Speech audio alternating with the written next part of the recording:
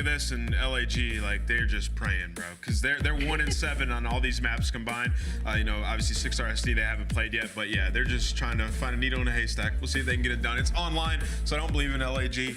I think that they just need a change, but that's neither here nor there. Blow it up. I have Carolina winning this.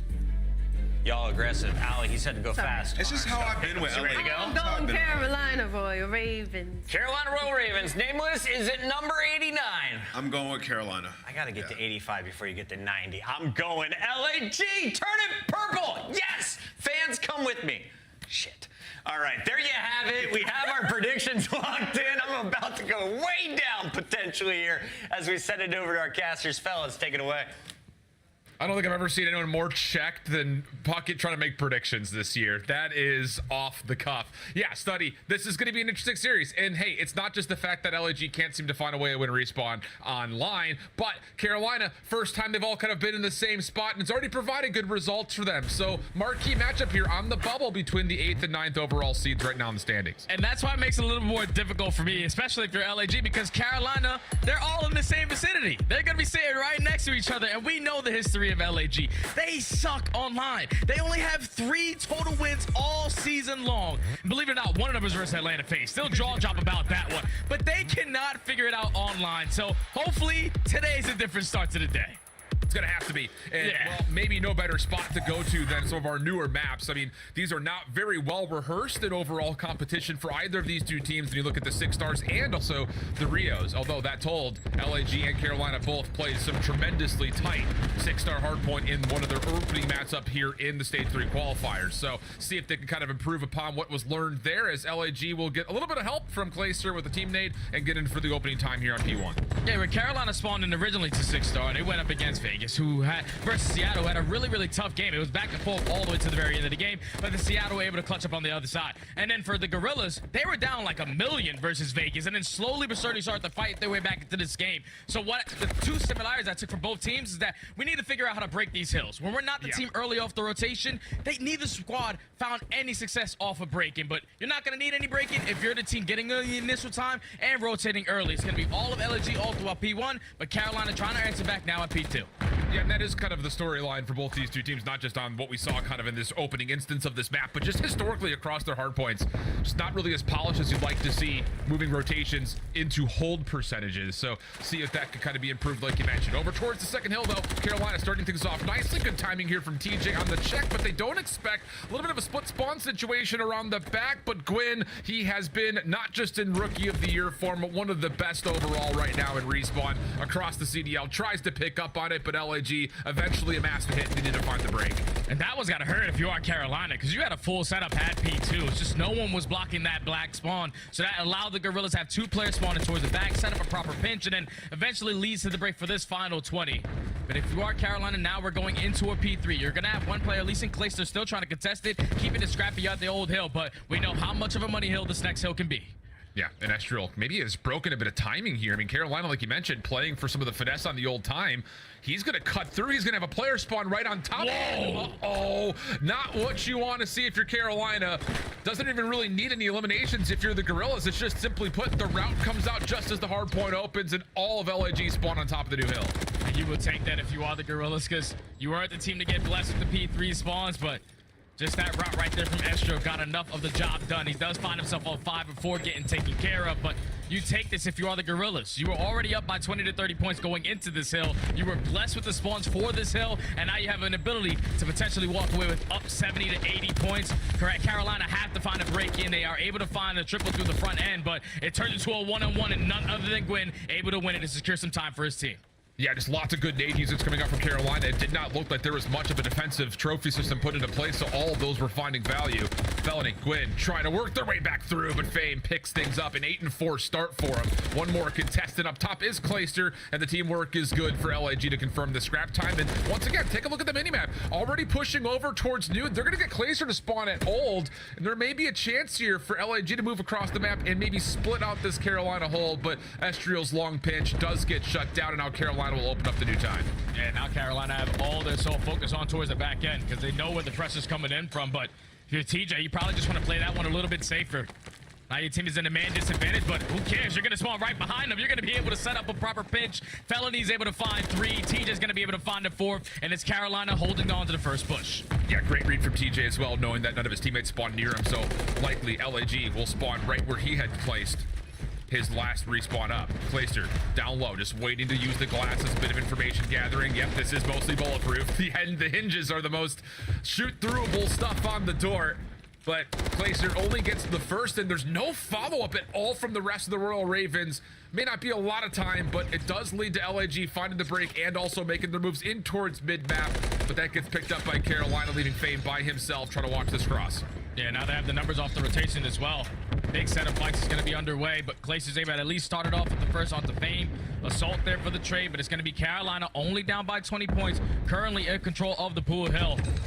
Astro was trying to make a play through the flank route. He does get traded, so it's still Carolina knowing where the pressure is coming from. Guns are just ready as they're premium finding all the kills.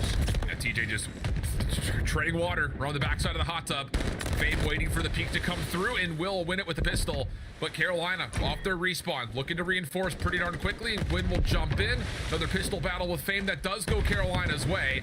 And really at this point, Gwyn just has to sit back here as long as humanly possible while the rest of the Ravens come off respawn to pick up his pinch. Yeah, you just gotta soak time, swim a little bit, make sure you have that Renetti out. He's able to find his second in towards the water. So this final couple of times is going to go towards Carolina. They're going to be able to take the lead for a little bit. And early off the rotation, you already have Felony having a stellar game so far. 14-12, trying to make it 15 on 4 in a row. Just trying to win this rotation single-handedly by himself because he's getting all the damn kills. That's 5 in a row for Tyler Fella. And he's getting great nade usage. That Semtex placed perfectly. Doesn't quite connect, but it again gives a little bit of information that Carolina need to pick this all from the front, and TJ will do so towards Pool.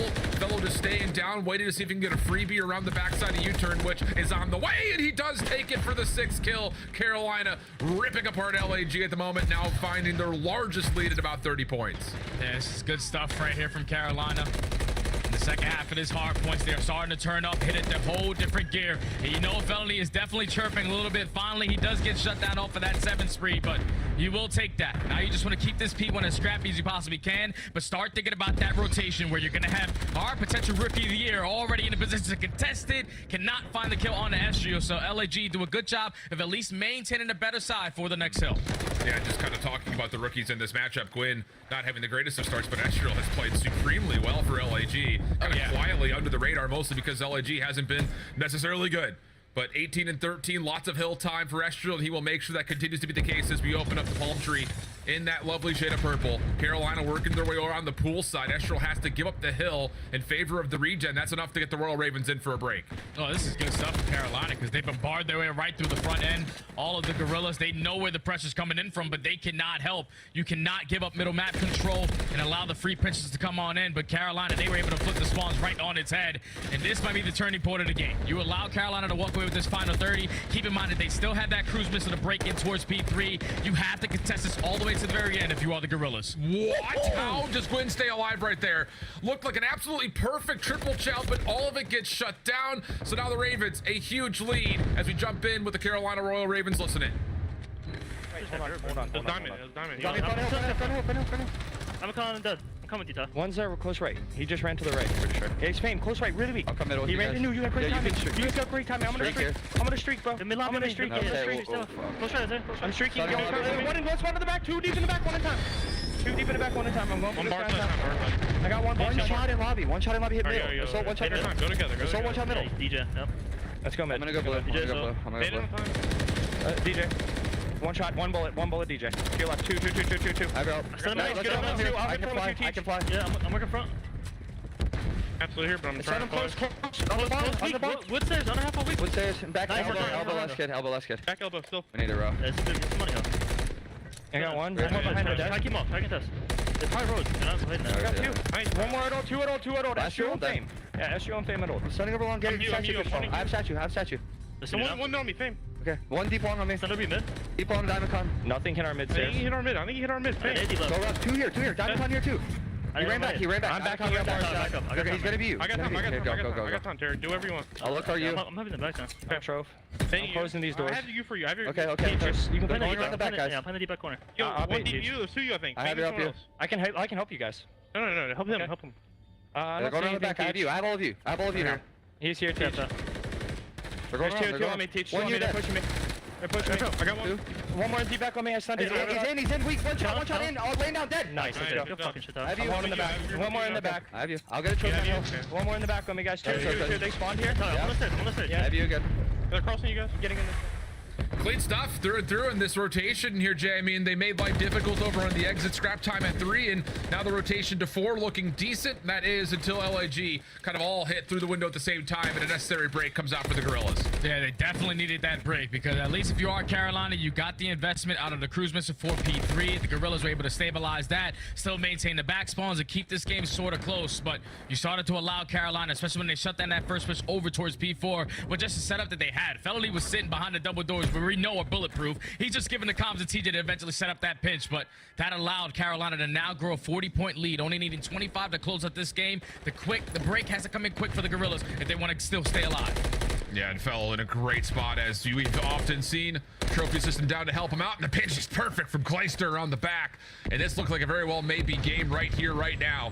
Again, we talked about both these two teams have played this map already in this qualifying stage. Both were tremendously tight losses, but Carolina off to the races, and Clayster letting them know about it here late. Fellow does get pushed out of the hard point for a moment, but just a couple more seconds required, and Carolina can find their way into a very comfortable win, pending they can just zone out these last couple of hits, which it looks like they will likely do. Last moment of contest, Quinn will be shut down, but I mean, this feels like LAG all over again. They have to play legitimately perfect hard point as they rotate back over to P1. And at least they breached the 190-point mark, so there's still a chance. Just has to be perfection, and unfortunately 3 players do go down, make it all 4. Only 1 second for Carolina to close it out, and that's going to be the Ravens securing map 1. Yeah, clean. It really was. I mean, a tight game to start, but it definitely felt like the patterns that started to kind of show itself was Carolina making great moves. And really, if you just take away the estrial route in the first rotation of Hills, this is a pretty comfortable map from start to finish for Carolina. I mean, he earned them a good 40 seconds off that rotation at least. And then a couple of weird spawn moments also kind of catching Carolina a bit off guard. But ultimately speaking, I think you got to be really happy with what you saw from the Royal Ravens there across the board. Without question, they were playing great. Besides, like you said, that first time where Estriel hits a route through P3, spawns all of his teammates right on the hard point. You just can't get a read on that. But Carolina, every single time, had an answer at P4. We're able to chain that P4 to great time at P5. And in the second rotation, when you allow Fellow to go on the H Street, pick up an early cruise missile, you're able to contest the P2s all the way to the very end. You're able to even keep it scrappy at the P3. And that's where usually the Gorillas were finding a lot of their time. But Carolina just came out swinging. You're going to throw the fist bumps left to right because everyone's sitting right next to each other. Now you're up 1-0, going into a search and destroy where they have been turning it around in this mode. And I'm only saying that because they just recently took down one of the best S&D teams in 2 different S&Ds. Yeah, it's very true. It's been a kind of a moment of, all right, we see you, Carolina. I think the biggest thing was, this qualifying stage, it looked like a revitalized team. That series versus Seattle, that was the one where not everyone was in Charlotte yet. Yeah. So maybe you could give them a little bit of leeway there in what was a very tight series from start to finish. But, I mean, honestly speaking, this has been incredibly composed from Carolina across every single mode, not just here in this opening hardpoint. Like you mentioned, you take away both search and destroys with some conviction against New York earlier this weekend, and everyone's like, okay, this is an opportunity for Carolina to put themselves firmly into a winner's bracket situation. And that's what I've been waiting for a long time with this Carolina roster, because they came out swinging out the gates when you talk about the respawns, more specifically in hardpoint. Control, they had to figure that out towards the very end, or deeper into getting more reps as a roster. But S&D, when you look at the players on this team, they should have had that one down packed right off of the rip. Yeah. Fellow's been playing Search and Destroy for a long time. Clayster, we always talk about how damn old he is. He's been around for a long time. And then TJ, he's Mr. S&D. He's been doing it for a really long time alongside all of his other teammates, with a rookie and Gwyn, who's coming from the S&D scene. So it's very difficult for me that they have been struggling in S&D, but this is where you want to start finding your footing. And after getting 2 S&D wins versus NYSL, you can only see the upward trajectory for this Ravens squad. Now, that told, just to kind of play the other edge of the sword here, Rio has not been a regular stop for either of these two teams in the search and destroy. Yeah. So there is going to be a bit of a mystery in terms of what we're going to get out of these two squads. Carolina most recently played this versus New York and took that in 10 rounds. LAG played it back during the stage 2 qualifiers versus Optic, and it didn't look all that great. So there are going to be, I think, a handful of questions here in terms of the improvements for LAG. What was so darn successful for them at the stage 2 major at Miami, and why have we not been able to see that in any form really online? That's the big big kind of pose here, I think, if you're LAG.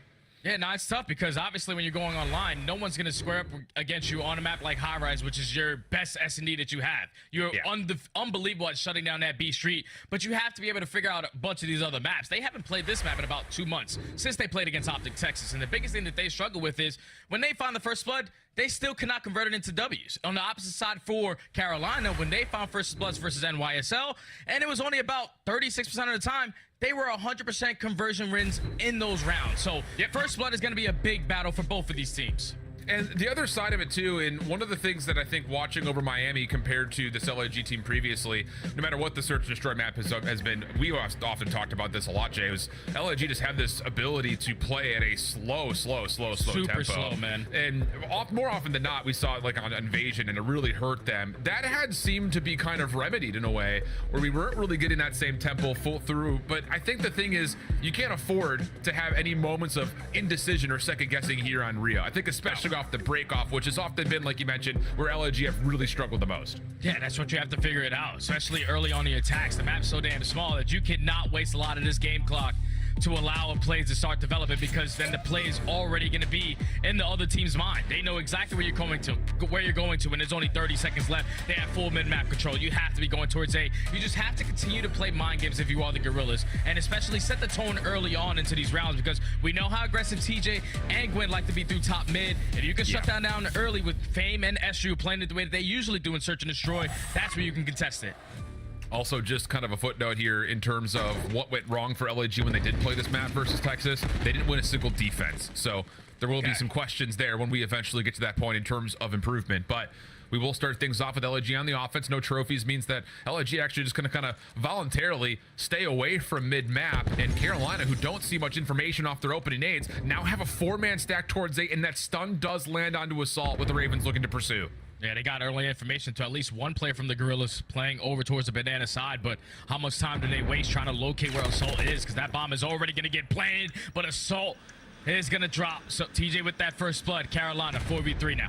And TJ was the only one to show himself, so you don't know how many Carolina members are here. DiamondCon good for the first, gets a read on the second, but Fellow with the shutdown now gives a 3v2 retake in play.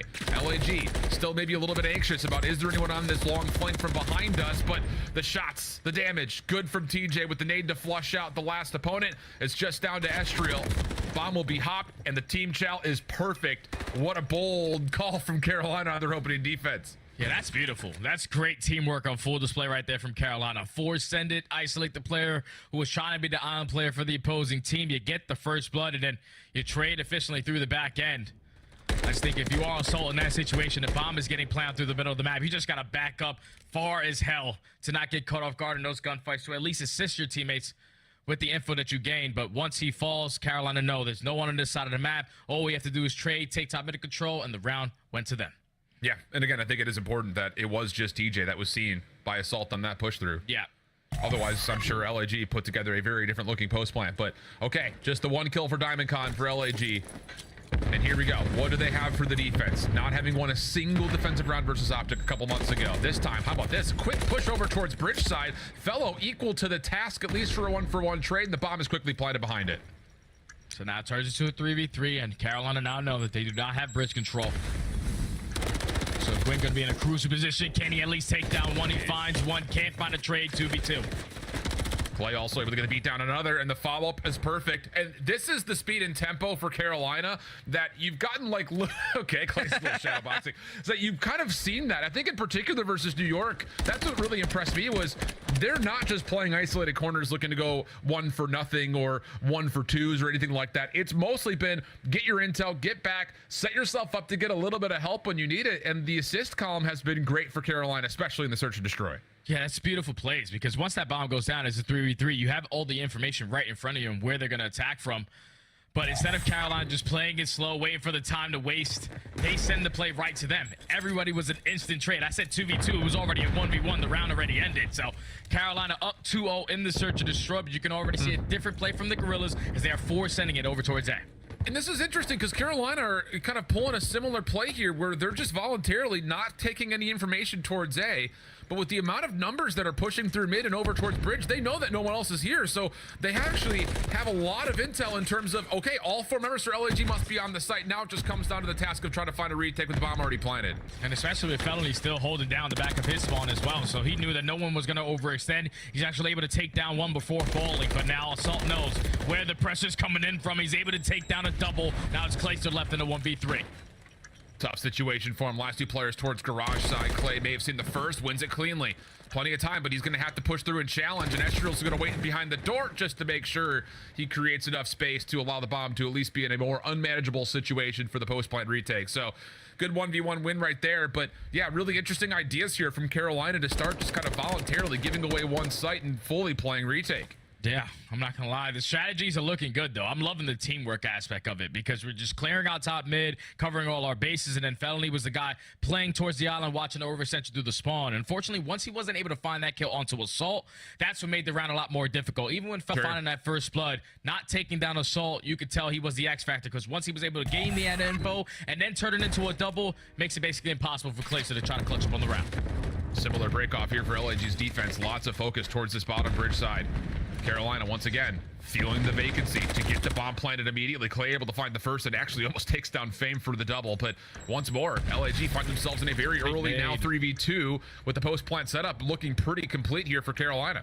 And they have all their bases covered. Yeah. You have TJ watching all of top middle.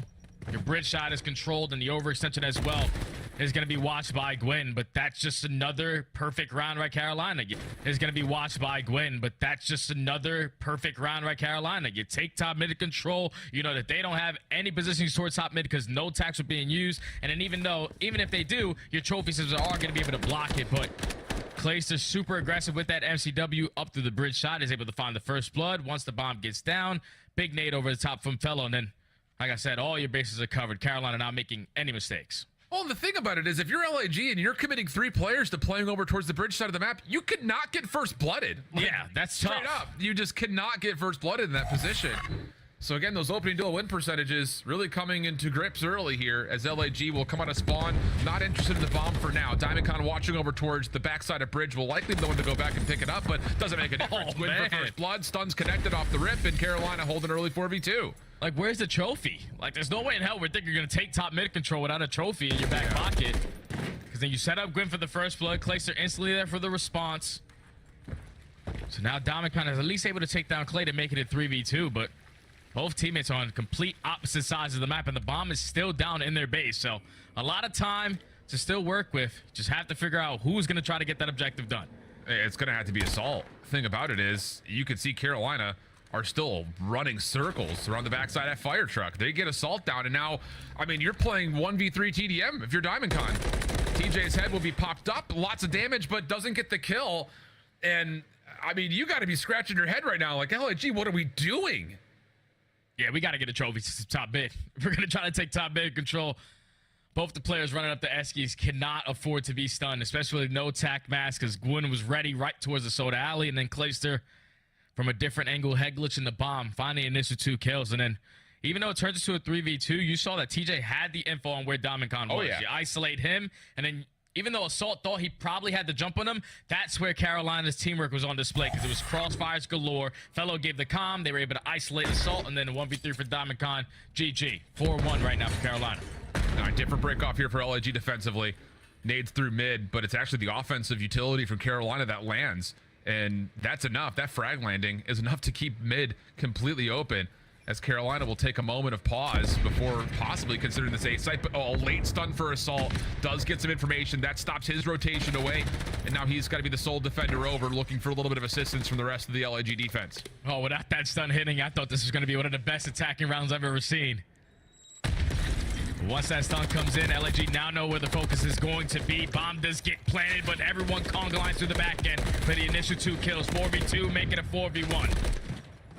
The stun is the MVP. Yep, I mean, without question. legitimately, Assault is on the way out of the site, but it's just one last delayed stun just to check, and that's enough to keep Assault in place and also get the rotation over towards boxes. And then Gwyn, who tried to get forward, I think also got Semtex off that high ground. So Really good stuff from LIG, and a lot of that is just good timing with the utility flat out. That's a big shout out to that stun grenade, man. Without that stun, LIG are probably committing everyone through top mid over towards the bridge side, just wasting a lot more time on a rotation back over towards A. But once that hit marker comes in, able to stack on that side of the map. Even though the bomb does get planted, you find the initial 3 kills, turn it into a 1v4, and then Yeah.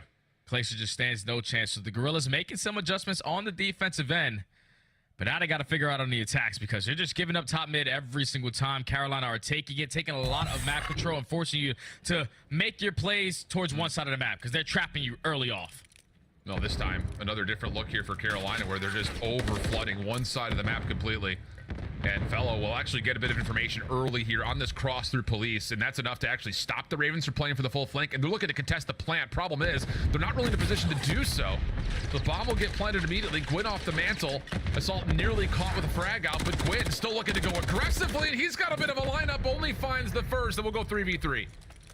3v3 with 30 seconds on the clock, and Placer now knows that there's a couple players around the boxes area. Can he find one with the pistol? No, he cannot. So now it's TJ left in the 1v3 with 20 seconds left. Yeah, TJ, a great S&D player, but that's not going to be one of those rounds you're looking forward to.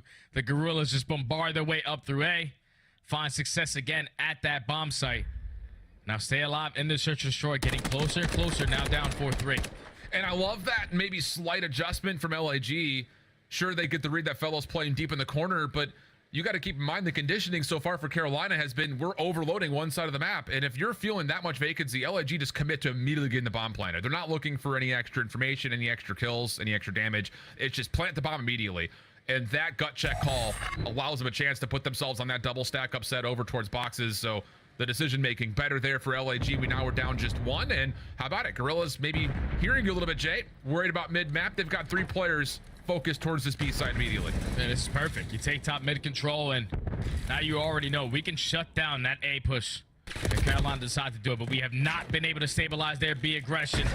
Astrio this time around, though, is able to find that first blood on Gwyn.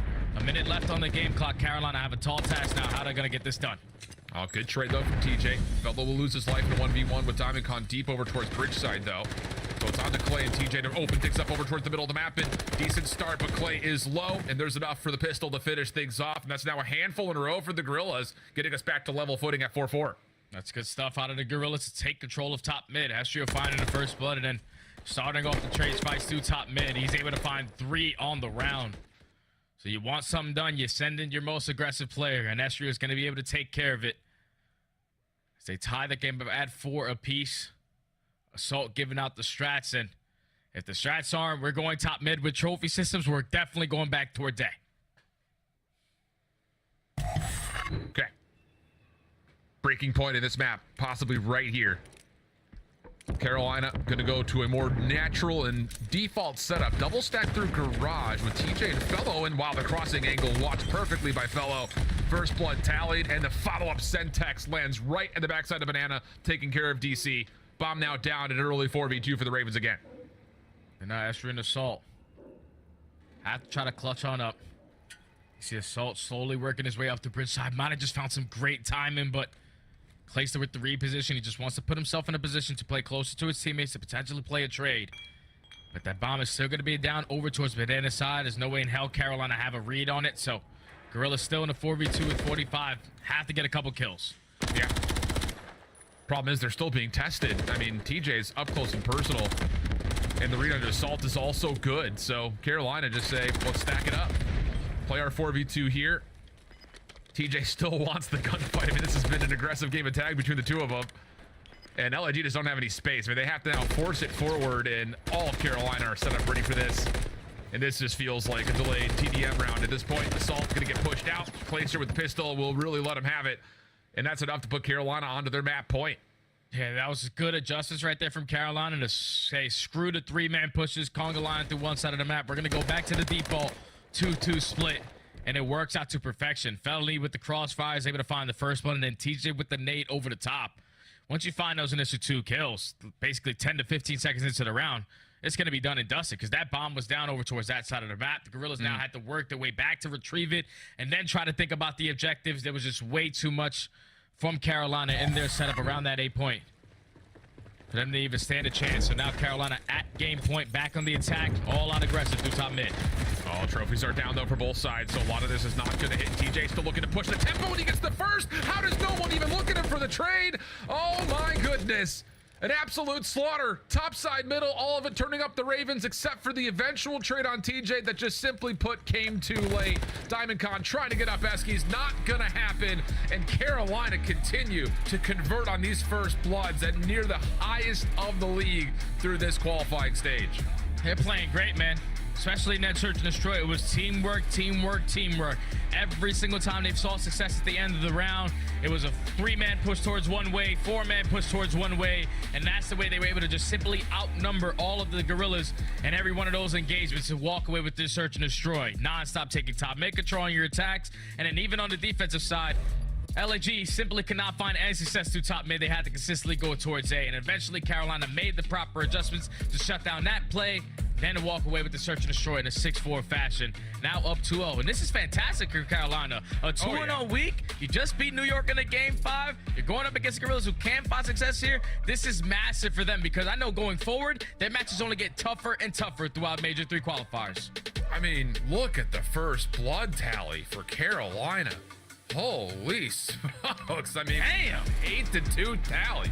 So again, these boys are finding the first bloods, and again, the conversion rate continues to tick up alongside it. Everything really coming up that lovely Charlotte blue for Carolina at the moment, whereas for LAG, well, the news doesn't get much better because you start to now look at what's to come. High-rise control is not the worst news for them as their most played control, but little to be told, their control generally over the course of stage 2 into stage 3 has been pretty miserable, Jay. Yeah, no, it hasn't been good. Control, everything in response for LAG has not been great, but at least they have their backbone in high-rise control, but they can try to fight back in this series. They're the second best defensive team on the map, and they have to show it here if they want to try to force game 4. Bubble match in the overall standings, but a win for Carolina could put them even closer to maybe a winner's bracket start. We'll come to find out. The hoods are needing to go up, though, if you're LAG, because right now the Ravens flying high. We've got High Rise coming up next after the break.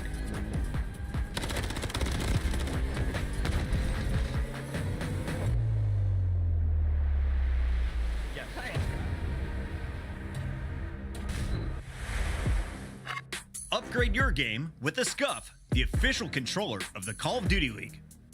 The Call of Duty League is brought to you by Monster Energy, the official energy drink of the CDL.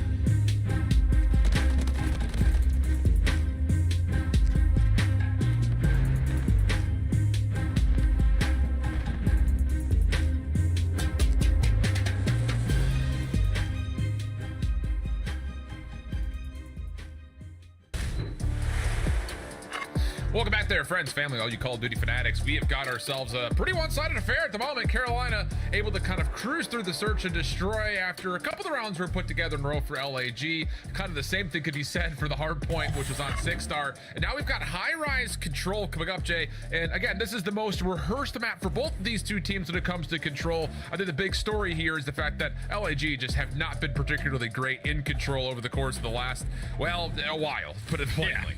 Yeah, they haven't been playing great in control. For them, overall, what is it, like the last two stages? It hasn't been the best for LAG. So they have to try to figure out with their backs against the wall. Down 0-2 in this series because you're going against Carolina, who in the last 60 days on high-res control have only suffered a defeat to one team, and that is the New York Subliners. That means they're 4-0 besides New York. So they're feeling really great on this map. And actually, the last time these two teams ended up matching up on this one, it was Carolina walking away with a 3-1 victory. So if you are the Gorillas, you have to try to put it together and put it together quick to not get 3-0 again. Yeah, and keep in mind that New York series was a winnable one. The one all the way to round 5. So definitely some things brewing up for Carolina as first blood will be tallied. Gwyn already through and on to B pretty quickly. They do have a read that Diamondcon's playing up top at Propane. So Semtex will be used, and TJ on the other side will more take his focus to try to stop the respawns, and that won't fully work out. So LAG defensively right back in the mix, depleting the progress that was starting to be made on the first tick. That's the good stuff from the Gorillas on the defensive end. Focusing on the kills that they needed to. One on Clayster over towards A, and then everyone else through the B Street side. Now you just have to maintain the map control, reinforce to top mid, make sure you dominate towards top heli, and try to not allow any players from Carolina out. Fellow tries to at least get that first segment done at B, but he gets cut down, and now all of Carolina gonna work over towards A. Yeah, not a very comfortable setup towards A either. High ground control, mid-map control, all tilting in favor of LAG, and they are taking full use of it. Diamondcon traded bottom side pit, but Clayster really can't do too much here besides wait for a little bit of assistance and the timing from Estriel. Oh, I thought for a second it was going to be good, but the pickup from Carolina was better. And so now the clock will stop. A couple players will jump on towards B, and at least the first tick will be earned. Just comes down to will LAG try to challenge this, and yeah, Diamondcon just going to take the high route, tiptoeing on the ledge, and that's good for the double to re-clear. That's good stuff from Diamondcon to find that double on towards B. They also find the kill onto Gwyn, who was trying to be a nuisance over towards that A point, and now there's only 30 seconds left, and Carolina have one segment to show for it. So can the Gorillas stay strong on their defensive hold? It's going to fall into the hands of Fane, who currently has a lot of pressure coming up through this B Street side. He's able to take down one, set up his teammate for the second, and that might be just enough to call the round. Yeah, defense for LAG in this map has always been one of the shining stars, but maybe not more shining brighter than this one. Fame, heck of a start here. 7-2, 3 in a row. Now off the regen, lines up one. TJ on the corner, not going to find anything more, but the cruise missile does get taken away before that 6th kill can come through. The shutdown is in, but still a very convincing defense for LAG, only giving away one tick of progress. Yeah, LAG loved themselves some high rise, even though it got a little bit scary towards the beginning because a couple players from Carolina hit some great routes to at least put the game clock out of pause. They just were more focused on holding down their power positions, finding the right kills around the map to put them in the nice little trap. And now I feel the Gorillas, you're feeling great, only allowing one segment to get away from you because you can make up for that with ease on this opposing side. Just can't allow that break off the start off to go bad, because if you allow Carolina to get a clean 3 to 4 dead, and you got to take Clayster off a top heli and even worry about top propane from Gwyn, yeah, that's a tall task you don't want to be a part of. LAG, all eyes set over towards B to start, and the opening explosion will actually find TJ. So Estriel looking to go quickly. Gwyn down low, read by Estriel to get the trade.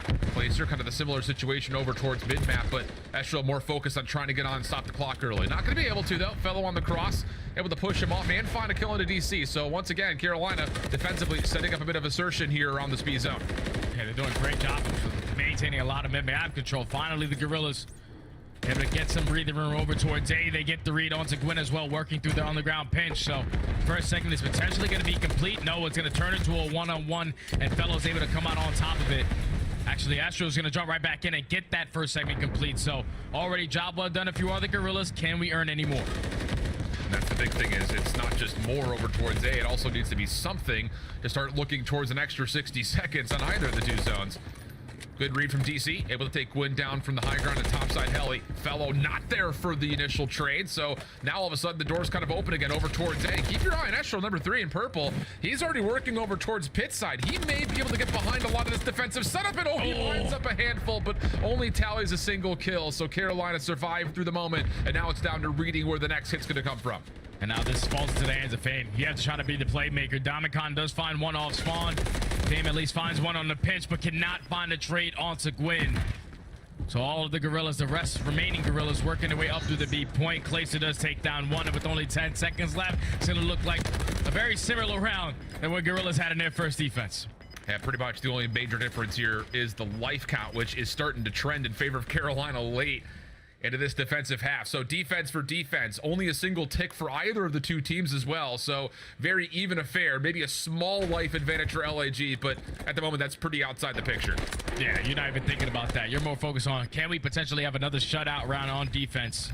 And if we make up for it on the segments, or at least keep the sling in our favor, you guarantee ourselves defensive round number 5. But this is where we get to see if Carolina do what they do best on this map, and that's usually find a lot of success early on over towards that A point. Now you have trophy systems to work with. They love to be the team to be aggressive up through top heli. Do they decide to do it here again?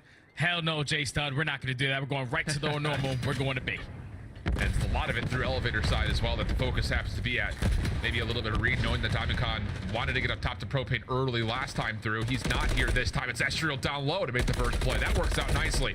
TJ trying to save the play, but could only tally a single kill. So now LAG, a chance to dominate the high grounder on the map, and one more wave of kills can see them putting on a very nasty spawn trap, and here it comes. They already found a double as well, so now TJ and Fellow have to try to work out of their base. Fellow does get cut down, so now it's on TJ, who's still behind enemy lines. He has not been able to work his way out of spawn yet, and now the Gorillas have you in a headlock. Carolina have to find a way out, and they have to find a way out quick. Shooting gallery for Fame. 18-8, 4 in a row again. Off the regen, tries to get to the 5th, but TJ surprises him from behind. Diamondcon there to pick up on the double, and that's again enough to keep LAG firmly within control. Nice little breakthrough moment here for Carolina to give him a chance over towards B, and Fellow actually forces the issue. Pistol out, able to win one, but not the second. Diamondcon will keep the defense firmly in control of A, and the only one making a bit of a pestering problem now is Clayster, who really can't stay on the B zone. So desperate moments here for Carolina trying to get anything done offensively. You have to try to get something done. Clayster Fana is going to put that game clock at a pause over towards B. And he wins the one-on-one as well, so stalling out a little bit more of this game clock. Unfortunately, goes for the overextension child up through the B street. Does get taken down, and now with only 5 seconds left, TJ's the only player who could put the game clock at a pause. He get cuts off, and 0.9. Okay, here comes Fellow. Has to be perfect. He's got help. Gwyn Clayster up the ladder. They're going to confirm at least the first tick of progress. But again, follow-up from Diamondcon. He just has hit that route so many times. Just tiptoeing on the brick wall. Finds himself too, but not enough to clear the zone here. And the read from Carolina Wait a minute. is perfect on where this defense is supposed to be coming from. Assault is just wandering at mid-map. Wasn't there to help on the cross at all. And we've got an extra 60 seconds. Carolina getting some work done at A as well until, well, good old-fashioned propane tank blows up, and it leaves Gwyn kind of left by himself forward. Hey, but you will take that if you're Carolina. It was only 0.9 seconds. You didn't even have a first segment complete. Somehow, some way, you're able to extend this round by a minute. And even though you're down by 7 live, this round is probably going to get away from you. You have done a lot in the objective to even give yourself a chance at round 5 defense. Only 4 lives remaining now for Carolina, still trying to hold on. It has to be pitching perfect here with 30 seconds left.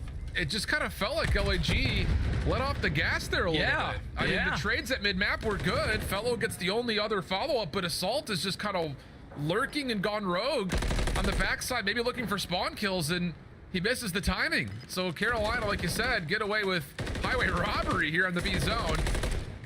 LAG will finish things off what looks to be pretty nicely here in the life count, but yeah, that's still a heroic little save for Carolina to keep them in the conversation for a potential defensive round 5 favor. Yeah, you walk away with highway robbery, you talk about the segments, and then you also walk away with the cruise missile in the back pocket of Gwyn. Like, that's just a situation where the Gorillas have to play that better. That happens to me all the time in rank. For some reason, everyone is always thinking about some damn spawn kills. But if they are still on the point, you simply turn them around. With 0.9 seconds left, we take them on B. The round is going to be ours. But like you said, Assault going from mid window to left shack. I don't know what the hell he was doing. You just turn around, get the player off the point, and the round is going to be yours. But now you are forced to make up 3 segments. And even after that, worry about that cruise missile in the back pocket of Gwyn. Crazy stuff. Assault on 4. Chance for some action off maybe a cruise missile. Opening explosions again. Tell the story early, but Carolina do well to counter things out. But Assault, woo, gets the first, snaps onto the second, survives. That's enough to tally a cruise missile here. But the large majority of the LAG offense had been pushed back, so Assault has to wait for help. Yeah, he's just got to wait. The good thing for him is, though, his teammates are finding a couple kills through the middle of the map, so you're able to put this game clock at a pause. Already have a cruise missile in your back pocket. But if you're the Gorillas, we're thinking about making up 3 segments. That's all we need to do to guarantee ourselves round 5 defense. Unfortunately, no kills go in their favor. Assault, the only player up, still slaying over toward the B street, and he's just doing a great job of maintaining this side of the map, allowing his teammates off spawn to have another chance of working their way out of the base.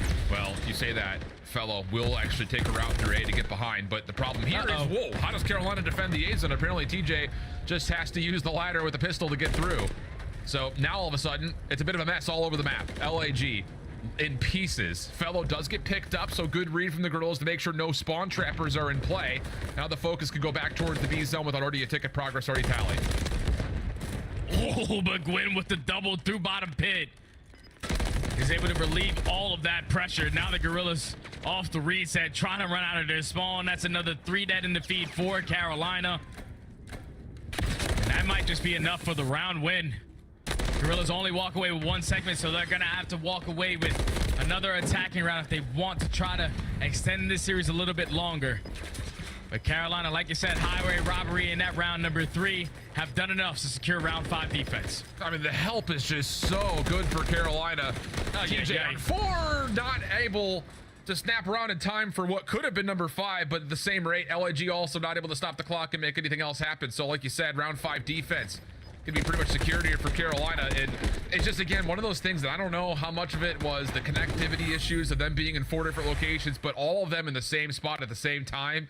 This team looks completely different from anything we've seen previously.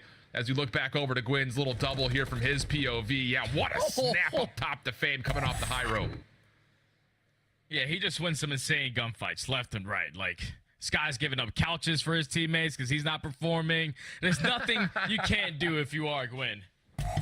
But now you're going into round number 5 where that cruise missile needs to be felt. TJ is also on a 4 streak as well. If you guard the Gorillas, Assault has a cruise missile in his back pocket. You have to try to extend the time and extend it quickly. Yeah, TJ was trying to get over towards the scaffolding. He will not be allowed to. Stun is also out. Good read on the backside play, and Assault gets blown off. Oh no. Estriel, Fade, mid-map, trying to get the isolation, and TJ nearly still collects kill number 6. Clayster now, pistol in hand, trying to double up, and he actually isolates pretty darn... Oh! The shot punch works out to take down Diamond Con, and LAG are forced back to spawn. And that's a situation where the Gorillas thinking, all right, we got 3 dead, all we gotta do is take down Clayster. We're gonna close out at least 1 segment at B. No! He works his way right to the top of the catwalk and finds a triple to shut down that first play. Now all of the Gorillas, a majority of the Gorillas, still trying to fight out of the base. The only player out right now is going to be Diamond Con. He does take down Fellow, who's the farthest player pushed out, but time is starting to get away from you. Only 40 seconds left. Yeah, it's time to invest that cruise. Can't connect onto too much of anything, though. TJ does get isolated, so that kind of serves its purpose. Clayster meets the similar fate. They know that Gwyn is playing for the backside, but these stuns and nades are hitting Fellow. Whoa, the timing. This is absolutely perfect. Gwyn does get shut down. LAG not done yet here over towards A as Assault wins a key gunfight versus Fellow, and he can stop the clock at 29.8. And this is where you're in a situation now. If you are Gwyn, yeah, this is when you invest that cruise missile, as well as your teammates finding a double already on the map. You know where the last 2 players are. You're going to eliminate that pressure over towards B. Actually not able to connect on it. So Asher is going to complete this first segment at B, but he does get traded by the Gunny. Now there's only 2 players left from the Gorillas out of their base. This is still winnable for LAG. Lives are also a bit low. Fame, good timing here. Able to find himself not just the first kill, but also information that there's more below. Gwyn, other side of the pit, does well. Oh, the choke! Oh my! Oh, that's disgusting! gets the read on Fame and then absolutely smokes him. Fellow, mid-staircase, does something similar. 14v14, but the biggest 14 is that second count left on the clock. Fame, seen mid-map, trying to do something desperate, and he, well, actually provides it. That will be enough for the clock to stop. Good follow-up kills from LAG. They're gonna get the second tick, maybe more here with a stack on the third. Yeah, that was 3 dead. Now the Forest player pushed out is gonna be TJ. He's trying to play for the player coming off the spawn, but Domicon gets the better timing on that gunfight. And now that's all gonna be done and dusted. Gwyn with a triple though. Even though time does get extended, you're allowing Carolina to retake a lot of that map positioning. All of the Gorillas coming off the respawn. 8v8 in lives remaining. Astral right back through bottom doors. Finds his way in towards the pit. Fellow, Clayster helping each other out over towards the elevator side of the map. Fame caught. Not dealt with though. Small life lead for LAG. But the thing about, like you mentioned, the map control is all in favor of Carolina. You can see LAG are trying to do what they can to either avoid this double AR setup over towards the B side or catch them off guard and isolate. And it looks like they found Clayster. Do they know that Fellow's also here as a follow-up question? And they do. Here comes LAG now with numbers. Oh, and they're finding all the kills in the feed as well. No more respawns for Carolina. TJ with some great shots to at least back down Fame for a little bit. But that's going to be the second segment. Third segment potentially going to be on the way. Nades are landing, though. Lots of damage is being tallied, and the follow-up kill is good. 3v4. 22 seconds. LAG trying to play it through the A side of the map. Fame dealt with quickly. Now to the 3v3. Clayster over the top of the head. Astral can't finish off the kill. 12 seconds on the clock. Felony from behind, able to find one, but the trade is good. 2v2. Clay, mid-map, finds DC. It's all down to Adam Assault. And he doesn't see Fellow down low. Probably TJ down low. And that's enough for the kill and the 3-0 for Carolina. Mercy. Got a little bit scary towards the end of that control. Probably not as clean as the way Carolina wanted to close out this series. But they nonetheless walk away with the 3-0 in those final moments. 4v3, you saw the play that Felony made. The fact that he was bottom heli steps, wins a one-on-one gunfight, turns it into a 3v3, but then completely full sends it through bottom blue to find the second kill. He also gets the third player one shot to set up Clayster for that freebie through top mid. But if you are the Gorillas, you did basically everything right in that final round. Yeah. You were ahead in the kill column. You were able to extend the time with a lot of time remaining still just to work for one objective. And the biggest thing is that it wasn't the A objective. It was actually over towards B. So if we get our trophy system down, we get a 2 to 3 dead and just simply stack the point, we would be able to extend this series. But Carolina were able to reinforce with their numbers. Great team shots, great teamwork on full display from start to finish of this series as they walk away with it in a clean 3-0, and it now puts them to 2-1 in this stage. I mean, it's one of those things you could kind of take your pick of POVs, I think, at the end, because Gwyn had like a unreal three-piece over towards the heli side that opened up more space. TJ kind of the same situation, not just in the final 1v1, but also did some work to help re-clear off the zone. I mean, again, pick any POV there at the end, and there was a heroic moment to be seen. So, wow, great stuff from Carolina as we go back to the scuff play of the game. And this is it, kind of right near the end. This is that double setup we were talking about. Clay and Fellow on one side, you've got TJ and Gwyn on the other, and these little pick and poke moments have gotten LAG completely focused on trying to play through the middle of the map, Jay. Oh yeah, they were completely focused on the middle of the map, but they start off with these initial 2 fights. Domicon with a big one-on-one versus Clayster. Then you set up a pinch out of Estru, so you should already have everyone on this damn P point. You get 3 dead. This should be the round win in your favor, but you still had a couple players playing for kills. Gwyn is able to find one through top heli, and before that third second even gets complete, that's when the nades and the tac start hitting to relieve that pressure on towards the point. Then once it turns into a 4v3, this is the nitty-gritty, because Fellow wins a huge one-on-one here, but he knows that this is where the pressure's coming in from. His teammates are holding down the right side, they're holding down the middle of the map, but Fellow knows I have to try to make a play. He whips out the Renetti, finds the first kill, has the second player one shot, which Clayster eventually finds through top mid, or sets up TJ for it, but then there's only 5 seconds left. Assault simply did not have any time to even think about that objective.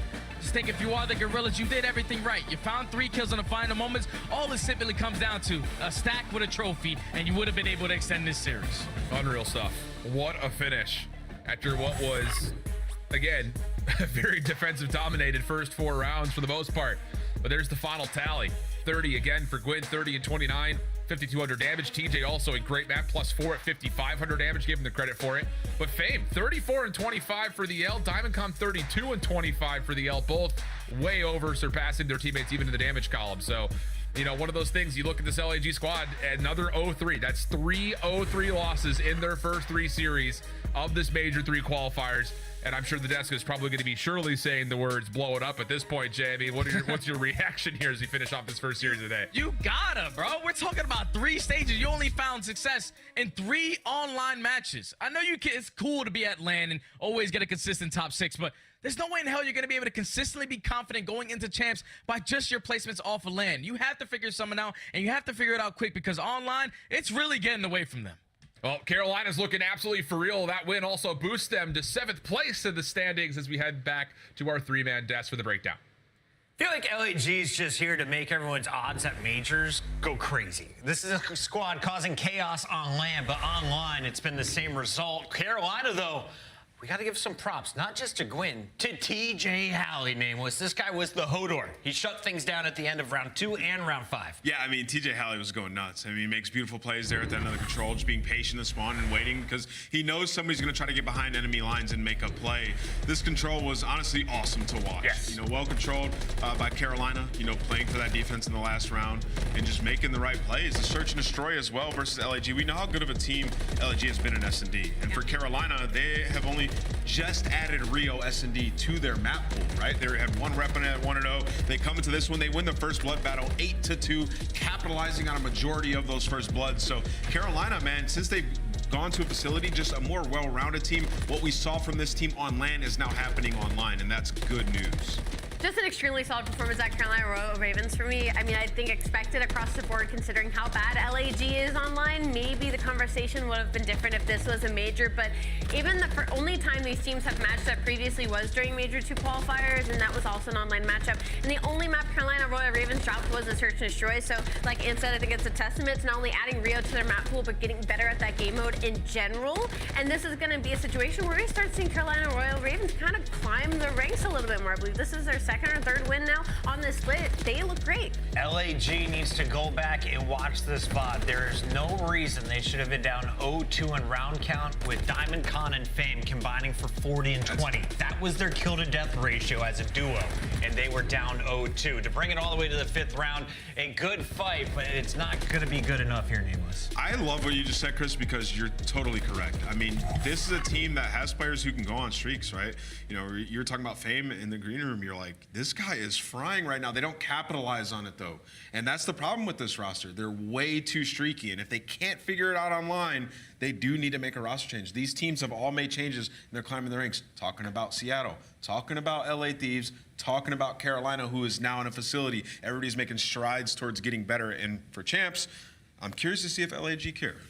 TJ Halley has always had a special play style. Today, he put a show on for us, and we have some highlights here. It's our little TJ package, Halley. Walk us through some of the best TJ Halley moments from this best of 5. I mean, it's just one of those special moments when we get to see TJ Halley just being an absolute confident menace on the map with search and destroy. This is where we get to see the moments of him shine. He is an S&D kid at heart, and I feel like this was a little bit of a blast to the past in this map number 2 because he was challenging everything.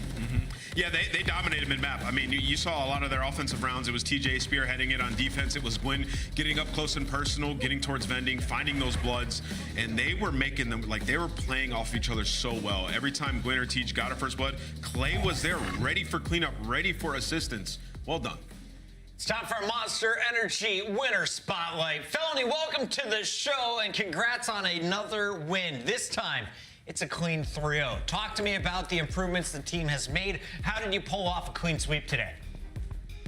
So obviously going into our stage, a lot of people kind of talk about our S&D, how it hasn't been that good. So we've gotten some new maps into our map pool, and we're just kind of seeing where it takes us. Our S&D's been pretty good. Our control's really good.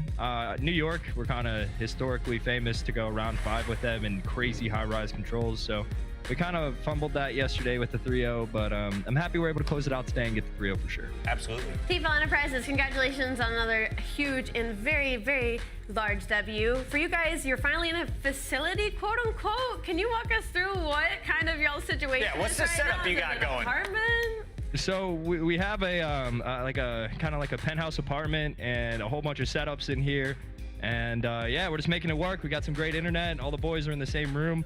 I think with that win, we're like 6-2 when all 4 of us are together in the same room now. So Nice. we're just gonna keep getting that record up, man. Do you guys all live together in this penthouse? Who's cooking? Who's whipping up the meals after a win? So Brian gets the penthouse.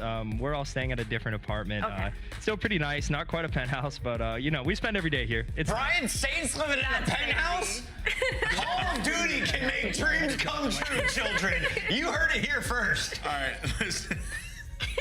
Fella, I want to ask you about your hardpoint game. So, you know, you got 6-11 in the last 60 days. It hasn't been great, but we all saw the graphic. We got rid of your guys' 2 worst maps. So, after scrimming these teams this last couple of weeks or so, and your guys' matches being great, how do you feel your hardpoint stacks up against the rest of the league? Are you entering like that top 5 atmosphere? I think definitely. You know, previously we were wasting a veto on a map that we probably weren't really too confident on, and now across the whole board we're confident on every single hard point. So it's one of those things where we're just going to keep improving whatever weaknesses we can, and every series we're going to have 2 really good respawns that we have a very good chance of winning. So excited to get some of these matches going against the top 4 teams, you know, because that's kind of where you kind of see how you're going to stack in respawns against your Optic, your FaZe, your Toronto, your New York. So Absolutely. just excited to keep this stage moving forward. I think we do play FaZe and Toronto, so it'll be a good testament. It's going to be a fun end, especially. I want to ask you one last question here, Felony. This is from the chat. Visual 11 said that Gwyn is looking like 07 LeBron. That's when he's putting up 22 points a game in the finals. Can you ask Gwyn, how old was he in 2007? Oh, Isaiah, what year were you born? Oh my God, he was still potentially in a diaper while LeBron was throwing up windmill dunks. He was born in 2000 and? Boom. And? 2002. Mentally boomed. 2008? We're going to end this right now. I feel too old to be talking to anyone on your team, Felony. Born in 02? Thank you guys, man. Cheers, man. All right, so the man born in 02 played like the GOAT in 07, but let's break down what we just saw in totality. Royal Ravens taking down NYSL, now a 3-0 over LAG. How high can this team climb? That means he was 5 years old, by the way, just in case you Thank you, need I to did know, that. because I was 7, so just if you needed that quick math. But I think Carolina Royal Ravens might be in a position to even take over Vegas Legion because of what we saw from them yesterday. Like, they're showing the struggle bus, and they're on the up, so you never know. When we come back, it's 2 teams trying to climb the leaderboard. Boston desperate for a win. Can they steal one from the brand new Rockers? Stay tuned to find out.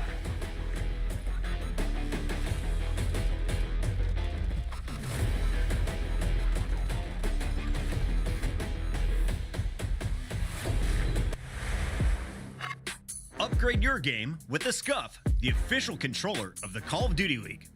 Start the season strong with the Call of Duty League pack. Grab yourself the CDL operator, weapon blueprint, and so much more. Check out the Call of Duty store in-game now.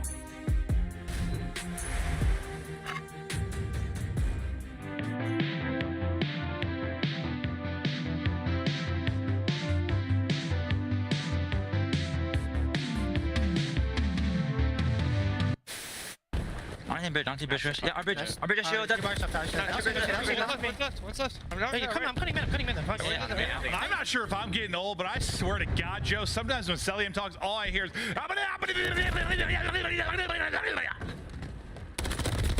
Yeah.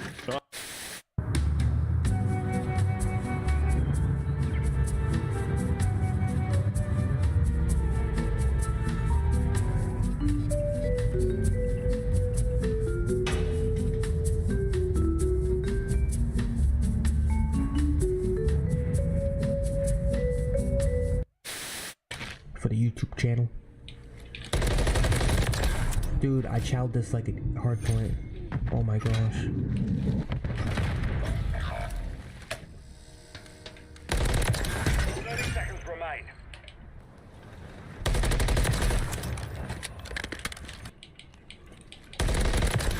Get it. Win that round. Get ready What? for the next one. First 1v3 on Rio.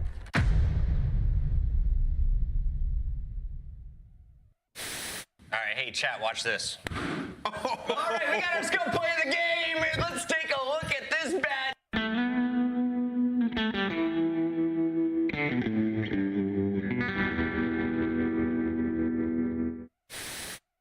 best. He might. Or the Not going to happen. They get the plant down safely. I like the trigger discipline here for, oh, my sweet Jebediah. He's gonna go for it. Oh. Try to catch the timing. Oh. Tries to catch it. It's done. He sticks it. The rookie. Balls of steel. We're gonna be really good. I like your trophies. Which one's your favorite? Yeah. Honestly, I don't know. This one seems like insane. Look at this one too. Like, this is crazy. Like, The golden nut, baby. The diamond nut, excuse me. you know what I'm saying? How could I not be like?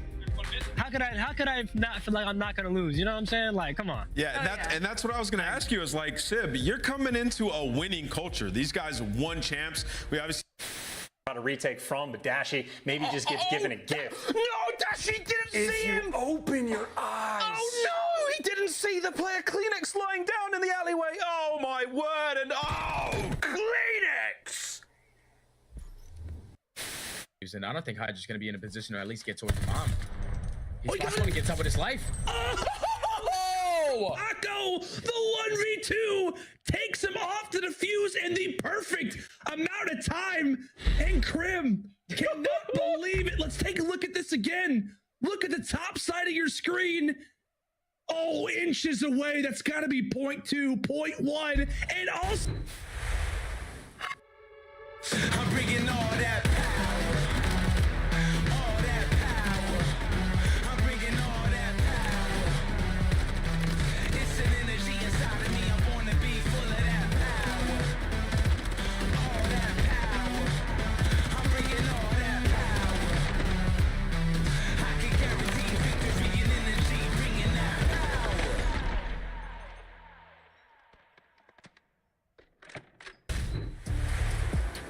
Welcome back, everybody. It's time for the second match here of Sunday as we are gearing up for Major 3 in Toronto. This is going to be a big battle because both teams need to find themselves in the winner's bracket. They need to find points if they want to be playing at champs. Minnesota has been as high as 4th on their power rankings, but recently, Nameless, they've been on a slide. Yeah, huge slump. You know, they blow it up. They make a 2-man roster change, a little controversial, but Gunless has been great for these guys so far. They've played 2 top 4 teams. They've lost both of them, and there's a lot of work that needs to be done here. I mean, you're talking about a team in stage 2 who Search and Destroy ranked 9th, and in Hardpoint ranked 10th. So seemingly across the board of these best of 5s, they can't find anything. And then in map 1s, 2 and 7, map 5, 1 and 4. So to start end series, they've been abysmal. So Minnesota Rocker starting from scratch. This match is about ready. So Ali, let's jump over to the Boston squad. Walk me through the breaches changes because it's questionable anytime you take someone who's won a world championship and take them off your starting lineup.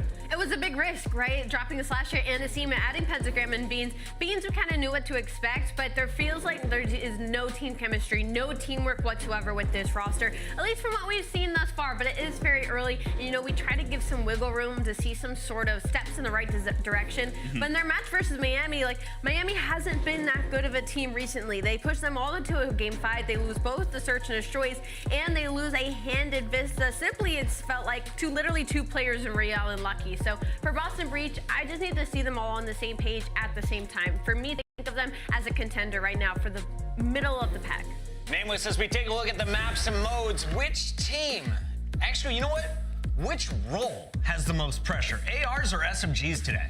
Yeah, I mean, I think this goes the distance, so I'll answer it in that way, and the SMG is definitely going to have to show up today. You know, in the pre-show, I talked about Standy, how he's a guy who can be very good, but, like, he has to find his confidence once again. The first 2 series versus the top teams didn't play that well, so this is served up to him on a silver platter. Minnesota must win this match. Let me serve up your 90th correct prediction for you. It is time for our Scuff Pick'ems. Nameless, please do us the honors. Who do you see winning our match between Boston Breach and Minnesota Rock? I think this is the hardest game to predict that we've had in a long time. Definitely this entire stage, and I'm going to go with the Minnesota Rocker. I think they'll figure it out today, and I think Gunless has a big game 1.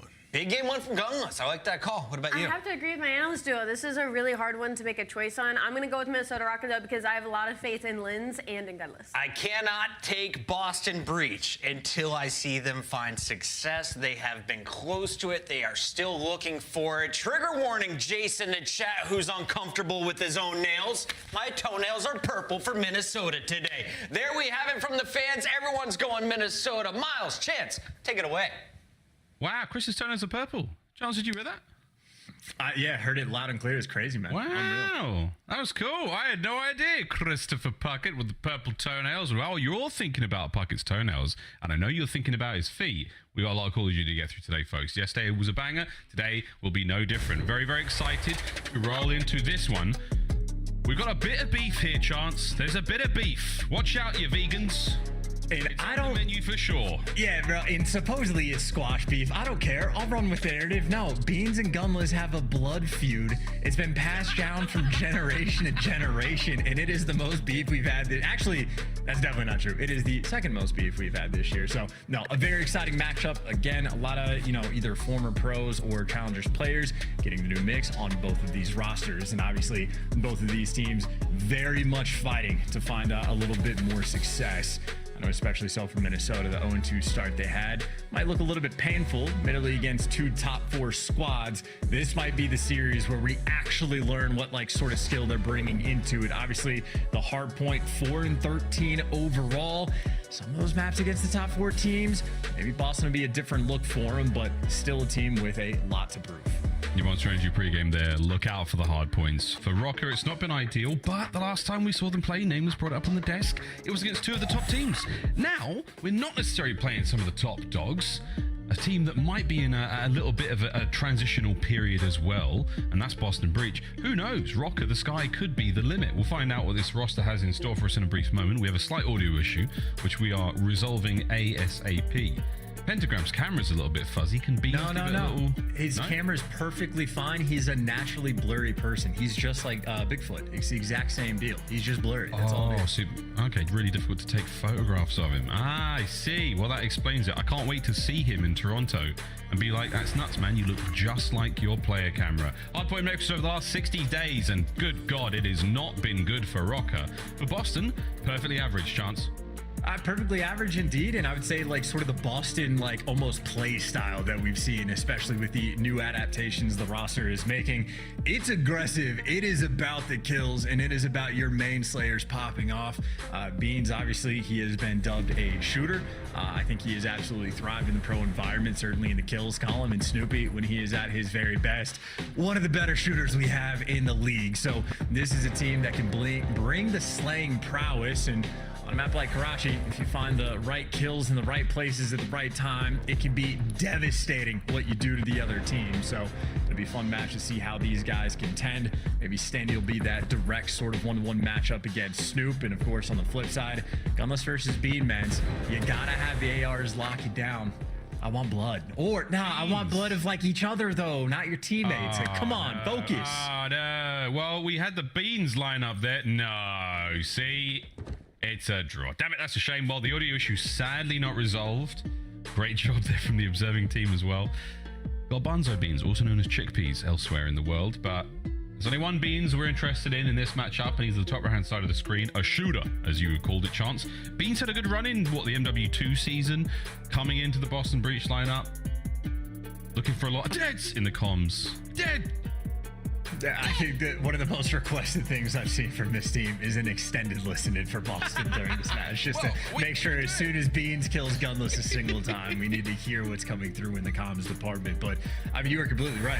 Made a mark on the MW2 season. This man came out and damn near broke an S&D kill record on the first time he played against Optic. So I know people were joking that he's looking like Dashy on the main stage, but of course it's been a while since we've seen him towards the top. But so far the qualifying stage, again, as far as the shooting light goes, again, his damage output, maybe not a titan in the league, but he is certainly towards the top. And again, that just means if he is alive on the map, you are going to be feeling this man's presence. Downrange does make a single bit of difference. And that's sort of like, maybe Sib would be a good comparison in a sense of like Sib is getting such a high damage output that the opposing team constantly going to be tagged up, one shot, your location's known. It like forces you to like, either play a bit more passive or play a bit more sort of like cruddy to orchestrate around the map. So you can play around that sort of play style, but Beans is just going to make sure that your life is never easy on the map. So certainly going to be a fun player to watch. And maybe we should just hammer home the comms thing. As long as their comms are flowing, Boston will be in a good, pretty good spot.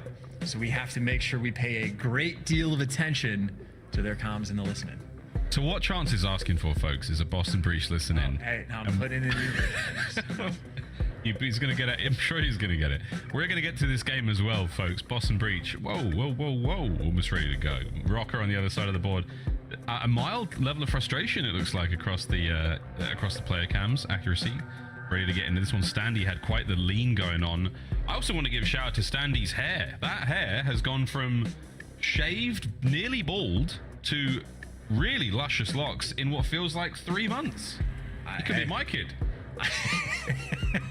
Honestly, kind of weird. You never know. Got to get that test in at one point or another. But yeah, a man with many different looks, and he's been on many different teams as well. His second stint on the Minnesota Rocker, and he was certainly in the squad where he initially made his mark on the league. And just sort of, I guess, in a similar kind of vibe to the Boston camp as well. Like for Standy, I don't think anyone questions like his ability to like actually get kills. Kills never going to be the issue for that man on screen. So honestly, a pretty good player to sort of go toe to toe with the Slayers we have on the side of Boston. Absolutely, Lins as well. Spicy performances as expected. We're almost ready to go, folks. We got some stats. More stats, more numbers, more stories, more yarn to be weaved in this upcoming match. Crazy moments again from Rocker, as this was the first chance we really got to look at this new lineup with Gunless making his way back into the league. And it was a solid showing, Chance. I mean, this is the first one they had against it was second match against Subliners, first time against FaZe. It's been a real test for them, real gauntlet. They've got some superb reps in a live fire exercise, let's say. But for Rocker now, going up against Boston, I still think this is going to be a really good test. I mean, if they played that well against two top dogs, surely Boston shouldn't be too much to handle. Well, I mean, at the same time, though, for Minnesota Rocker in the stage 2 qualifying, like, that was the exact same story. The first few things they did was go against the top squads, take into a game 5, and then just collapse on that final map. And then we were thinking of, like, okay, well, if they're going to game 5 against the top teams, surely they're going to, like, give hands to the rest of the league, and that was simply not the case. So, going toe-to-toe with the top 4 teams is one team, finding an actual degree of separation from all the other 7 or 8 teams in the league, a very different thing. So again, very interesting look between both of these squads. And I mean, certainly after the day we had yesterday, this would not be a series where I would be shocked if there is just wild things taking place on the minimap and on any given player's screen at any given time. And I know we've been trying to talk about almost every player in this lobby. I think Gwyn might just be the straight up front runner for Rookie of the Year. Like, if you're dropping series records against the top 4 team, that's a great look. Lins might need to be that guy. Like, he has also had his pop-off moments. He's certainly one of the front runners for the Rookie of the Year sort of candidacy squad. Maybe this can be a series for him where he makes an impact, leaves his mark. I think maybe 115 kills would be the sort of high score to beat, so that's going to be a difficult thing to do, but you never know. Shout out the Frenchman, see if you can fry.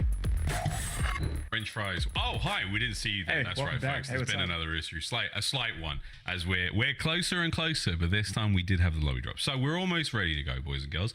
Thoroughly enjoying the Call of Duty action this weekend, whether you watch the Challenges Elite Series 2 on Wednesday and Thursday, the CDL all week long, and now the final of this big old Sunday. It's a big Sunday. We've got a banging match to close out the day as well. FaZe taking on Toronto. More beef. Chance, lots of beef on the menu. The today. actual beef. Yeah, I mean, again, I think Gunless and Beans have made amends, but that's not the case for everybody else. So when I said that Gunless and Beans have a blood feud, the most serious beef in the league, that's not true. That's after, for sure, for the next series. So it'll be a fun one indeed. Yeah, well, we're going to go to a quick commercial break while Chance and I both think about what kind of beef we're going to have for dinner. Lots of different options there available for you at home as well. But don't go too far, folks. It's only a server lobby issue. We'll be absolutely fine in a few moments. So please don't go far. When we come back, it's time to get the beef on the barbie. Or on the skillet. Go to the break. Australians, man. What?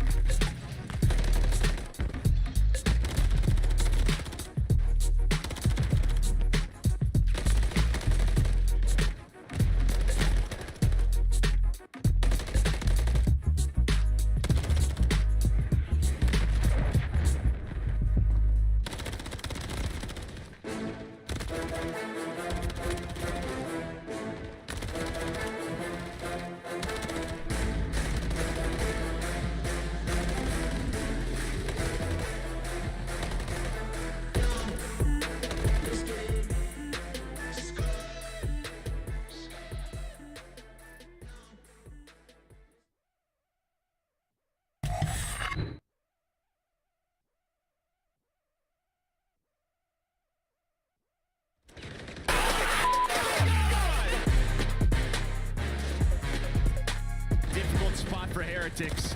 Training well, though, are they? So only one player on the point for now. That's going to be Snoopy. Now he has some help from his teammates, but the close spawns are there for Miami. But Snoopy is snapping with the MCW, finds the triple. How is he alive? I do not know. KD is 7-1 now. 4 spree. Fate managed to win a big one. Envoy left alone. 1v1. Envoy's bringing it in the search. Masterclass performance. Get in there. Big win out of Linz. I mean, huge win, but there go the extra my God, lives that you had. They got obliterated this round. It is Hydra still averaging double-digit kills per round. That kill feed is just so yellow. Now all of a sudden, half of that third tick has been depleted. 10v4, 25 seconds on the clock. Draws is still holding on to bottom blue. Does Atlanta still have this in them? They need to find a way to get them off. He's been seen by Cell. Atlanta continue to find the kills. Last chance to try to break your way in. And Atlanta continue to reap with the kill feed. Kenny has to jump off the top. He's not able to. And FaZe is going to hold on to the round. It's nothing out of it. Jodeci's trying to stay alive. Into the point. Jodeci's cooking with gas. This is the impenetrable setup because Jodeci is the man that can hold the iron. Bowed and just waiting for the moment to strike, and well, finds it on Geo. Trades are there. There's the 2-piece, and a last-ditch attempt. Jodeci wants to get in the feed. 21 and 11.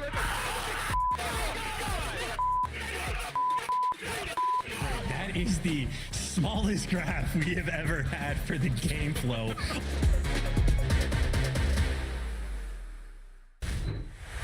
Reaction the Thieves had is actually the same reaction that Charts just had when we found out the good news, folks, that this lobby is ready to party. Welcome back to the CDL. We're almost ready to get through match 2 of the day. We've got Minnesota Rocker going up against Boston Breach in our second game.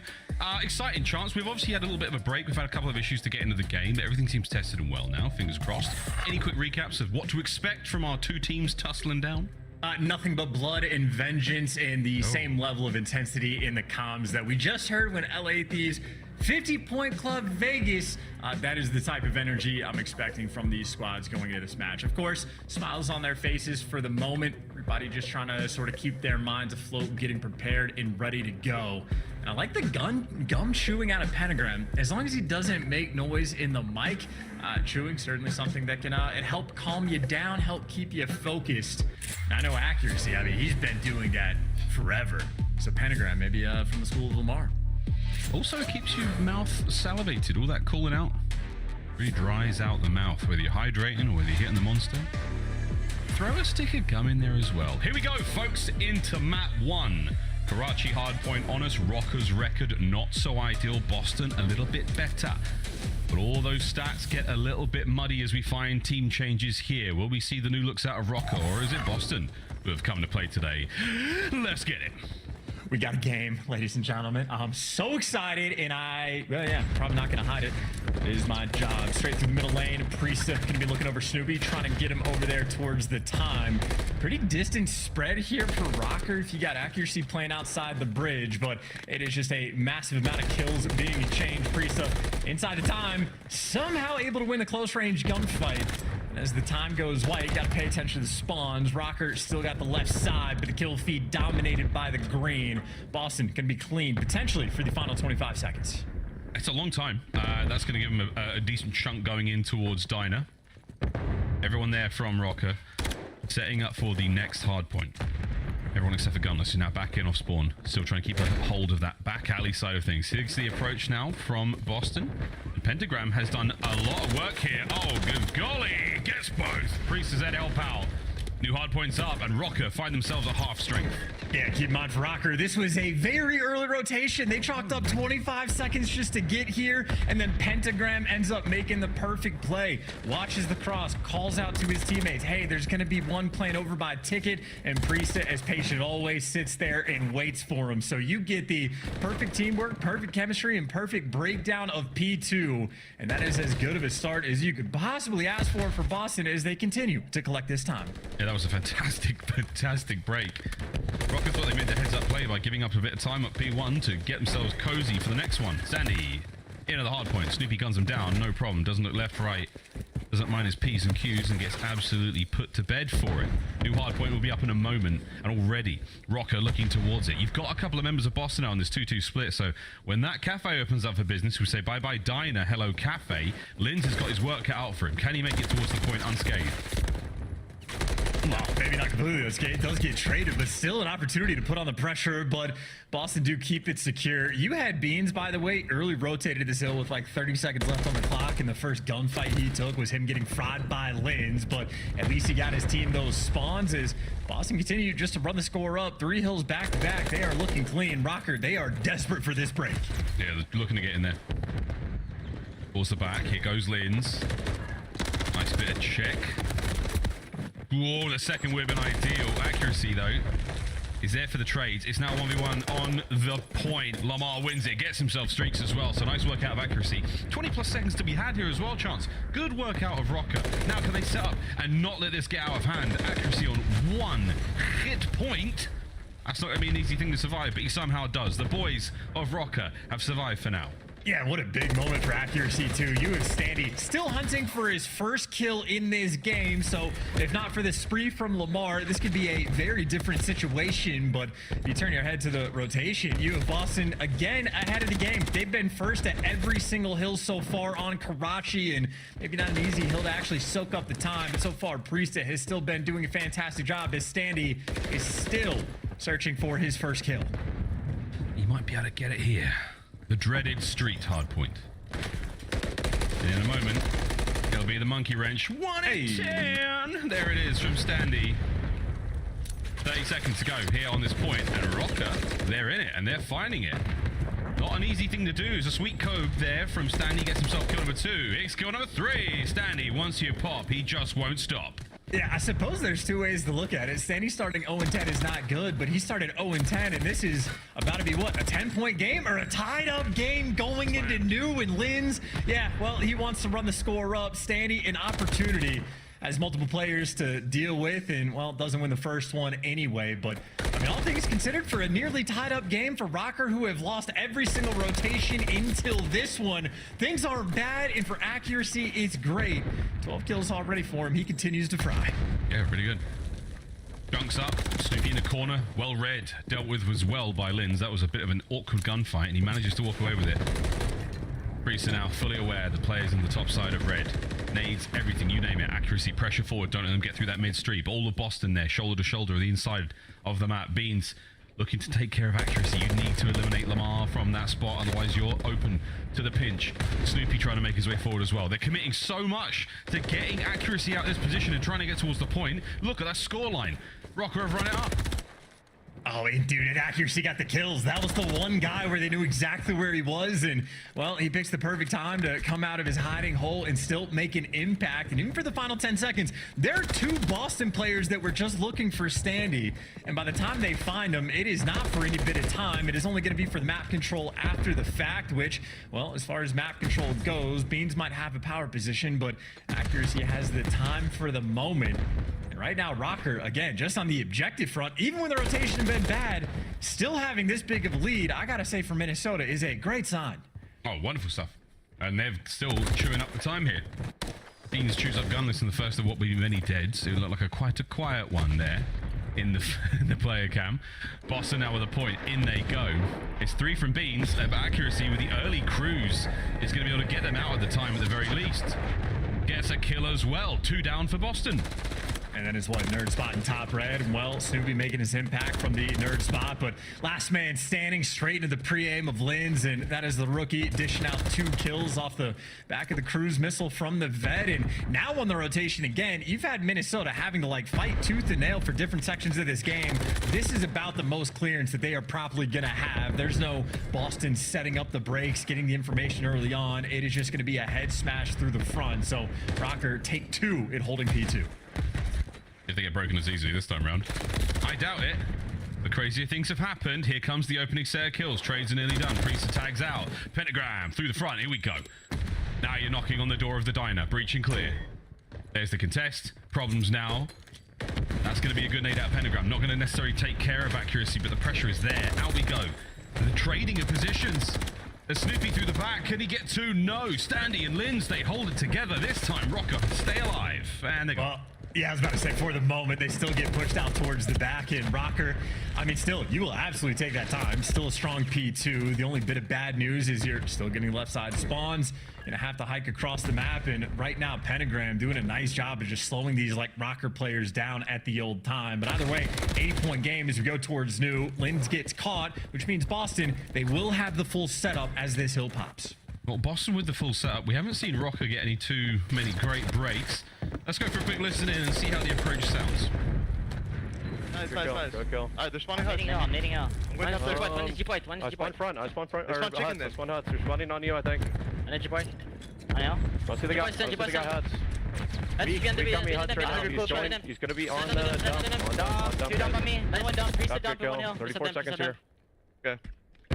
My son naded up right now. One Good job, dip, three. one Good job, three. Good job, one. One dip, one He's G-point. low bike, low bike, low I bike. brought back He's right. going I third brought back steps. right. Third stairs. Look at third stairs. I'm dead. I have Nice, third stairs. third steps. Have you Nice, come in the back, in the back, in the back. Not third stairs coming out. Push this guy bike, push this guy bike. Secret, Snoopy on time. Still bike, he's still bike. Alright. Yo, bike weak, he's going coop, he's going low broken. Okay, I'm trying to get ATM. Low broken right now. 30 low broken. I got the guy third. I got the guy third. I'm ATM right now. Be dead on hold. You're looking for one. If he's not TV, I have it. TV, I stun TV. Look for I need beans. TV. Look for I beans, need guys. TV. Stay top He's chips, top chips, he's top chips, top Okay, chips. I have ATM, guys. Might win 30 TV. One on. I don't see the guy. Third maybe. Tower. Preston's going around P3, guys. If dead. Wait, Scat, he's Good job, Scat, going good bridge. go. He's top broken, Here you go, flanking no third press. step. I got one. Good job, three. Look for Good one. time, Beans. good time. Beans up, guys. Third. Flanking third. That's him. That's him. I'm getting ATM, okay? Get ATM. I got time. Get ATM, I'm mid. Let me spell something. Be spawning in the I'm back. mid. Should You be can watch spawning the in the pitch back. You stunned in the back. Stun back side. Back Hey, side. I'm gonna right help now. you. I'm gonna help you, Pierce. Good nade. You can make Got me. it. Wait, got me. ATM. Nice, one Nice. One day ATM. Okay, ATM. I spawned right. We have a streak. Nice, Nice. nice, He's gonna be filled. I have time, I have time.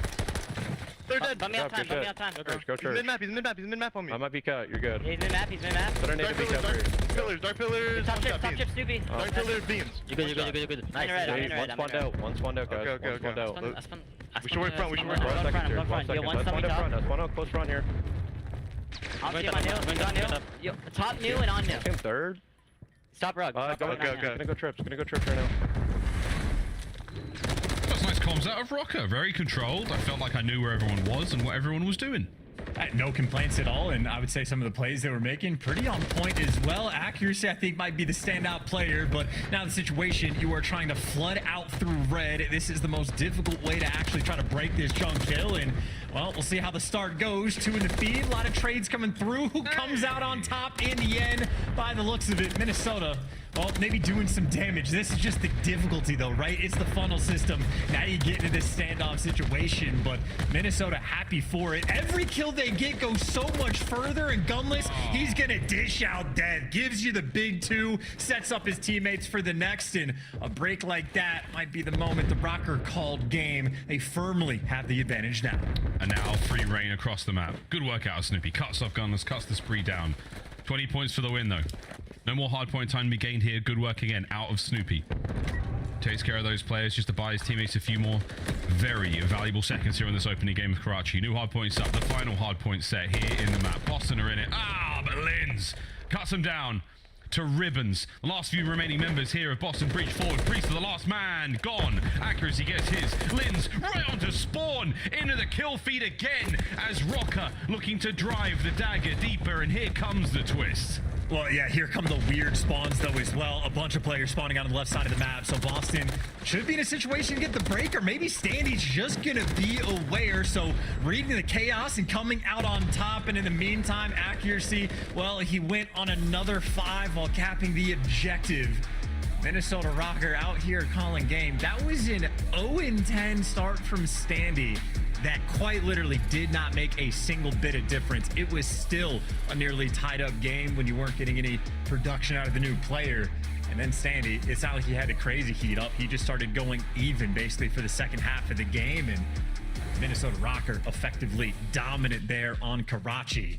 And for the way that game started, I was surprised to see it, but that is efficient gameplay coming out of Minnesota. And a lot of credit to accuracy. Play after play, multiple sprees he was going on, 28 kills as well with 2 minutes in the hill. Yeah, you can't complain about that. Whether it was the stats department as well, but just in the eye test, we saw some disgusting fights. I mean, accuracy not known for his very, dynamic gameplay, let's say, but he was hopping and popping every single time we jumped onto him there. 250 to 178. Boston left in the dirt and the dust of Karachi after that. Quickly with the highlights. A lot of love here for the Rocker lineup. Absolutely. I mean, another stat, by the way, you saw the objective kills for accuracy. 10 of his 28 kills were either on the objective, so either he's standing on it, killing someone off of it, or killing the guy on the other team that was collecting the time. So constantly involved around the objective. And again, for that being effectively your main slayer, not too shabby at all, but it really was just surprising, like, especially for the street hill being the one where Rocker, like, sort of turned the game around in a sense, because, like, they got bullied out on P2. They lost the rotation over towards P3, and to make the street hill the one where you have the most success is certainly not an easy thing to do, but Rocker pull it off, and of course in the kills come. Not just accuracy, Linz also showed up with 28 kills himself, so Linz's job is quite literally for the team just to get kills, and, well, he certainly did his job that way. He really did. Nice looks here in the highlights. A couple of sweet little plays out of Snoopy, but not necessarily enough to make a dent into the Rockers' resolve there in Karachi. That first map, very much a thing of the past now.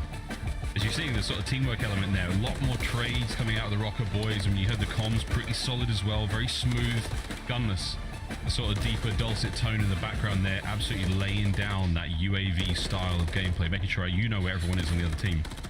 Great work. And again, they managed to get a lot of time there on the hill street, or the street hill chance, which is, again, unheard of. Yeah, maybe not completely unheard of, but still like an extra sort of benefit for the squad. But it's like the extra time they were getting there that's a bit of a surprise. And also the amount of like sort of chip time they had, in the sense that we saw a lot of kills, even the highlights of like Minnesota players just killing the guy off time on whatever hill. Gunless was doing it on guys on P3 from the top third spot. Accuracy as well. We watched him fly down and kill Beans off the time on P3. And there were just a lot of those little moments where Minnesota was actually finding those like small windows to get those key kills. And I mean, you strip away 5-6 seconds here, 5-6 seconds there with gunfights like that, it does make a difference long term. And then you just get to play ahead of the game, because Minnesota, quite literally, as soon as they got the lead, they never looked back. Yeah, game over. Good stuff there. Well, that's Karachi done. Invasion, Search and Destroy now. We got back to Karachi for Control, and it's a couple of new maps to close out the series. If we have to go that far, at this point in time, I don't really know where we sit. Hardpoint was definitely one of the worst modes statistically that Rocker had in the playbook. That looked fine. Boston not necessarily coming to play. We'll see if the search is going to be good enough for them. But Johns, which way are we leaning, mate? How's this feeling for you? Which way are we tickled? Well, this is the thing. Even for like the VOD for the teams, I don't know how much you can really like figure out and like decipher, because it is brand new looks. Half of these squads got wiped, and it's not like you can do a ton of VOD review for an Invasion S&D for the new team. So there is going to be a lot to be discovered. I know specifically for the side of Boston Breach, guys like Beans, we've seen him be fantastic in Search and Destroy. I would say Pentagram maybe more of an unknown quantity, but certainly looking for the bounce back from him after map 2. But that doesn't mean I'm going to necessarily lean that way. It is just guesswork at this point, but I will say certainly for the calibration after map 1, Rocker, the game planning, like the understanding of the key kills and whatnot, these guys seem to be on point. See if they can continue that in map 2, because if you talk about, Bean setting records in S&D, Stanny, when he was in the league multiple years, was one of the better S&D players in the league, so a lot of potential on that front. But all right, you know what, Miles? I changed my mind. I'm leaning Minnesota. Yeah. I'm just intuition. Call it a gut check. Nothing changed my mind. I see into the stars. Yep, absolutely. Chance's crystal ball has spoken, folks. Boston 0-6. Let's see if that can change right now. As they get their tentacles around this map, over towards the B side of the map we go. Damage there from Beans. Great work. Imagine it dodged the white van as well, so that could have caused some problems. He and his teammates now pushing forward. Pentagram just a little bit ahead of him. But Rocker with the 2-2 split. 2 towards B, 2 towards A. I cannot believe Linz actually survived that. I mean, the nade was perfect. The shots also were able to get a couple on him. And, I mean, Linz playing aggressive, too. Like, had to have been 1 HP. Still ran straight in towards Broken. And Snoopy, I was about to say, that is 37 shoulders he just threw. But Linz is in Broken. It doesn't look like they want to elect to deal with that for the moment. leaning towards the A site, but Minnesota, they're just buying like map pressure right now. They have control of almost everything they want, and they'd be happy for the retake on A if Boston want to go for that, or with 35 seconds left on the clock, they haven't made a decision. Yeah, we're struggling here. Someone's got to get towards A. Pentagram's going to be a man to check it. A, nothing. Dive for it. Just make it happen. A Street, a little bit more dangerous now, but they know the plant's going to be on, so Rocker maneuvering in a position, and that's their back line now wide open. Accuracy takes the map into his own hands. Can't get the second. Snoopy there with a rival 9. Linz will be there to pick up the next. That's a nice bit of teamwork. That's a spicy meatball, and this could be it.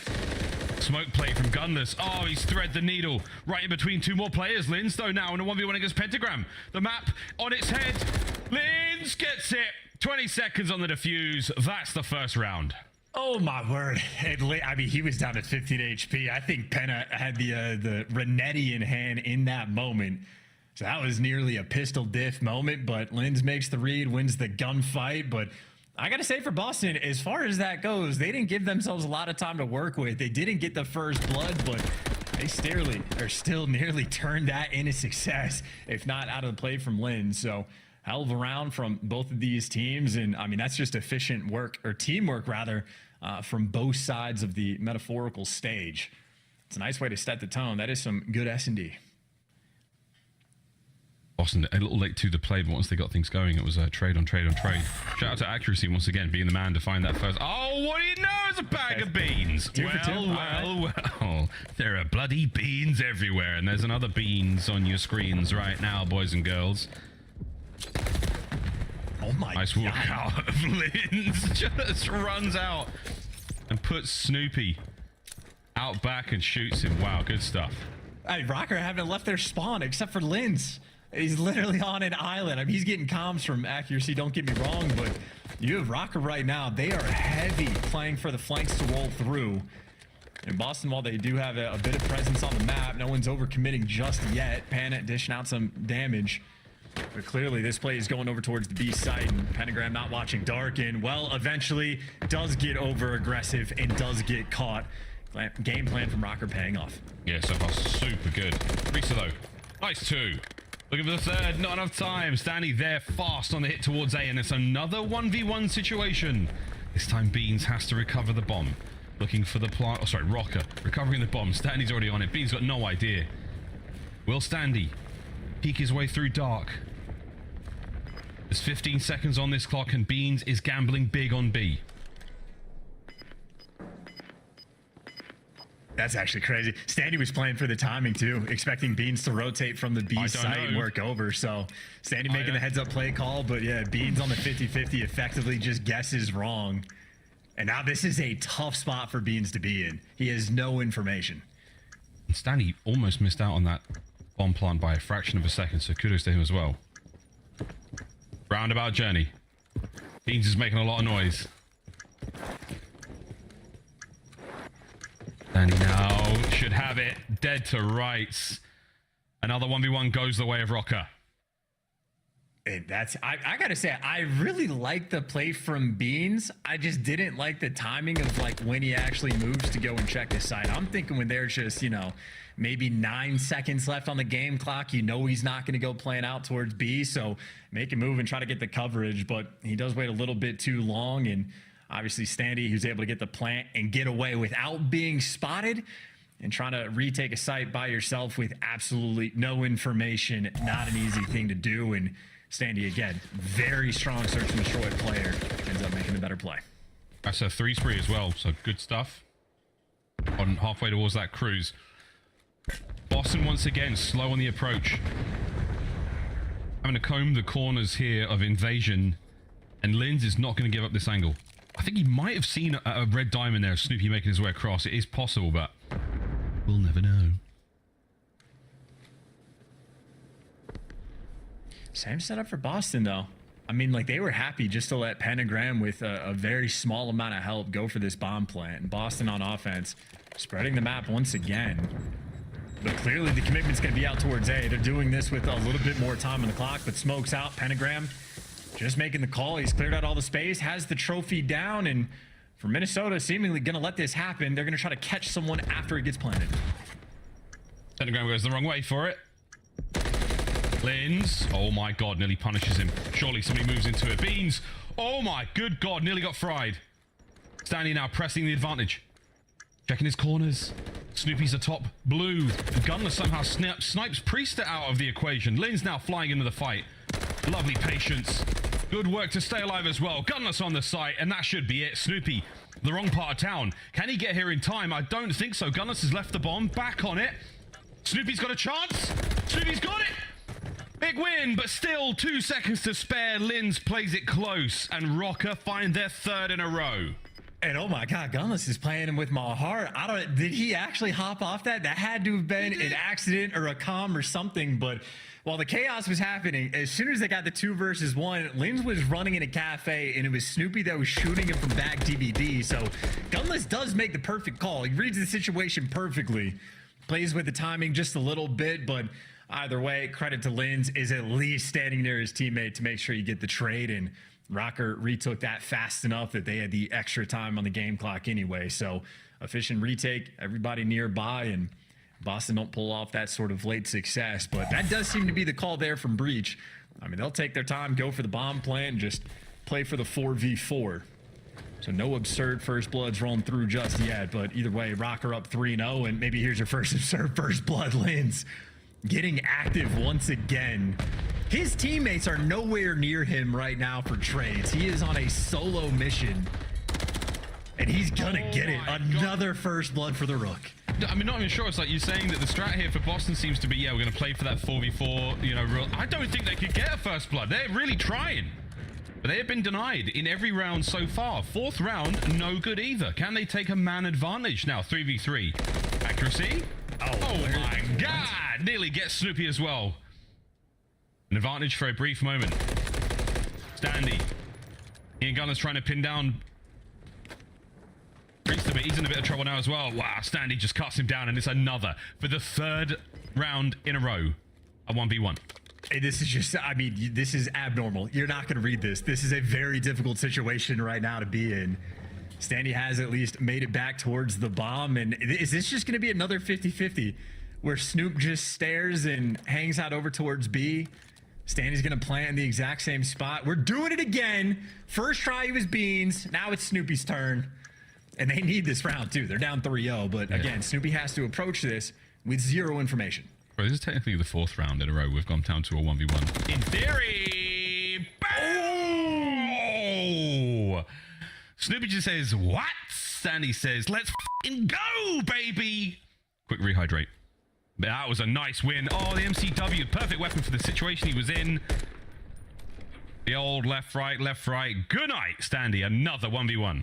Yeah, no, Snoopy and I are different players for sure. I would not be challenging that with Rival 9. Maybe he's thinking Standy's an SMG, so maybe it'll be a rival chow, and he trusts his gun skill in that moment. But Standy did kill a few of your AR teammates, so able to pick that up off the ground. And I mean, just has the better gun for the job. So that is 2 different 1v1s against Standy where they played for no information and just hand away rounds. So yeah, 4-0 lead from Rocker. Things are looking pretty good.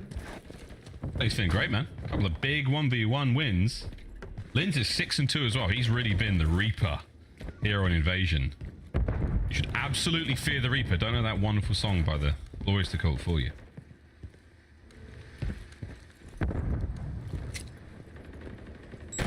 Look, check it. Oyster Cult, they need more cowbell. I need more strats from Boston. It's the exact same thing, and they're 0 for 2 on this play. This is not going to work out. Pentagram is about to get gunned. There you go. Standy. First blood. Standy looking for his next. Lins is there for it. Oh my god. It is falling to pieces. A shambolic approach now from Boston Breach. Last 2 players. Priest has already checked himself into the showers. Lins catches Snoopy. Is it going to be a perfect round 5 for Rocker? No. Priester goes out swinging. But that's it. Oh god, it's looking like a clean 6-0 chance. Yeah, I mean, like, you know, this is like a definition of insanity sort of S&D, it seems like. Of, hey guys, you know that strat that didn't work for us 2 times now? Let's run it a 3rd time. Surely it goes better this time. No, it doesn't. Minnesota, very easy reads. Linz plays the exact same spot. I thought, like behind the tank, or someone filled it in. Another player just behind the door. Pentagram has just been pushing out on site completely by himself to try to get the bomb down. And yeah, pretty easy to pick him off. So Minnesota Rocker not exactly being tested in this game. Maybe Standy for his 1v1s he's been given a test, but he's on a 4-screen 7-2, so he's passing with flying colors. Very fun. Map point for Rocker now. It's been a delight. Having a really good time here in Invasion. Slower rounds. And this one again, deep mid-map presence there from Boston Breach. It's Penta and Snoopy, the players you can see through the walls directly in front of you. And Beans has taken way too many shots. He's out of the fight for a few moments. Not enough to make Linz push up towards that B-bomb site though. Yeah, Rocker, though, they are waiting heavy for a flank to roll through. Standy was very patient in showers. Meanwhile, well, there's the charge.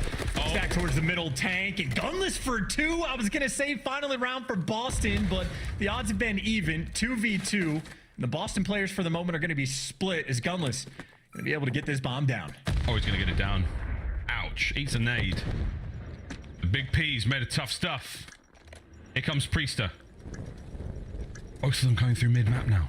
Standy might get caught out here. Oh no, Gunless might be going with him. So looking to isolate the 1v1's not going to happen. Towards the alley we go. Perfect timing from Standy. The shots also pretty good. Gunless there with a pickup on the Beans. Now P-Dog! It's over. Throw in the towel. They're dead. Boston Breach. Diabolical on Invasion. And Miles, I just saw it in the stars, you know? Something was just telling me that intuition that maybe this isn't the map for Boston. If you have one of the best S&D players of all time on your team and you're 0-6 on the map, yeah, I don't think it's going to get better.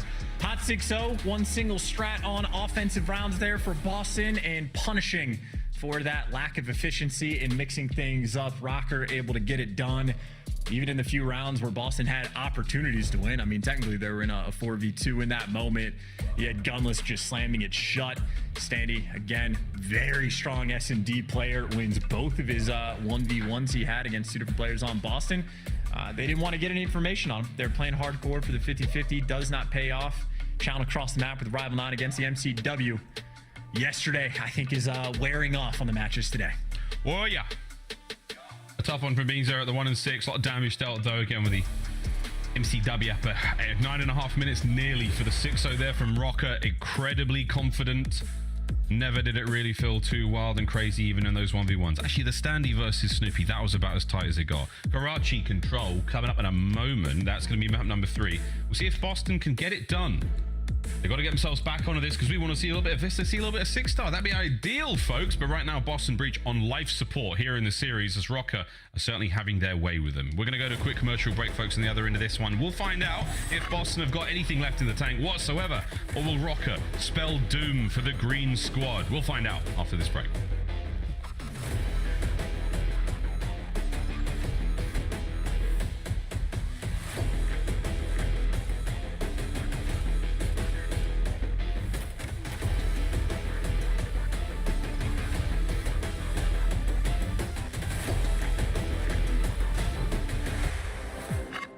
Upgrade your game with the Scuff, the official controller of the Call of Duty League. The Call of Duty League is brought to you by Monster Energy, the official energy drink of the CDL.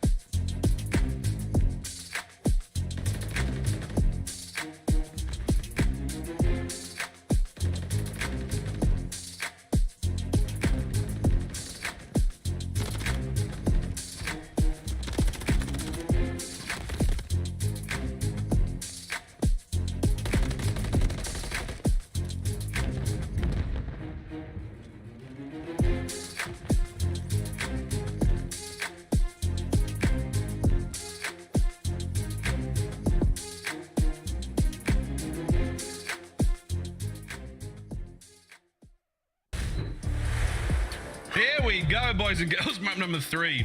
Shenanigans behind the scenes here in the Call of Duty League, but also big-time shenanigans taking place in our matchup. Rocker are absolutely pulverizing Boston Breach so far. If you're a fan of Boston Breach, just forget that last one happened. We're going to Karachi for a game of control. And for Boston right now, it is quick recover mode. Dive back into the fray. Get ready to rock and roll. Last chance in this series to stay alive. Otherwise, another 3-0 on the day. Yeah, also, if you're a Boston fan, forget about map 1 as well, because Stanley started 0-10, and by the time he got his first kill, it was basically a tied game. So goldfish memory is what we're talking about going into the Karachi control, where the stats, at least on the defensive end, fairly comparable. Records not too shabby, but obviously offensive defensive stats going to look different the more you play Invasion. So a lot more potential on the attacking rounds here on Karachi, and Priest to the guy. Maybe with the veteran presence to step up for the team and try to, I don't know, orchestrate the chaos that might commence on this map. Not often played by Boston over the course of the year, but maybe with the new sort of firepower they have on their team, they're looking to bring those extra kills to full effect. Beans and Pentagram looking for them to step things up just a tiny bit here on map 3. Yeah, slow in the search for the pair of them, but hey, a very, very different map, different game. Here we go into it. Breach. A bad start. A great one for accuracy, though. Onto Linz. As he and Standy working their way towards the A side of the map. Gunners there with the kills as well. It's nice coverage. Although the boys might have all looked away at the wrong time. Standy soon to be fending for himself in the A side of the map. I gotta say, this is sort of like the dream here for Rocker, right? Everybody, let's coordinate our nades. Okay, we got that kill. Next place we look, mid-alley. All right, cool. Pentagram runs out. That's death. And now that things are getting a little bit mixy, it's still just easy coverage, excuse me, for accuracy. I mean, a 3-0 start, hasn't had to break a sweat just yet, just letting the kills fall into his lap. And you see Beans pushing out for junk control. Sandy gonna be heads up about that one, but Priest is gonna be nearby. So a lot of pressure on the sort of top right side of the minimap there for Boston. That's what you want to do, force out these deep spawns, but 2 minutes and 12 seconds to work with, and by the looks of it for Rocker, they're just going to go around. Yeah, absolutely. A nice bit of teamwork there. Stanley backs on up. Gunless is the guy to say, hey man, I've got my MCW at the ready. You make a run for it, I'll cover you. He loses the fight, but you're allowing a bit more movement across the map now. It's trying to shuffle up the lineup that Boston have got on this defensive hold, and so far, it's big kills. Linz, eyes on the final player in this side of the map, and he might be able to make his way over towards the B zone. Snoopy staying alive, coming in off spawn. Penta and Beans now shuffling to get back into the fight, and it's a slow approach chance, but it's not impossible. Linz is in. And at least stopping the clock. Unfortunately, Standy loses the gunfight up top, and now Linz has no help, is quite literally trapped behind the front line of 4 different Boston players. And gives it a nice attempt, but nothing cooking there. Solid hold so far for Boston, and I mean, things are looking good. They don't have the junk spawns blocked just yet, but still plenty of pressure. But Rocker tried to go around, doesn't work. Now they're just going straight through the front. Yeah, see if this plays off. Oh my god. Gunness is there to pick up the kill that Linz started, and Linz soaring. Unfortunate timing, but not unfortunate teamwork. My goodness, it's all looking up for Rocker right now. Pentagram looking the wrong way. Linz flying forward as the kills keep going. They're not onto the point yet, but they're finding kills all over the place. For Beans drops a couple of bangers, and that should be it. Oh, nice work out of Snoopy as well as Boston hold. Just under a minute to go. Yeah, those are huge wins from Beans, and well, that kill front is going to continue. Wins the next one, has the intel on Stanny. Lets Pentagram go and clean up that kill, and I mean, Pentagram able to get his first kill on board, but frankly, might not have needed to. Very strong stuff here on defense right now for Boston. And Minnesota, again, no flanks going through. They're going to try to bully away through the front again. Maybe wait for accuracy to work his way through mid, but a slow approach in a moment like this with this amount of game time means this is going to be their final try. Yeah. Lins, good work. Accuracy there. Red has been cleaned up. Beans is gone. Priester can find a few here. Oh no, Stanley, you managed to get the damage in. Clock still ticking. Pentagram down. Oh, this is huge. Can Snoopy find his kill? Yes, this should be a safe hold. And Boston, despite the late heroics from Rocker, that should be the round. They will take the first. Oof. I take it a little bit spicy. Yeah, accuracy picked up 2 towards the end. A player just a few feet away, maybe from stopping the clock. But no, indeed, Boston, strong stuff on defense. Maybe the spiciest moment they had. I know Lins was able to get behind enemy lines a few times, but there was one break where Rocker almost could have been free and clear to run towards the zone. But Beans picked up 2 huge kills on the cross and stops that push in its tracks. So Boston did have to work on it, but considering how their opening break went, I think they're going to be very happy for that defensive round. Strong stuff to sort of get the momentum back in your favor, and to the attack they go. It's going to look like an A hit. No reason for any funny business. Get your SMG players out towards P1, and why not give it the old double stack? Yeah, tried and true. We're going to see nearly every team attempt something relatively similar. I don't think there's a whole lot of coverage from Boston here. Stanley could dive into this point and take care of business, but we're waiting for more fellas to show up in the meantime. What's going on here, mate? 2 segments at A are gone. The capture's nearly complete, boys. Yeah, that's such a confusing setup. They gave up top third for free, and I was going to say, yeah, having 2 players in Coop seemed a little bit insane. I think Rocker might have been a bit confused by the scenario, but while A hasn't been captured, Beans is going to be putting pressure over towards this B zone, but that just means, Rocker, how much of an investment do you want to go for this retake? Or do they just want to play for the spawners? Right now, nobody from Rocker is budging. So Beans, it takes 45 seconds to solo capture this. 15 have gone by, so there's one ticking. 2 players now from Rocker are finally retreating to take him down, but Standy doesn't even get a bullet off. And, well, now Boston's got the help, so Beans has just been here for free, solo capping this himself, and you just took so long that Boston, the pressure's now on. They're capping both points at the same time. Nades then helped out on Standy, pushing forward. Beans evacuates the point for a Mo. Hip fire, not going to be there. And that is finally the B zone safe. Priester now keeping the pressure up. Priester finally stopped. Pentagram went there for the trades. Gets himself 2. Accuracy back at it. And for a minute there, mate, I was like, are we really going to see both points get captured like this? What kind of madness is this? It's 4:21. It's a day later. We got to relax and focus up. This is, I mean, for both teams, that seemed like such a strange start, but I mean, either way for Boston, happy to take advantage of it. 1 tick away, and I mean, they'll be up 2-0 in this series. You still are back sort of more or less towards square one. You're not really getting the close junkyard spawns. You see number 4 is going to spawn out, but Priesta, a lot of pressure on the flank. Unfortunately for Priesta, his team, well, not able to pierce through red just yet. So Priesta's going to have to pump the brakes, take it a little bit slow, and wait to make a little bit of noise with his teammates. But Rocker also turtling up, so a delicate moment as Gunless gives you 2. Yeah, Big P. He's good for the 2. Lynn's going to try to get himself into a sweet position to cut these reinforcements off. Eyes for now. Not going to take the fight with the Ravel 9 at that range. Meanwhile, Standy, Snoopy finds 2. The Ravel 9 players have been absolutely eviscerated now. As this might be the wind in Boston's sails that they so sorely need. Through the back, Snoopy finds another. Pumps the brakes. Here comes Stanley Lins again. Doesn't get it this time, but they do kill each other. Oh my good giddy aunt. Boston are in. Priester finds the kills. Gunless is there. Over the wall. Beans out of it.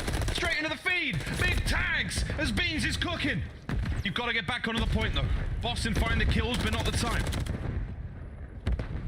Well, there you go. At least Ben is able to stop the clock. It took a long time for that to happen, but they've been flooding through the dumpster. They've been getting across, just getting picked apart along the way. And accuracy going to fall as well. And finally, the round collapses. Felt like Boston just wanted to get some extra kills before they actually win the round and maybe go for the devastation factor, but effectively just bullies there on Karachi.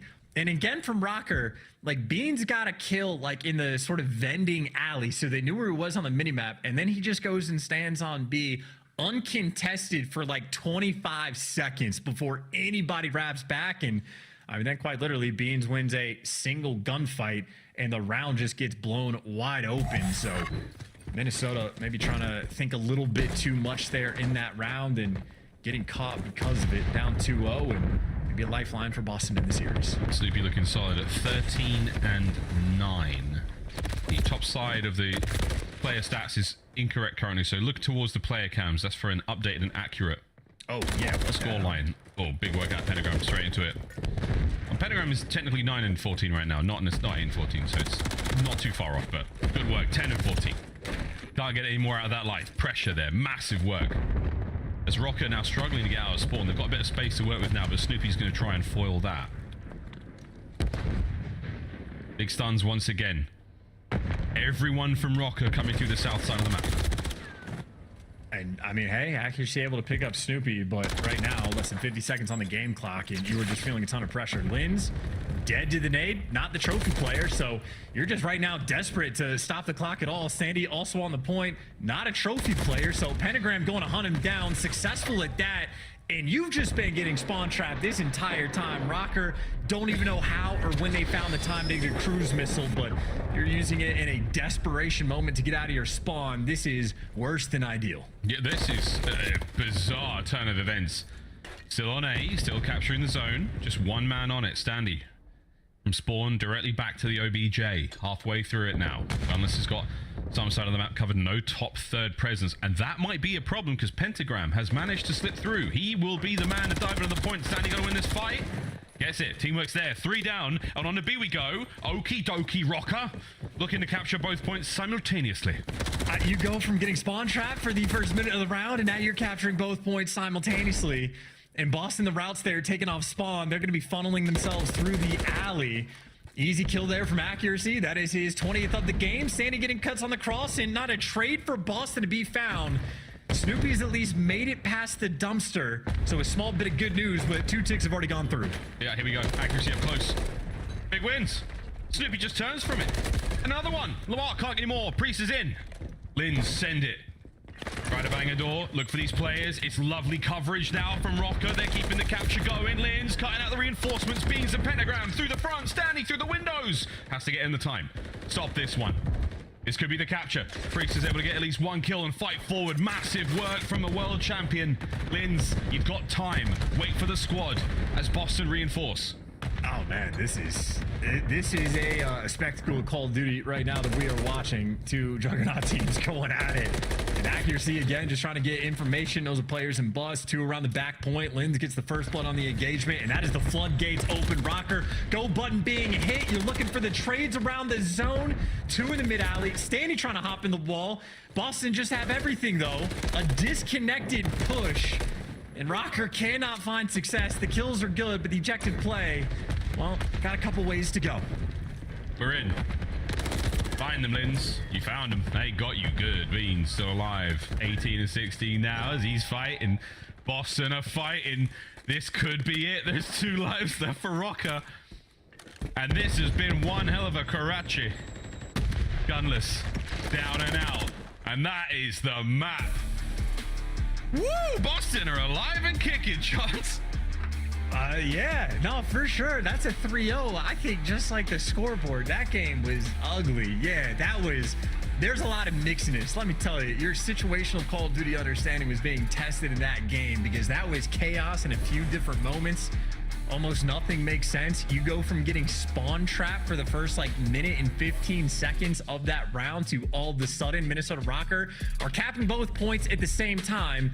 They get 2 ticks of progression, get all of the kills in the world, and in a situation where Boston are having to flood over the dumpster, they still able to make it work. And I don't even know if I can trust the scoreboard anymore. I feel like saying Snoopy with the least amount of damage is incorrect, but you never know. No, this accurate. This scoreboard is accurate. The one on the top side of the game gets bugged occasionally in this current patch, but that is the real deal, bro. Wow, okie dokie. What a map. Boston, you take 3 straight. I mean, the attacking round was a big surprise, and that last one there from Rocker, they didn't necessarily have the wherewithal or the. I mean, I'm not even sure what to call it. They just could not get in there, and if they did, It was a couple of inopportune moments where you're sending it outside of the zone and you're losing these big fights, but highlights there from across the board. A lot of Boston, a lot of Rocker, a lot of just everything in that map. This was, I mean, round one was pretty good. You know, Boston actually fought tooth and nail, like on defense, pulling clutches off, big kills, Beans putting in some work as well. That was a look, I think, at one of his 2 kills. He was catching players on the cross to make sure no funny business happened. But then rounds 2 and 3, it was just nothing but funny business. Again, Beans uncontested on B for 25 seconds and gets just enough time for his teammates to help him out and really sort of open the round up. So I don't know. Chaos has just ensued. There was some like sort of strange Call of Duty being played yesterday, and whatever bug has bit the players in this league, it continued at least in that map. And I'm sort of surprised as well, because Rocker has been playing incredibly well on maps 1 and number 2, but they just couldn't get anything going just about in this one. But so many opportunities being created. I think this was the moment where they get like a 3 down and 1 player was able to sort of slide into the point, but maybe just a lot of clutch moment and clutch plays for the players on Boston there. Everybody just taking turns, flooding into the mix on the zone. And again, I don't know. That's probably what my my mini-maps look like in ranked play, where it is just absolute chaos at every given moment. But hey, Boston Breach gonna thrive in it, get that sort of lifeline, and now we go to a Vista where if your guns can stay hot, this is another map where you can fry the other team and really push pace. I was gonna say, I mean, if you enjoyed that crazy Karachi, Vista might be just what the doctor ordered for Boston Breach. They haven't been looking themselves for quite some time here in MW3. This might be a very, very happy turnaround point from Chance. Are we thinking good things about our green team? Well, yes, I would say for like the flip side for Rocker, this is not a map where Standing can afford to start 0-10. If you don't have like SMG presence, especially so towards the middle of the map, you will get punished on this map on like 4 of the 5 hills that we have, if not all of them. So that would be the opportunity for Boston, because on the gunny front, I think the only slow start we've had is Pentagram. Maybe started 0-6 in the control, but he started 0-6 in a situation where they were still on point on defense anyway. So never a moment where they're really being costed in the slaying department. So I would say a pretty strong opportunity here for Boston, especially so on a map that not a lot of intel between these 2 teams. I've seen minimal looks across the league, so still a lot to be learned. And I would certainly imagine if a team like, you know, Miami Heretics have been electric at the P3 and P4 breaks, maybe that could be sort of the Boston special as well, where playing like some wild men, difficult to contain, and so many of these moments where, I mean, just Snoopy's point of view, again, time and time again, he just wins gunfights that do not seem possible. I understand why he squares up across the map with Rival 9. Yeah, he's obviously having a great time. Well, both teams they've had 1 crack at it, and they've not been fantastic on Vista so far. The rotational percentage, though, pretty solid there from Rocker, but not able to turn it into a win. Both teams not ideal at the breaks or the holds, so this is going to be an absolute slobber knocker, boys and girls. Here we go. Word to Jim Ross. Nades are up, and it's Priesthood with a first. Yeah, that's a good opening break off the nades. Extra kills coming your way, and you take advantage of getting these spawns. Boston, hey, deliver out. Now you set up the crossfire, but at least you draw out the fire. Nice little slide there in that moment to open things up from Rocker, and just like that, they strike back. I mean, middle of the map, Priest has had this on lock, but just bullying your way through the steps, and as far as the opening break goes, Rocker happy to make the best of that situation, and now it is all about the trade fest towards the middle, and it looks like Boston nothing to trade. Priest just doing it with the pistol, can't win the gunfight. Trades right now flowing easily for Minnesota. He knows at that moment as well he's alone. He's got to find something. Snoopy now from the outside. 1. The second. My word. He's doing it. Rotation's already on its way, and Rocker are there first towards the bottom side of the courtyard. Priest is looking for the high ground. Well, it's the angle towards the back here. Beans through mid. Bangs that one out. Travies are in. Gunless is gone. Boston have started shooting. Yeah, Beans is showing off the power of the middle map position. A couple players get caught, and even though Rocker won the initial gunfights, you control the wrong sections of the map, and you are gonna have a bad time. Beans hitting a little 2-pump before the gunfight, and I tell you, one of the best headies in the game. So difficult to take someone off. Gunless might be able to rip them, but for the moment, Boston still holding on to the time. Priest, though, pinched in between 2 different players. Great damage, though, being done, and I mean, he's able to survive, win a 1v1 gunfight on the time, and Boston gonna come out big. Unfortunately, the Mix Fest continues, just head bashing your way to try to collect this time. Oh yeah, this is 2 serious head bashes. Like, we are banging non-stop here on the point. Accuracy outpaced somewhat there by the entirety of the Boston Breach rosters. This is non-stop action here. Over to the bar we now go to try to cool ourselves off. Lins is in. Lins on the cleanups. Nice work with the stun. Managed to catch a player in the middle as well, but it's not going to be enough for Boston to get in there. Rocker still holding. They've got the time for a good 10. I'm kind of surprised we keep seeing teams leave like the SMG player in that back building, because that time Stanley just gets overwhelmed. We saw a similar thing from Thieves the other day. So not an easy spot to get these back spawns. So Boston able to bully their way through and not just collect the back spawns, but collect the time. And this was the hill I was talking about. Miami are fantastic at breaking it. They just run at it and fly. Boston do the exact same thing, and overwhelming pressure right now on Vista. And now it's a situation for Beans where these are easy kills for them, and I see it in the player cam. Those comms are roaring. Yeah, we saw that, Dead. We saw that one. 8 points down climbing for Boston. Breached. So they are looking all right. This is definitely the map that they wanted to be on, and they've continued the hot streak they had in the Karachi control from 3-0 to this so far. Can they keep the pace going? Beans on a 5. Looking for number 6. Standing there with a rival 9. Looking for a few more submachine guns, it feels like, for Rocker. I mean, surely Gunless is pulling out one as well, but there's so many times we've seen accuracy like, uh-oh, he's taking the stair out, he's running an MCW. This just feels like a tough spot to be in, and that's what Rocker's game has looked like so far. Difficult spot to be in, again, as Beans keeps killing you boys. Yeah, and I just like the pressure and presence that Boston are having to watch the flanks again. Getting the backside spawns is incredibly difficult, but Boston for P3, they walk through it like it's cake, and now just to hold on to it, they're making it look easy. A lot of pressure on Priest towards the hill. He only has support on the cross, and the support is going to pan off, and that is the presence of those backside spawns. Unfortunate for Priest, he doesn't get the cruise, but you still effectively get this full 60 on the time. Rocker, though, don't want to give these final 20 seconds away. They're taking a route just to take them down, but that's going to be just for the final 12. You're going to be down by about, what, maybe 60 seconds going into this new time, where Gunless is there first. That's the good news. Boston, though, they have a lot of presence in every gunfight right now on this rotation. Standy, well, he's the last man living up to his name. Trying to find the play, or just trying to find the timing. In for the kill. And maybe forcing the trade, so the patience is going to pay off. Trades for a few of his teammates, and Rocker found a nice little play to try to collect some time. For the folks at home wondering, no, the scoreboard is not bugged this time round. Boston Breach are all positive, slaying their way out. It's going to change in a moment, potentially, as Minnesota Rocker have been reborn here under the bridge. Trolls to begin with, and now they are running things. 25 to go on this hard point. They're looking to get the rest of it. Boston, though, still one more hit at it, because they want to get P1. That's that tiny little room just above them. Hard points on this map, they're a lot of fun. Not a lot of fun when you're getting absolutely hammered, but Stanley, good work. The 2 done as Beans is back at it. Yeah, Stanley had a really great moment on that hill. Again, slowing the pace down when all of his teammates fall, and make sure he continues to keep that play alive, and really does set his team up for success on that hill. The best hill Rocker have had since P1, but now that we return to maybe sort of the Minnesota special, you get a look at how difficult that bridge gunfight is. I mean, if they keep flooding into accuracy, I was going to say that's going to be a bad time. So I'm watching the Boston routes right now all spawn. Maybe to root accuracy out, but they're going through mid and they're going around, but so difficult to kill.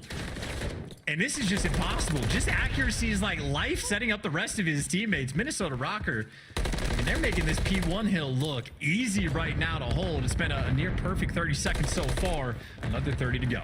The only consolation that Boston have got out of this is like, oh, your damage stats is way up, boys, but you have not been able to get a kill or break into this point for some time. And Mini, oh my lordy, they are still going. Beans finally breaks the white streak there we saw in the Rocker kill feed. A little bit back and forth now, but that is a lead change. Minnesota Rocker alive and kicking.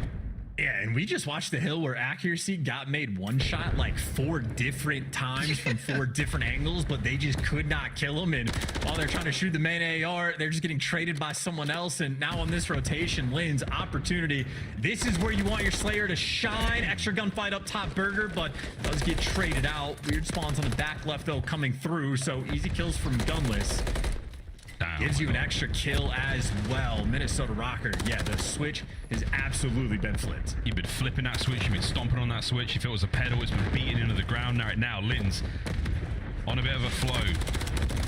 Boston Breach, you have lost your momentum. Can they steal it back?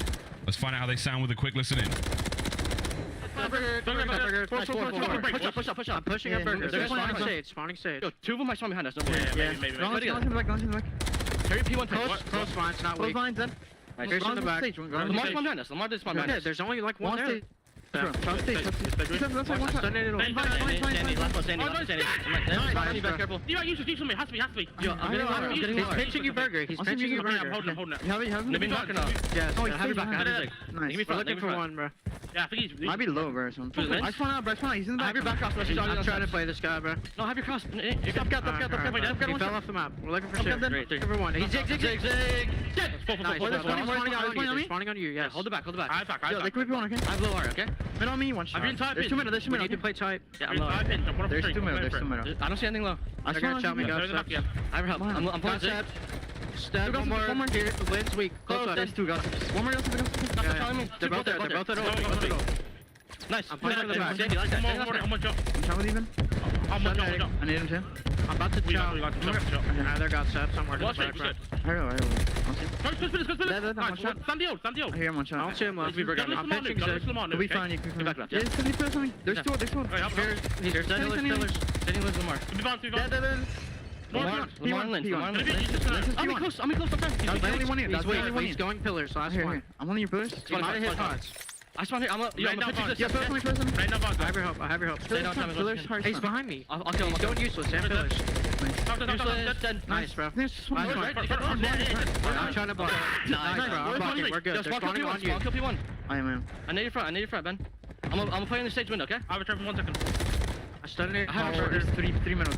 I have Brian, Sandy. I can't help you, front. Sandy, I'm one. I can see mines. I have mines. Lamar's front. I'm pushing up P3. Lamar's front. I'm looking for one. It's mine. Yeah, top Ben. Mine's weak. I have a mine push. He didn't come back. I have a chop here. This is big time. Mine's in. One There's one front. front. I'm one shot. Yo, I got You take through. it, Beans did the thing, Chance. He said dead. Yo, he earned the dead calls too. The back-to-back hills, the 2 most important hills on the map, and he goes on 6 sprees on both of them. That's still just a setup to get the lead. You do have a cruise missile as well to break this down. Beans, though, maybe he's the score streak himself right now, killing everything with the MCW. It's only his teammates that can take him down. Oh my god, we go to a game 5. Oh my god, Busted, you have sprung to life, boys. What a map so far. Pentagram on a 3, lining up for a few more players from Rocker who are sending it from down low. It's P-Dog on a 4. The boys are racing to a cruise missile. Priester takes the lead with 5. It's still Pentagram on the back now, looking to get his 5th in a row. Can he get it as well? Linz is going to be there. Snoopy now steals it. Snoopy on a 2. Priest on a 5. Pentagram on a 4. Beans gets him 1. And only an auctioneer could really sort of make amends for the chaos that this hill has been. You've had a Rocker just being in the blender, coming off a spawn and throwing bodies towards the time, but it is desperation. Need to find these kills, and they're going to catch it. Pana wants to run it directly to them, so right now Rocker still alive, going back to a P1, where, funnily enough, this is where Minnesota have had the most success. Boston, though, all you have to do in this moment, play for kills. This should be their wheelhouse. Great news, though. Your boy's got streaks and Beans, no dead. He dead. Priester, not dead. Still alive for a Mo. Big one from Stanley. What a 2. This is not over yet, folks. Rocker are in. Here comes one of the many streaks that Boston Breach has managed to accrue as Vista is about to take a big hit. And that is an open roof. How many can you find? At least accuracy is going to fall. And now for the moment, 3v4 around the site for the kills to come through. Boston picking up 2, Snoopy. Easy flank. There's the wipe. The break is in off the cruise. And this might just be the game. Game. Beans helping out. Stun. Push him back. Game 5. Here we go. Quick contest. Not enough. Oh, 249. We might just see another. Yeah, P2, though, it is a wide open hill, and obviously Minnesota can have the flood or fight for the old time. Penn is out here making plays. Put the pressure on P1, and look who's standing anew. Right now, it's Beans. Just gets to hold him off. He's able to pick up 2 kills, playing his life, and Beans might just give you all 4. Beans, in the meantime, literally gets the squad wipe and wins you the game. Oh my god, the contest. Right? Stay alive, Gunless. Hold it down. Rocker, they've got no more lives on the point. Accuracy cut down. Pentagram gets it. My god, it's a Mach 5. What a banger. Snoopy had a little art attack. Bro, what the hell? We literally just got like a free cam version of Beans literally wiping the entire team 1 by 1. And it still took an extra 10 seconds to win the game. Dude, the past 2 days have been chaos Nothing makes sense, but for Beans, that map does. I lost track. I don't know if he broke the kill record or not, but he quite literally, for like the final 3 or 4 hills, did straight up throw a Vista masterclass performance into the mix. We're talking about the most important hills and the most important times, and he is literally spinning 180s collecting these kills. I mean, shout out to Beans for that one. He earned the comms. No records broken, only 37 kills, but that damage output, that was an insane performance. All he broke was the back of Rocker. Wow, what a brilliant, brilliant map. I don't believe it. I want to know what happens on the mini-map that you have Beans killed the entire team 1 by 1, and his team was still late to rotation. It was still like a big square up. Like, he just got in the corner and he picked up a rival 9, I think, and just started shredding. But 20-point differential there. Look at the comeback Rocker made, though. That P1 to P2 was so good. It was so solid. Oh, no, sorry. I take that back. It was a solid comeback regardless. The 198 to the 230. That was when they so sorely needed it. But, man, what a ridiculous series this has been. I chalked this one halfway through the first round of Control. And how wrong was I? 6-star S&D is on its way. Can Boston Breach complete the comeback? I'd be amazed. I'd be genuinely amazed, Chance, especially after the 6-0 invasion S&D. But 6-star is its own beast. We're going to go to a break, folks. Prepare yourselves. We're not going to do any more listenings, but you know Beans is absolutely popping after that when you heard the deads. And right now, we're all alive and fighting. It's going to be a fantastic series ahead of us. We've got ourselves one final map in it before we get to go to Toronto taking on Atlanta. Game 5, Rocker and Boston. We'll be right back.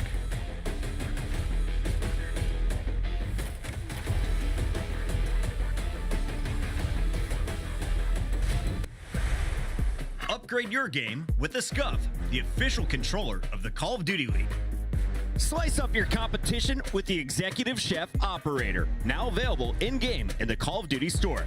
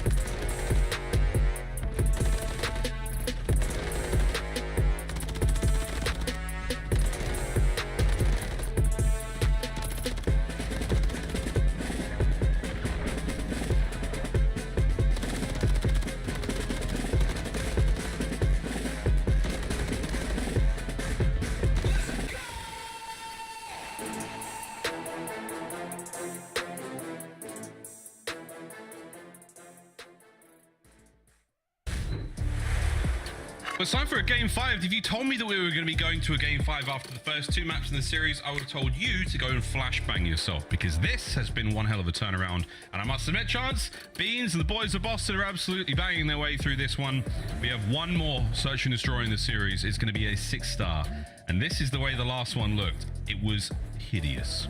Yeah, and that is, 2 defuses there for Minnesota Rocker. That's how they were clutching up some of their defensive rounds. The rest of the time, just getting it done in the slaying category. But I know for Boston, it wasn't just the fact that they got 6-0'd. It was also no, like, finesse in any of their strats. It was the exact same everything, every single time. And, like, if it ain't broke, don't fix it. But if it is broken, do fix it. Do something different. So hopefully for these guys, a very different look on 6-star. I got to say, though, Beans might have like top 5 play of the year right there, like maybe in the conversation. Whatever he did was absurd. Literally squad wiped Minnesota Rocker in like a 5-second span, basically stood still while doing it. So Beans is out here just, you know, doing insane things. I was gonna say something a little bit more vulgar. I contained myself, so that means Boston, certainly they have some momentum going into map 5. They just need to win a round. I mean, well, here's how the map 5s have gone in the season so far. And again, Boston Breach, statistically abysmal, I think, is the best way to put it right now. Not good. Bottom of the league, not good. So looking at these stats only paint a more dire picture, but what hits the canvas is an entirely different thing.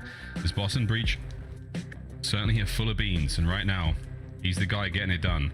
That's what the B stands for in the Boston Breach logo, Chance. It actually just stands for beans. It means beans. It's nothing to do with the 2 other B's in their name.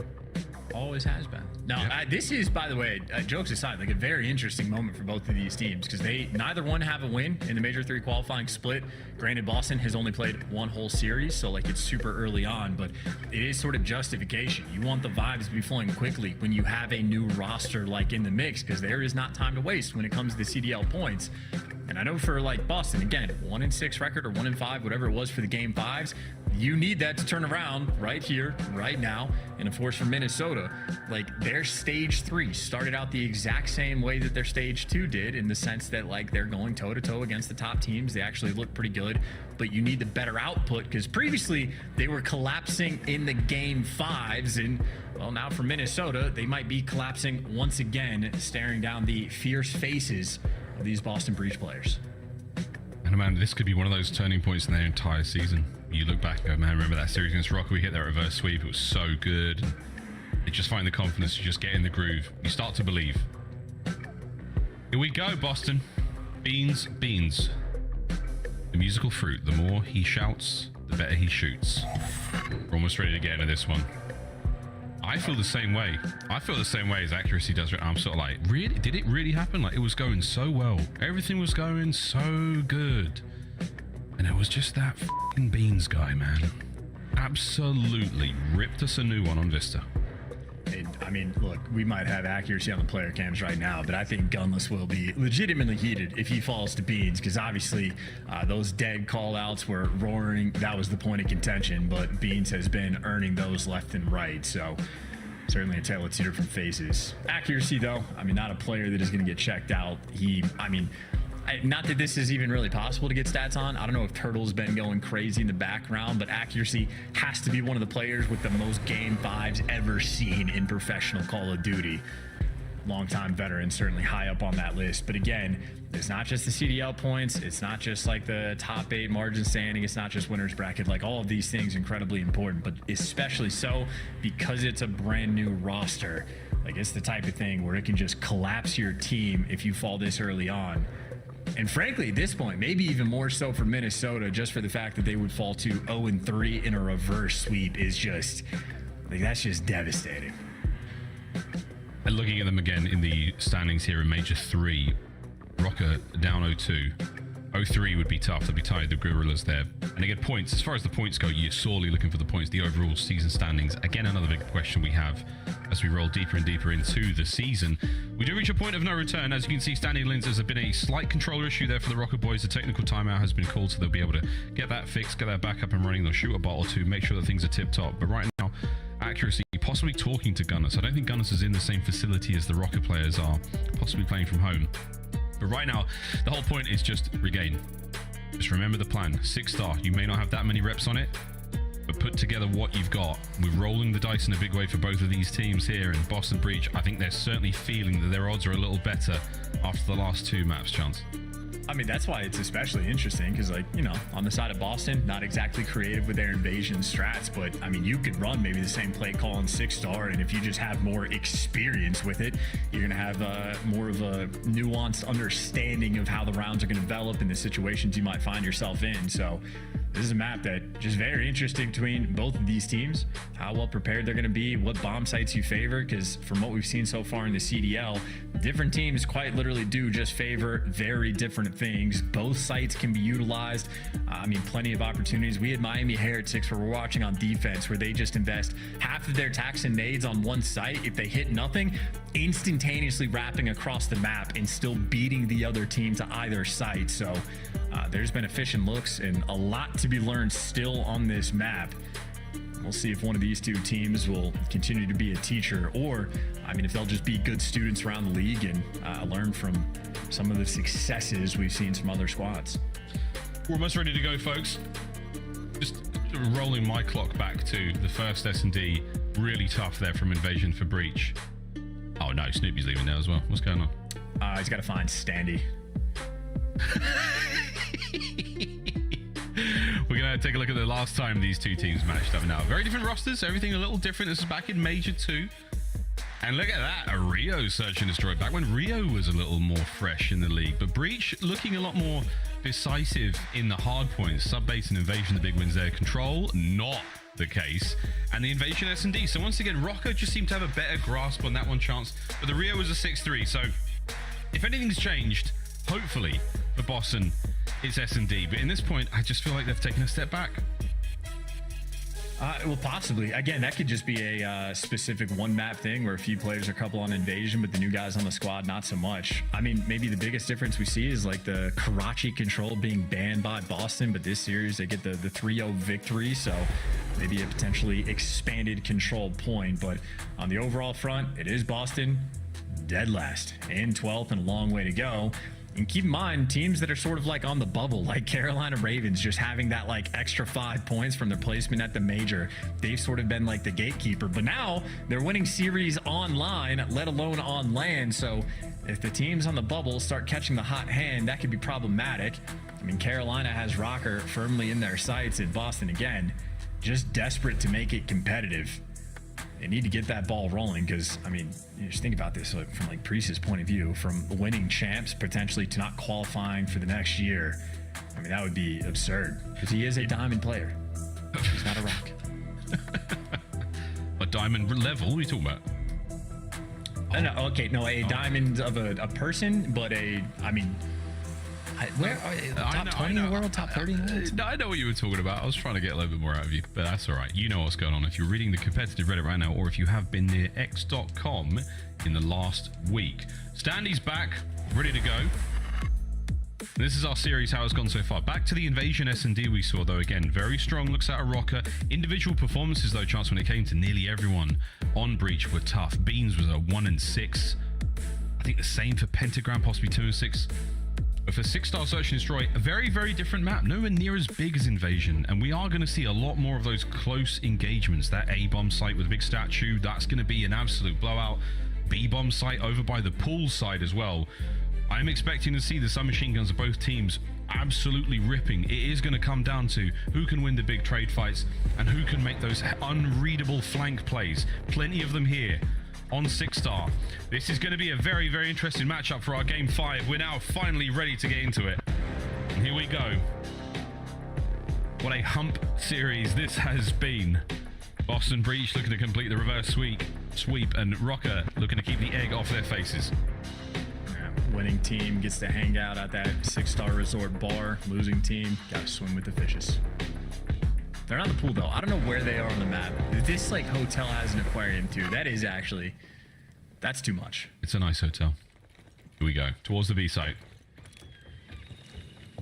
Breach shoulder to shoulder on the approach. Guns up at the ready. It's going to be Lynn, Standy, and Accuracy. Whoever hits that inside ring is going to run into Beans. Snoopy, lifeguard over by the pool. And this is If Standy wins this first gunfight, he could get 3. If he loses it, that might just be the round. That is bomb down in Snoopy's face. It's the bomb down in the pool as well, so difficult recovery position. Beans gets in. Second kill out, though. Linz with a trade. Gunnels on the other side of the map. Might have to get over towards the boys. He possibly will get spotted on the approach. This Pentagram, he's just making sure no one crosses through that middle side. They've got a lot of information. I don't think they saw that the bomb went down there, so Rocker with an opportunity to possibly sneak through. No, Gunner's nothing sneaky about it. He's been eviscerated. Linz, one and done. It's now 1v2. Yeah, gets the kill and wraps back. You see the plan from Boston. They've just been grouped together with a 3, but not quite quick enough for the trades. But Snoopy and Priesta still grouped up together and taking a swim. Oh, Linz is not going to check that, but I think the fellas of Breach, that's disgusting. they're going to stay on the inside of the bar. This is a perfect position to be in. Oh, they've heard him, they've seen him, and they could have done far worse than just shoot him in the back. Great work from Boston start to finish in that round. And I don't know if that's an on-the-fly call or if that was talked about beforehand, but the double setup in bar. A lot of things would have to go wrong for that setup to get broken down, and just even the way that round started, Standy just full sends with the bomb outer pool. They don't have any intel on any of the players on Boston, so maybe a poor utilization of the tax and nades, not getting the information, but to start a round like that, very difficult to clutch up after the fact. And I know Beans really puts a stamp on it with the second kill he collects as well, just forcing a couple trades to come through. So nice start for Boston. They just needed one. Get that ball rolling in search. Rocco not necessarily rolling like a square in that one. Mid-map presence certainly felt by them. Over by the pool side, that's going to be accuracy. No one really hitting anything just yet from Boston. They're waiting for mistakes to be made. Who's going to show their hand first? That gunfight. Wow, Linz. He heard his teammates shooting outside and he thought he'd get involved ASAP. He did just that, and that's the bomb down for Breach as well. Yeah, Pentagram fell asleep at the wheel. He was throwing 37 shoulders, watching that exact same thing L-triggered, and I guess just gave it up at the worst possible moment. So Spidey senses now give the Rocker a man advantage, and Standy, also unfortunate timing, at least should have seen the second player on the cross, so now you know the bomb's dead. Nice work out, Linz. Threads the needle once again. His second on the round. Gunless from behind makes it 3. All down to Beans in the 1v4. Top security abandons ship, sends it forward. He's not got time, and now he's got nothing. Rocker, an immaculate bounce back. 1-1. Yeah, and devil's in the details too, because, I mean, in theory, that was a perfect strat call from Boston. Wait for someone to flank, be a little bit over-aggressive. You saw they had every single angle covered, but when we saw Pentagram literally L-trigger exactly where Linz was going to appear on his screen, didn't even get a bullet off Linz. Too quick with it, found the absolute perfect timing. Rocker now have another round. But either way, talk about the unique looks we've seen from different teams on this map. I think that's another one of sort of the stagnant setup there from Boston, that it's just difficult for these teams to go in with limited intel and limited feel on how the map is going to play. Rocker, though, sticking with the B site. A little bit more cautious maybe on the approach this time. Smoking off mid, got the trophy down, planting the bomb as well. Who dares wins. Quick plant, Standy forced to play now. Rocker through the top, Boston through the top bars. Rocker have got eyes on. Linz, his position might get spotted out. As Boston peek forward, find your intel, and get ready to send it. Linz has crept forward as well, and there is an air of anticipation now. Rocker, forward you go. Guns up, 30 seconds. Trades. Priester, damage. Lot of damage. Takes over the bomb site. His teammates now Beans pushing forward. Pentagram should be able to finish up, but it's Gunless with a 2-piece. Now Gunless in the 1v1 against Pentagram. Bill, he's just skewered him alive. Does he have the time? Just half a second to spare. Pentagram and Boston Breach with the retake. That is unreal. I mean, that timing was insane. Penta goes for like the double kill cam juke just about, but shreds Gunless inside of the water. Could not deliver with the big play, and that's a big moment for Boston too, because that was a 4 stack, and it's really just about those sort of entry kills, setting yourself up for trades, because Gunless nearly made the hero play with the nade kill, but times it perfectly. And I still don't get, I can never see people when they're in the water. Pentagram though, eyes on. I need to figure out what glasses he has. They're definitely not as fuzzy as his player cam is. Sun checks over towards the A side of the map, give up the play. Boston Breach, you have been found. You are not totally surrounded though. Priest is watching the deepest of flanks, so send in Pentagram to find the kills alongside Snoopy. It's 2 on the round for Snoopy. He's barking. Accuracy bounces back as Rocker still fighting to retain some form of control here, but it's not going to stop the bomb getting planted. Yeah, and Accuracy working the flank. Problem is to watch the flank. Well, easy to watch from a few different angles. Accuracy, well, able to gun Priesta, but his teammate falls in the meantime. So bomb down, have to flood into absurdly difficult gunfights. And Beans, he's going to be able to look at this bomb through a crack down low or just on the outer lane. They're kind of handing this away. Accuracy, the Iceman, time to shine. Iceman melted as Pentagram. Not even necessarily too much of a ridiculous position to be in, but he just runs straight up back towards that bomb site, looks for it, and catches out Accuracy. Also, the Accuracy was a little tagged as well. It was only 2 bullets to take care of him, so Pentagram, heads up plate, numbers for breach. But that's 2 in a row. Yeah, and that's just a really good call to be aggressive on that trade. I think a lot of players might sit inside of you, spot out the cross, like try to play off the time, but Pentagram saw the advantage in the round and took it. Also noticed that he has pentagrams on his headset as well. So that's crazy. On brand, baby. Yeah. 3 for Pentagram.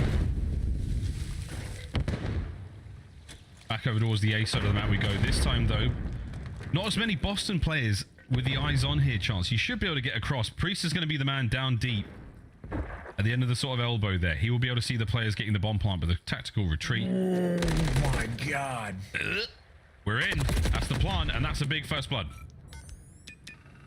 That's it. Wow, dude. I mean, 6-star might be the map of players just running past each other. That's the 2nd or 3rd time we've seen a moment like that. But either way, Boston, we've seen it before, grouping up together. They're going to be playing for the trades. And they're going to be hitting through the flank. Gunless, the player to be watching this from Minnesota. They've checked everything, though. Good work, Boston. You don't have a lot of time, but they're doing this very quickly. Not as careless. Gunless spots him out. Plenty of damage. Gets away with his life as well. Oh, he walks wow. Big P brought down. 2v2. And 15 seconds to get it going. Priester breaks the glass. It's a juke. Doesn't fall standing, though. Trades. Lins wins. Nice job, Rocker. Every trick in the book was thrown instantly at Minnesota there. And they held their nerve.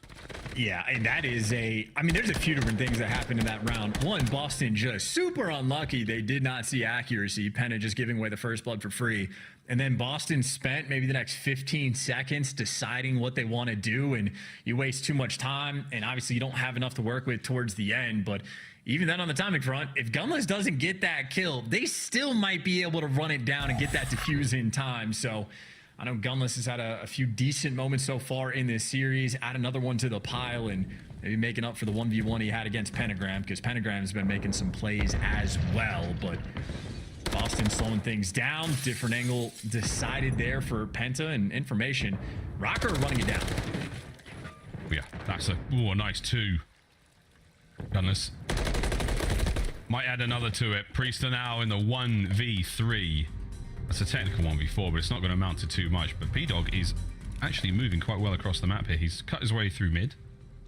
He's run a small circle around Rocker. He might be able to catch at least one more player here. Oh my goodness. Accuracy, do you check this? Oh my goodness. The bomb site's been vacated. Priester has the bomb in his hand. This is interesting. Wins it, and he's gone. Oh, that's a tough angle to cross from. Well, Lynn's actually didn't go for the chow. Well, number one, didn't heal up in time by the looks of it. And Rocker going to shut that down. Priesta nearly made the play. I mean, the read was right. Everything did perfect. Trigger discipline on point. But Sandy just gives him the hands. And, I mean, that's what a 3-bullet kill. So, I mean, the headshot multiplier coming to effect. But I don't think Priesta quite had enough time to fully heal. Either way, from Minnesota, Boston, that is the same sort of stagnant setup they had on the offensive round. But this time, Rocker, again, just fly at them and break it down. Overwhelming pressure and presence there on defense. But now from Rocker, back on the attack. And they have been sticking with this B site, at least at the start of these rounds. Straight to B. A few members of Breach will be here to contest this in a moment. And they're not going to see anything go down. Wide open. Well, accuracy might be in for a bit of trouble. The first blood from Stanley helps, but here we go. Oh, the timing. No, it doesn't look at it. That's going to be a costly engagement The flank wide open. Boston breach right through it. Well, flanks on flanks, though, because Standy's now going to be behind these guys. So right now, this is the time for Standy to get active. Bomb down, couple trades coming through, but Standy, the last man to the engagement, and now you just get to pick corners. There's kill number 1, but now he's going to have to finesse, try to find some way to take these next 2 players down. He's also got to not let them defuse. They could be on it right now. Standy, oh my word. Are we going to dive into the pool?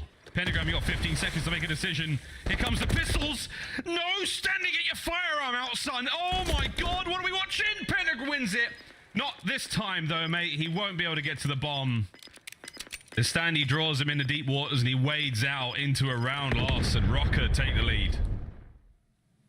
Okay. I mean, hey, a 1v3 is a fantastic thing. I would be hard-pressed to say that's a top 5 play, but as far as the map goes, Standy does play that absolutely perfectly. I wanted him to flank a little bit quicker, but just getting into the water turns out to be a great decision because, I mean, I guess you're just wearing too much gear. It takes a little bit too long to swim, and he buys him enough time. That's okay. That's the type of play, by the way, that if I was Boston, I would never let the bomb get planted on B again because I just don't want to deal with that. I don't want to deal with it.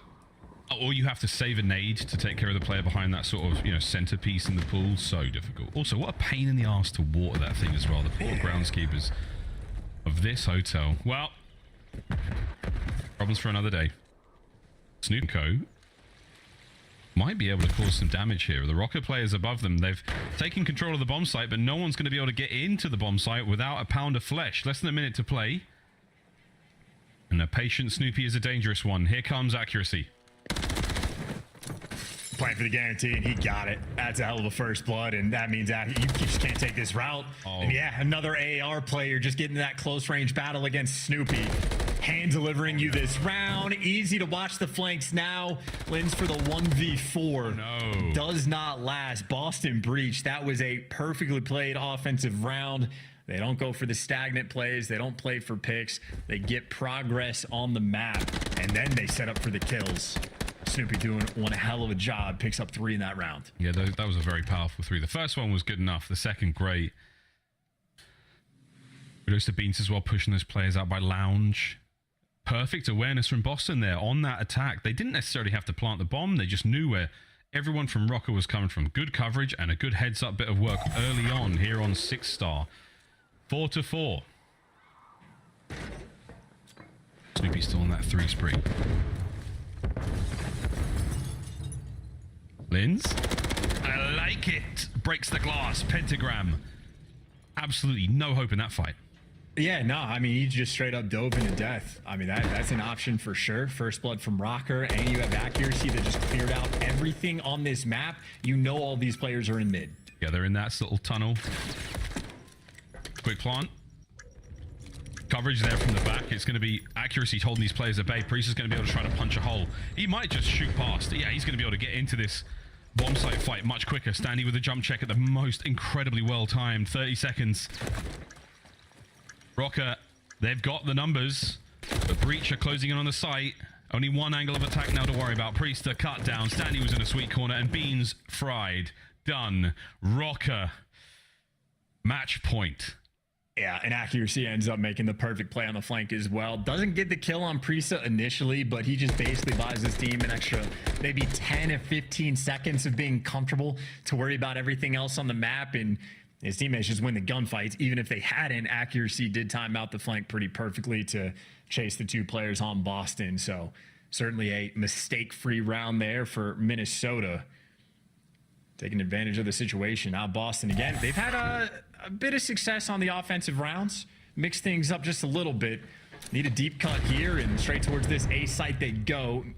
Gunless has the help from the middle of the map, but Boston right now, they are swarming around this A site, but being patient, maybe waiting for the kills on the flank as Priesta, he's playing the absolute depths of this map. He might get spotted out. Standy, you're in trouble. Here come the bees. They're swarming. Oh no, Pentagram and Priesta. The beekeepers have been stung, and now they are out and about, are loose, able to go wherever they want. They're back over towards A with a quick plant. Gunless has got a tremendous bad timing on Snoopy. Accuracy 1v4. Do not let the round 11 happen, and that is that. Breach. The final chance in this series as we go to a last-ditch attempt complete the reverse sweep, as Rocker are in dire straits.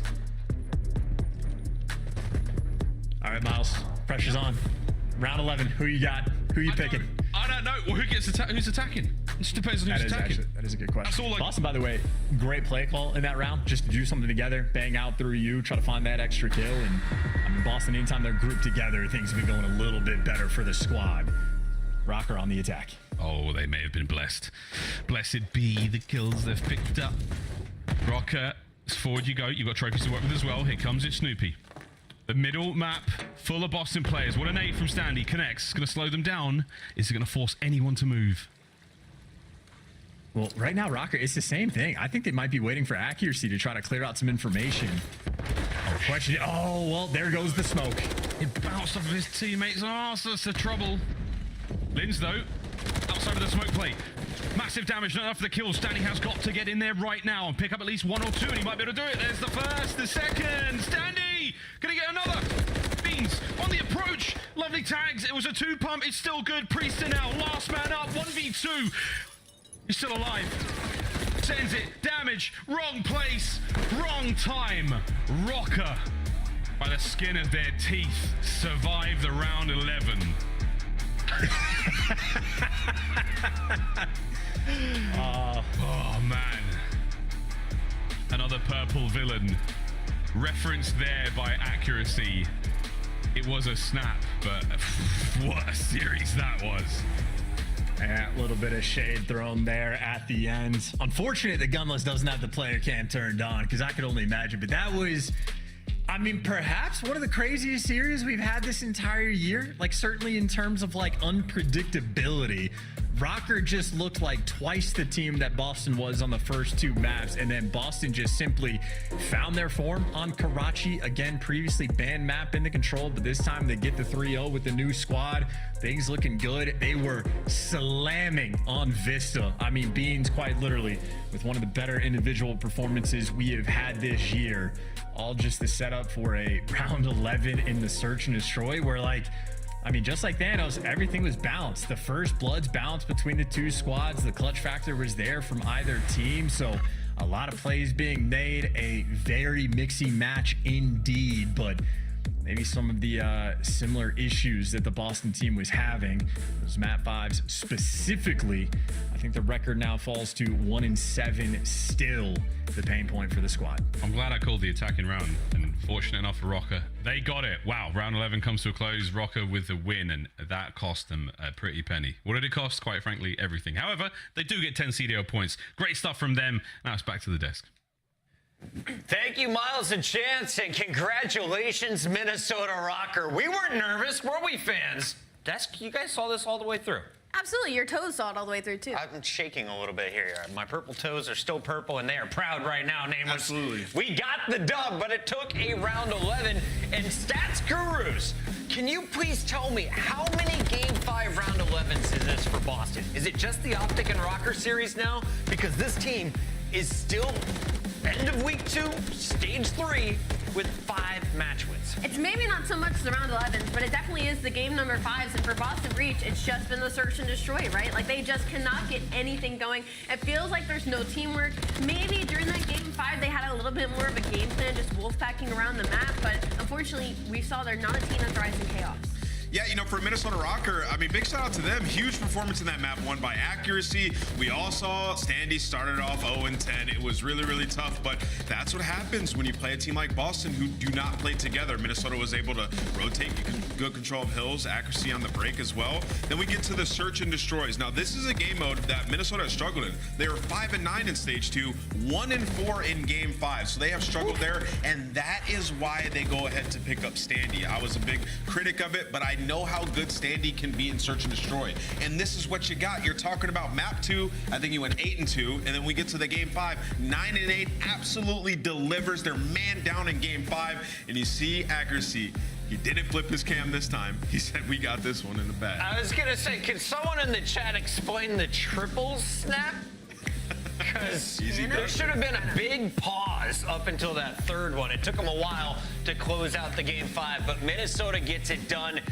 much to the dismay of this guy, and I gotta give credit. I think Beans is actually my MVP of the series. The way he played for his team, he was putting them on the back. The way he finished that Vista, if he can keep this up, he's definitely staying on the roster, I think. I completely agree with you, but the problem with that Vista is the fact that it was a 20-point game, and you had both Beans and P-Dog dropping over 30+. Beans went 37 and 25, P-Dog went 35 and 19. They had streaks, and it was still almost choked by Boston Breach. What that tells me is there's no fundamentals, there's nobody making the play calls, and they're not on the same page. Yeah, I mean, they were outslaying the crap out of them on that, and it was way too close. I mean, even in the map 1, think about it, Sandy's 0-10, yet Lamar's able to break P3 and get all the time. Like, these are things that cannot happen. Capitalize on your kills. For Boston, still really, really early, but man, do they need points. Boston running out of time before champs, but let's take a look at tonight's play of the game, brought to you by Scuff. And this one, well, it's a good one. Let's enjoy some of the finest footwork from this young man. It's Linz doing work, the 6-0 start here.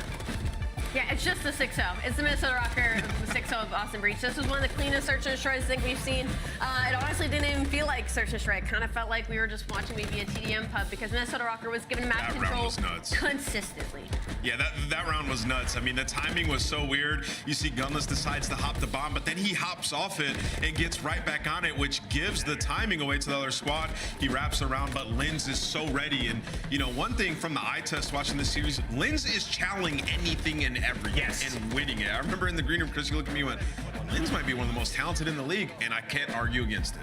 Listen, I gotta say, I know we just watched Carolina Royal Ravens series and was talking about Gwen taking that front runner for Rookie of the Year, but Linz is still right on his tail, man. Linz is making a case for himself on this roster. Team needs more success, though. They do. They do. Question, could you put Gwen and Linz on the same team and still have success, or do they play that similar role? Oh, they could they'd be a tag team duo. They'd be disgusting. GMs, listen up, book it as ideas. All right, end of the season still coming up here as we will see our players moving around. Right now, though, we have a guy who is back in Minnesota joining us in the Monster Winter Spotlight. Accuracy, welcome back to the Winter Spotlight. It's been a minute, my guy. When you guys do it in the clutch moment, you finished that game 5. Talk to me about it. I mean, this is our first game 5 as a team, and I'm glad we won it in the fashion that we did because that was an absolute heart pumper. And, you know, when you get those big wins, you can carry that momentum. We saw the reverse with our team last stage, losing those heartbreaking moments, so hopefully winning it can give us that momentum ride. What was the most stressful part of today's match for you individually? Most stressful part was Eli's controller breaking. That's why we had a tech break. It broke mid-map, map 4. His like slide button wasn't working.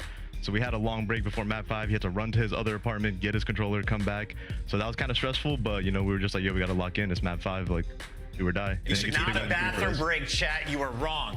Well, thankfully, the new controller still worked just the same. I mean, that's a terrifying situation of like you get the new controller and they just, I mean, it's not the same, you know, when you have good old reliable. Yeah. But Accuracy, this is our first time talking to you since you've made the roster change with Gunless and Standy added to the team. What was kind of Minnesota Rockers' hope with the addition of these 2 new players?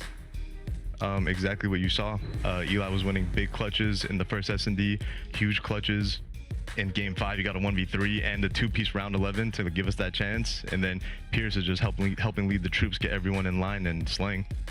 Yeah, that's kind of what I wanted to ask you. You know, Gunless, he's a veteran. He's won chips before.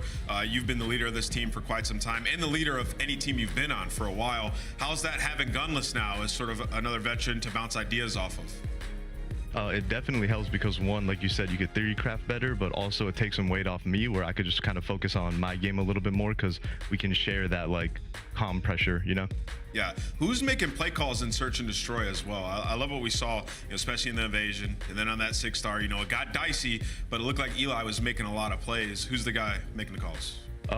Different maps, different people. We kind of go off whoever's feeling what, and if someone's hot, they make a play call. We just commit to it. You know, they say jump off the map, we're jumping off. So, and whoever says what they want to do, that's what we do. Accuracy, with this win, you guys are going to pass Vegas Legion. You reclaim that 5th position on our power rankings. Who else do you think is in the running for a top 8 spot right now? LAT's making some noise. Those boys are playing good, so I think they're going to climb back up here. Awesome, man. Thank you so much for the insight. Welcome back to the Winter Spotlight, and we're looking forward to the next one. Later, guys. That's Accuracy, and that's Minnesota making us all look super smart, but it took a Game 5 round 11 to get there. Predictions keep rolling on as we have the biggest battle of the week still to come. When we come back, Allie, who is it? It's going to be Atlanta FaZe taking on Toronto Ultra. Don't go anywhere.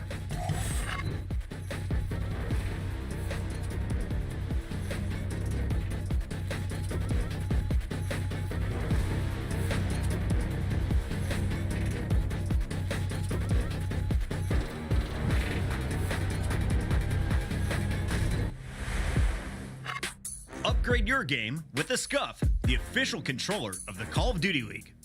Start the season strong with the Call of Duty League pack. Grab yourself the CDL operator, weapon blueprint, and so much more. Check out the Call of Duty store in-game now.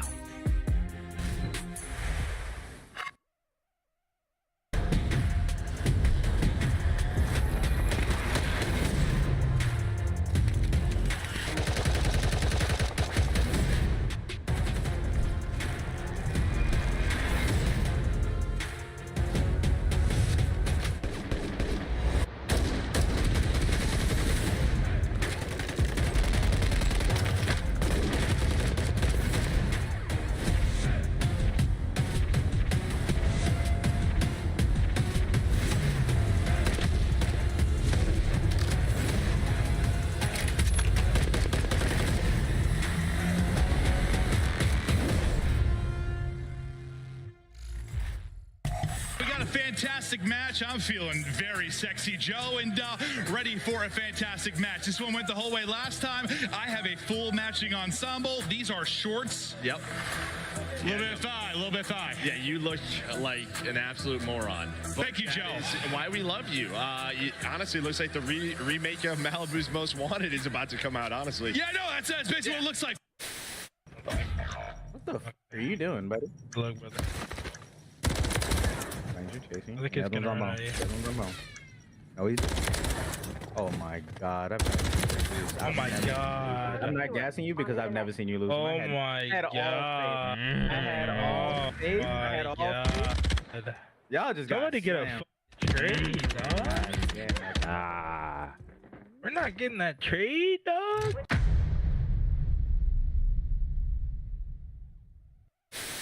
Bento first, bro. Bottom of the list. We start. I don't even know why am I on the list, bro. Is that Steve? Is that Mulch? That's Mulch. Put him in D. Oh my God. First time I met Steve, he was playing for a team called the E-Girl Slayers. No. No. At UMG Philadelphia. I think we throw him top S. He's going next to crowd. behind me, baby. Let's go. Hey, Ben, relax. But to the right of Crowder, I think. Calm down. Yeah, that looks pretty good. Fucking godlike to me. Good to me. This list is unbelievable. This is a godlike list, I think.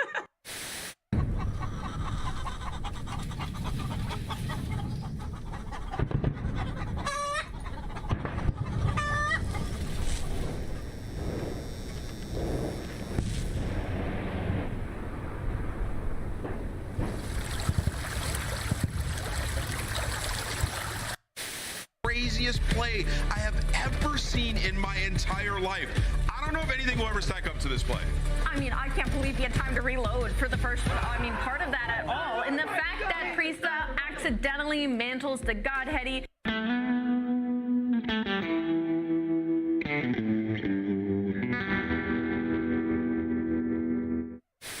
And I don't think Hydra's going to be in a position to at least get towards the bomb.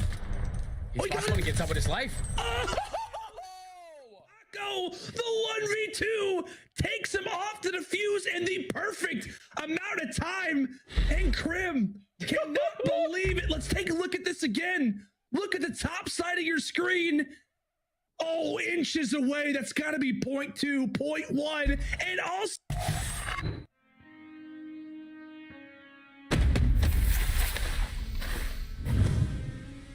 I have a plan. Crazy with the rage, dangerous and rage. Captain, never been afraid. Deadly with the aim. I ain't wanna take light. Look into my eyes. I'm a killer inside, coming for the prize. Do you really want these problems? I put you in that coffin, but I'm never Johnson. You quit this ain't a stop it. Hungry for the beef, leave you obsolete. See my lines deep, see me in the streets if you want the heat. Yeah.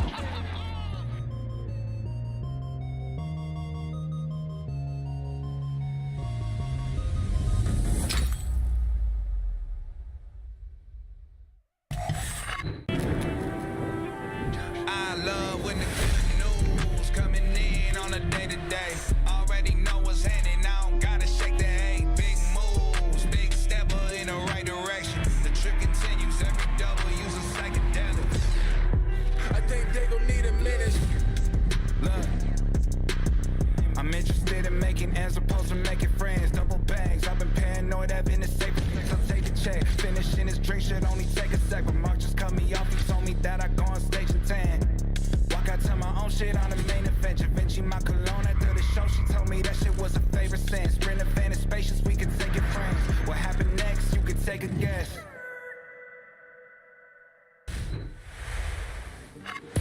Atlanta FaZe. They still can't kill this man. 7 in a row. 8, my God. Toronto Ultra. Toronto Ultra have just put the entire league on watch.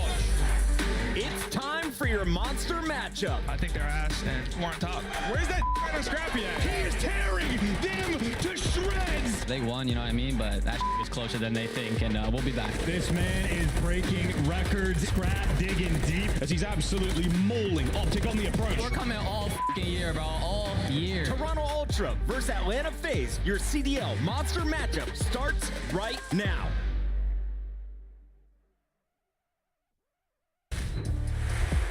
Hello and welcome in, everybody. That's right. The big battle begins right now, and this is where Twitter fingers turn into trigger fingers. Draza versus Scrap. That is the AR duo battle we're looking at here. But what about the front lines here? Kleenex leads all players in the league when it comes to the KD alley. He does, but our eyes are going to be on Envoy, right? Who's had a last struggling couple of series, and if we want to keep this rivalry going, he's going to have to show up today. Nameless, for anyone who's missed the previous action, why is this such a spicy matchup? I mean, this is a banger. Both these teams have championships as Major 1 and Major 2 winners. You talk about Major 1. Toronto had Atlanta FaZe's number 7 and 2 map count in the 2 series that they played them, but we've had some meta shifts, and Atlanta FaZe is now the number 1 team in the world across all the game modes. So this is truly a banger to see where Toronto's at or see how far Atlanta is ahead. If you missed the previous LAN events, it was, of course, Toronto taking Major 1, the first trophy of the year. Kleenex, Envoy, Insight, and Scrap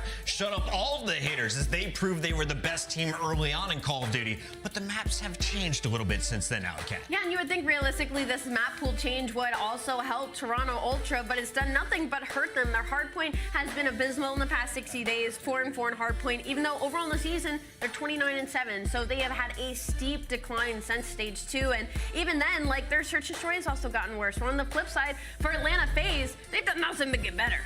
Looking there, Insight's camera getting ready. As soon as he is set, we will be kicking this one off. So Nameless, let's kick this over to the other side of the fence. Atlanta FaZe, the reigning champs. They're on top of the hill. In the last meeting, they 3-0'd Toronto Ultra online. Yeah, listen, Atlanta FaZe has been unbelievable. Sip has been the best player all year. And when you talk about this specific matchup, they're 1-4 in hardpoint against Toronto, but they're 3-0 in control. And you can see the square up on Invasion. Nobody wants to see Atlanta FaZe on Invasion control. 9-3 on the season. They have been unbelievable. We did recently see Atlanta on that 6-star. They fell to Optic. So if you're Toronto, you're hoping for a hot start. All right, if you are cheering on Toronto in that first 6-star hardpoint, who's your player to watch, Alley? It's got to be Envoy again, because you want to say Kleenex just for the fact that the numbers are there, but in realism sense, like, Envoy went from a 1.03 Major 1 to a 0.94 during Major 2. Right now he's sitting at a 0.82. So this is not the Envoy, the Dark Prince that we know and love. So if they're going to have a chance against Atlanta. Quick pick on tell you who to look for. Nameless. Sorry. You look at Scrap, man. This guy got a 1.17 in this series. He drops over 4,000 damage to HP. He fries Atlanta when he plays up against them, win or loss. But I'm going with Atlanta. They look like they're on a different stratosphere, and Draws are going to come to play today. Nameless is there at 90. Alley Cat, where are you going? Quick. I'm going to go Atlanta. Atlanta. I'm going Toronto. Fans, show me the red. They're going Atlanta as well. We got Shift and Study for this party. Shift, let's get it going. Let's get it going. Yeah, this is going to be a hot one. I mean, when you look at how these two teams have squared up in the past, sure, some of the series have been categorized by championship or not. But Jay, I think the larger part of this, really outside of the control, Atlanta has had a couple of struggles versus Toronto, largely speaking. Only winning a single hard point, only winning a single search, and now we get a 6-star hard point where Atlanta has only played once. Toronto, first look at them on the new map. Yeah, but every stage so far, the game has changed, and now Toronto Ultra have to figure out how they're going to expand their map pool and expand their maps in general when you talk about the HP. So you got to throw the 6-star right off the rip. Well, we have seen Atlanta FaZe play this one time. It was versus Optic Texas. They fell short 250 to 211, but you best believe the adjustments are bound to come in for Atlanta. Yeah, and on top of that, we'll talk about the Rios. Atlanta, so good on that map. So definitely feels like this map right here for a first go for Toronto almost is a must-win scenario. really 50-50 battle over the top of the first hard point. Only 6 seconds of collective time totaled.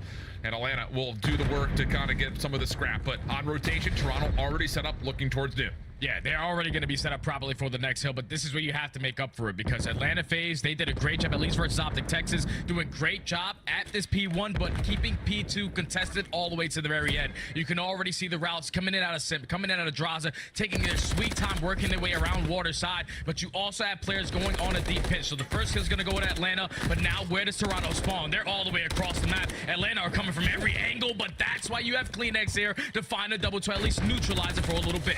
Oh, what a great route. The stun comes in from the front door. Kleenex gets a freebie. And Toronto now from the front.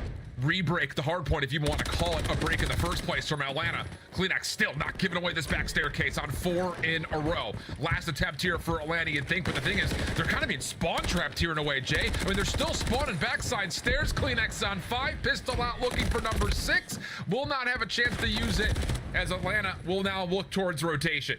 Oh, that's big stuff, too, because Atlanta was spawning everywhere. You had a couple close spawns over towards P2, 2 players spawn over towards P3, and at least BZ and Draza trying to hold down this rotation over towards the next, but at least for now, it's still going to be contested. Kleenex again finds a big double to at least alleviate some pressure for Toronto Ultra to make this rotation a little bit easier, but BZ's knowing that those spawns are still going to be in towards the back end, and this is a hill that Atlanta FaZe struggled versus Optic Texas. So far, they're trying to hold it from the front. Yeah, and they're doing a really nice job of it. There was one moment where Scrap spawns a bit further out, but Atlanta still picks up on it. Lead starting to grow here for FaZe. Simp holding onto the side door. Freebie on towards Kleenex. Trades not there at all for Toronto. Last one in the back door is inside. He gets overwhelmed. So 50 points plus now for Atlanta. Looking good for this back 30 as Ultra has to hit from the front again. Yeah, this is looking like a full 64 Atlanta. They were the team at least holding down from the front end, but they clutched up with all the gunfights, spawned all of Toronto Ultra out towards the water side. And now with only 20 seconds left, you have to cut your losses. You're going to find yourself down by 50, but you're going into a P4 money hill where this can get you right back into this game. You just have to read the initial push coming in from Atlanta because they're not going straight from the statue. They're working their way all the way around through P5. Yeah, so keep your eye on Envoy. That was one of the players to watch here for the desk. He is going to be the first one responsible for getting a read. Long-range shots towards the BZ. Good Semtex to replace that utility. And then shots towards Zellion, but he will be taken down. The read is in, though. Toronto, can they find this from Insight's perspective here in the kitchen? First 2, not going to get the second. Okay, Atlanta now from the back, working with the spawns, a chance to break from the high ground. Yeah, but this still isn't easy to do, especially at this hill. You either have to drop down, jump out of the window, or work your way through a bulletproof door. And Scrap finds that kill alongside Kleenex, so they still are coming out on top in the trade fight. Only 30.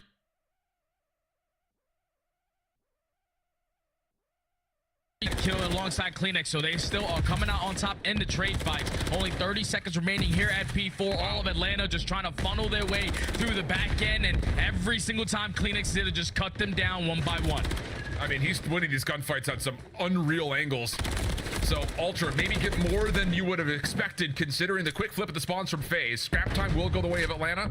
And now the rotation heads back over towards the pool. Toronto here first, but draws a decent angle for him. Deals with the first, but the help from Insight keeps Kleenex alive a little while longer. But regardless, it is still Toronto with the last man standing, and they will open up the new hard point. Yeah, now it turns to a one-on-one, though. So if you are Insight, you just got to try to swim as long as you possibly can. Wait for your teammates to get close to you. Those first 2 bursts are not going to connect from the Renetti out of a BZ, but the route is still going to be great. His teammates are slaying through top mid. A BZ wins his one-on-one through bottom in the water, and that's going to be a successful break coming in from Atlanta FaZe with 40 seconds still on this hill. Yeah, the spawns for Toronto are very spread from the front. Some players having to go through the middle of the map here. Draza holding over the top of this isolated plant inside the pool. Does well. Teammates picking up right as soon as he has to go into the depths of the water, and that is absolute perfection from Atlanta. Oh, man, I'll tell you, Jay, we talked about how they played Optic on this map. It was very 50-50, but here it looks like they've got a really solid handle on some of these real chaotic points. Yeah, the biggest thing versus Optic Texas, they couldn't find success on breaking, but the way that they are playing and setting up their breaks, they're taking these long routes. They're taking their sweet time. They're using crossfires to the best of their ability to find some successful time. At the end of that P4, they were only up by 30-40 points. Now they're up by 70. This game has been blown wide open, and we're back to the P1 where Atlanta FaZe have found 3 in the feed. Last player is going to be over towards the set, which is going to be Scrap, but he's not going to contest it. He's just going to allow Atlanta FaZe to continuously grow this lead. Well, front staircase hit is the and Draza just pushes right through. No worries for the burst pistol. Able to find himself the double, and now he locks down everything at this front lobby. Almost gets a little lineup collateral to rotate to 2 as well.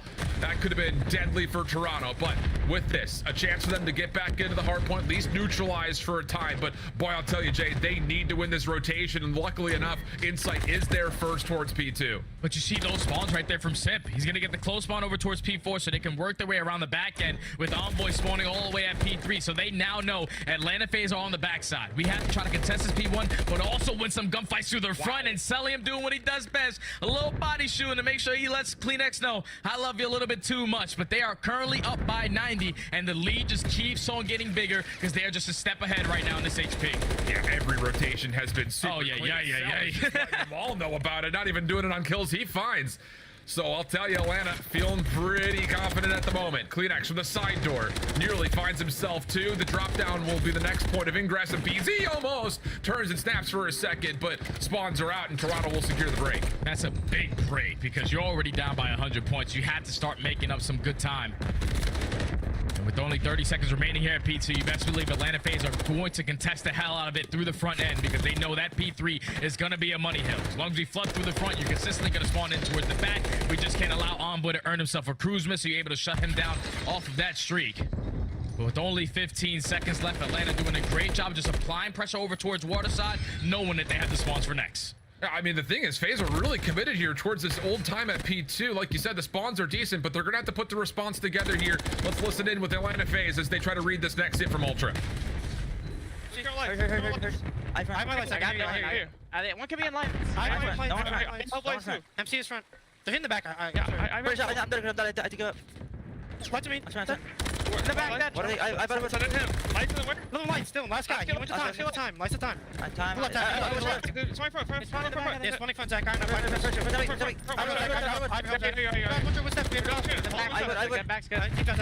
would. What's there, dude? Nice. Good fucking shit. Nice. Block in the back. I'm blocking the back. Oh my god. I don't win at this. Listen, I spawned down. I think they might be blocking the back. No, I blocked out the back. I don't even know. I don't know. Tank one shot. It's really good time. This is the game. This time is the game. We should play it. We should. Yeah. I'm out. They might be in the back. They're taking routes and shit. Like all new. Tank right to the back. I spawned behind them. Yeah. I'm gonna go chase. Help me down. Yeah. I don't think they're hitting this. Help me chase. I'll see him, Zach. Follow me up this side. Wait for us. I'll see him drop. Absolute master class from Atlanta FaZe, and you can even hear the small talk, a little bit of like, what are these guys doing? A little more of BZ kind of being the leader, the general saying, hey, this old time will essentially guarantee the game and allow us to have a little bit more fun here, as Atlanta FaZe will be 10 seconds away from the win, trying to break it open from the front in Toronto. Jay, I'll tell you, they just look a little lost on the map. Oh yeah, they are just not ready for this pressure that Atlanta FaZe are going to set off the rip on 6-star, as that is going to be #1 going in favor of Atlanta FaZe. And this is the only thing that really scares me, because every time I watch Atlanta play, they're just getting better and better. The map pool is starting to get extended. And now for Toronto Ultra, with them losing maps like Invasion, with them losing maps like Skid Row, these maps, you have to figure at least one of them out, because you're great at sub-base. You're 6-0, but Atlanta don't play that. Karachi, it could be a square up. Rio, that's Atlanta's favorite map. You have to figure out another HP to try to square up against Atlanta FaZe, and based off of that map, #1, 6-star might not be it. No, definitely didn't look good. It really, at any moment in time, a couple of the moments early where it felt kind of 50-50, both teams trying to toggle for control. But yeah, you could definitely tell the rotations, especially across the map for FaZe, were so much more direct. Like the middle of the map just always felt like it was in the pressure and control of Atlanta FaZe, where Toronto was taking all these super long routes through pool, through the sky bridge, just not where you want to be. And also on top of that, the combined 27 and what is that, 51 from Envoy and Insight. Not great news in terms of two of your key players for Toronto in this head-to-head. Yeah, it's just tough when you're losing a majority of your rotations, when you're not trading effectively on the hills that you were properly set up with, because the routes that Atlanta FaZe are hitting. Like, you can already see the adjustments they have made since they played Optic Texas. I know it was Draza who he was just playing way too damn fast versus Optic. But this game, he's slowly working with his teammates, working off the rotations. Him and Celium are side by side, figuring out which angles need to be watched. Because that guy puts up 5,400 damage, doesn't need a crew cruise miss or anything like that. It was just simply teamwork outclassing Toronto Ultra. When you have a rep already underneath your belt versus a team like Optic Texas, you best believe the next time that they come in, they're going to be a lot more polished, and they showed it from start to finish of that game one. Yeah, absolutely the case. And really, it was what? Just Kleenex, who kind of was the catalyst for Toronto to find the majority of their time. But otherwise, the macro of the squad just not quite there. And the extra feeling saucy from Celium, not once, but twice, not even on his own kills. I think that says a lot about how Atlanta collectively is coming into this matchup. And, you know, again, the trash talk that's been going back and forth, whether it be on the microphone or on Twitter, it's been pretty heavy loaded, and I'm sure a lot of people in the community have sided with one player or another, maybe in one team or the other in this matchup, but that really did feel like in this series, based on the history of what we've gotten from Atlanta, that was a map that Toronto really needed to find, and they never were really ever in it. Yeah, they just couldn't find any success from start to finish of that game. You just take a look at the game flow. Like, it was basically tied at P2. But everything after that was all of Atlanta phase. Winning rotation, winning breaks, setting them up properly to not allow teams like Toronto Ultra to set up properly for that P3 or even that P4, where you're usually seeing a lot of success when you come to that time. They were just hitting long routes, making sure that they were winning one-on-ones, blocking certain spawns. Like, that was just perfection right there from Atlanta phase in map number 1. And now you're going into a real search and destroy where these guys do have history. They went all the way to around 11, but I swear, for anyone who plays real search and destroy, specifically in rank, you always think that this map tends to be really, really fast-paced. Like, we gotta go, every single round has to be done in the first 30 to 45 seconds. But with the last 2 times that these guys messed up, it was round 11, and it was about a 25-minute Rio search and destroy, which threw me off guard. We're talking about, we're going show and face here. We're rotating back. We're going back. We're doing this. A whole bunch of mind games between both of these two teams. So if you're Toronto Ultra, you have to be prepared for it this time around. And that's the really bizarre and maybe most peculiar thing, because when we looked at this Atlanta team throughout Major 1, whether it be qualifiers or the Major itself, the search and destroy was maybe not as clean as we would have expected based on the history of the roster kind of collectively. In particular, in this matchup, they had lost 6-1 and 6-2 before they got to that Rio, which it really did feel like going into Major 2 qualifiers, the polish of the search and destroy was pretty extraordinary. I mean, most of their losses were round 10 or beyond, if they lost at all, where most of their wins were like 6-2s, 6-3s. I mean, they were absolutely dominating people. So yeah, you get into this Rio search and destroy. This has been not only one of Atlanta FaZe's best map mode combinations in this series, but at the same rate, Ultra really haven't shown us enough conviction here, including an 0-6 loss to the Vegas lead to the Major 2 qualifiers, which is one of the more recent plays before they played FaZe on this map. And the good thing, at least if you're Toronto Ultra, is that you're the team on the attacking side first, because everything for Atlanta on their attacking side is basically perfection. So if you are Ultra, you have to figure out how you're going to find an opening in that first blood column, because that's where Atlanta FaZe usually find a lot of success. But it was a 4-stack over towards A. They're going to be a little bit late off this rotation before retake over towards B site now. Bomb does get planted, though. Problem is, look how quick the SMGs just burst right through. A little delayed hit, and then all of a sudden, they're right in your face. Scrap right over towards bridge side. Abizi will give that information over to Draza. Simp also pushing forward, has no worries dealing with the late lurk of Insight, and it's a flawless first round for FaZe. That's just way too easy, man. We're talking about Simp just walking his way up through the Yeskis, finds a double to also takes down the bomb carrier, and then takes full map control through top mid. And the last 2 players from Ultra, but just not close to the play or just simply outnumbered, as Atlanta FaZe come out in the round number 1 and punch them straight in the jaw. As they take round number 1, now they go into the attacking side, where this is where it gets scary, because Atlanta FaZe, believe it or not, Alan, are 93% chance at opening with the first blood. And when they find the first blood, it turns into about an 85% chance at winning the round on this attacking side. So if you are Ultra, this is where you have to stand strong. Yeah, it's so darn efficient. That's been kind of the key for their search and destroy really on the year. You look across any statistic, and they're probably top 3 just about everywhere. So trophy system has been earned. Atlanta FaZe is going to use it as a chance to get immediate control of top, and with that, bomb will be planted. And if you're Ultra, how do you try to recontest this? Scrap is really outside the play. Abizi's not going to give him the time of day, and I guess you kind of have to look to Envoy to be the first guy up, and he's the smoke carrier, so you got to put this thing down in a nice place. Got to figure out how Atlanta FaZe is setting up around this site. It's already been 15 seconds knocked off the game clock. You're at least able to get some info onto Abizi, but Simp and Celium already set up with the crossfires, putting initial 2 kills. They're just not giving them a look at a gunfight. It's just shoulders here, shoulders there. Look at me, look at him. I mean, Oh my goodness. Oh my goodness. This has been 2 flawless rounds of Surge out of Atlanta FaZe early. Not what you want if you're an Ultra fan. All right, well, I'm hoping that Ultra have done some of their homework, because if the only way you're basically going to shut down Atlanta FaZe on this map is shutting down that B pressure, because only 13% of the time they are planning over towards A. 56% of the time they're playing over towards B. So if you can control top mid on your defensive side and force them to be a little bit uncomfortable over towards that A site, that might be your recipe to success. But if you're not just going to allow them to work the bomb plant for free and play the post plant, yeah, GG. Yeah, that's what I'm saying. And it's just the efficiency around the utility and the trophies in these first 2 rounds for Atlanta.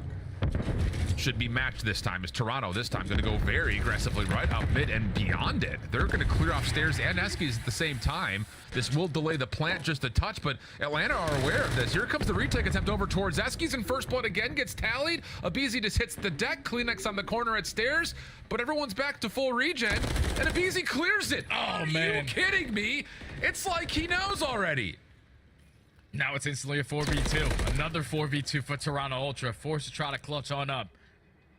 Positioning now, knowing on Envoy. Most likely gain that info as well, that he is going to be the bomb carrier. But you can see everybody else from Atlanta FaZe working their way around the deep pinch, and Draza just being the island player holding the overextension. Wow. It's absolute poetry to this point. And FaZe just not going to give away their advantages. Never have, never will. Envoy, last one left, just has to try to force some sort of an engagement, and does well to collect 1 plus damage on the other, but it's not really plausible to think he had a realistic chance at a 1v4 situation. Wow. That's a blinding start for Atlanta. And that's just a great defensive setup right there from Atlanta. You show face at least through the bottom side of the Eskies, get no tax to be hit from Toronto Ultra. You waste all of them if you are Atlanta to make sure they're not aggressively pushing towards A. But then once you're counting the stuns, the nades coming through top mid, you are getting a real good evaluation of how many players are sitting towards top mid. And Toronto Ultra, they got the successful bomb plant first go around, but the post plant wasn't the best. So this time they tried to send it down to Eskies, and Atlanta FaZe made them pay for it. And now Simp has a cruise missile. Yeah, not good.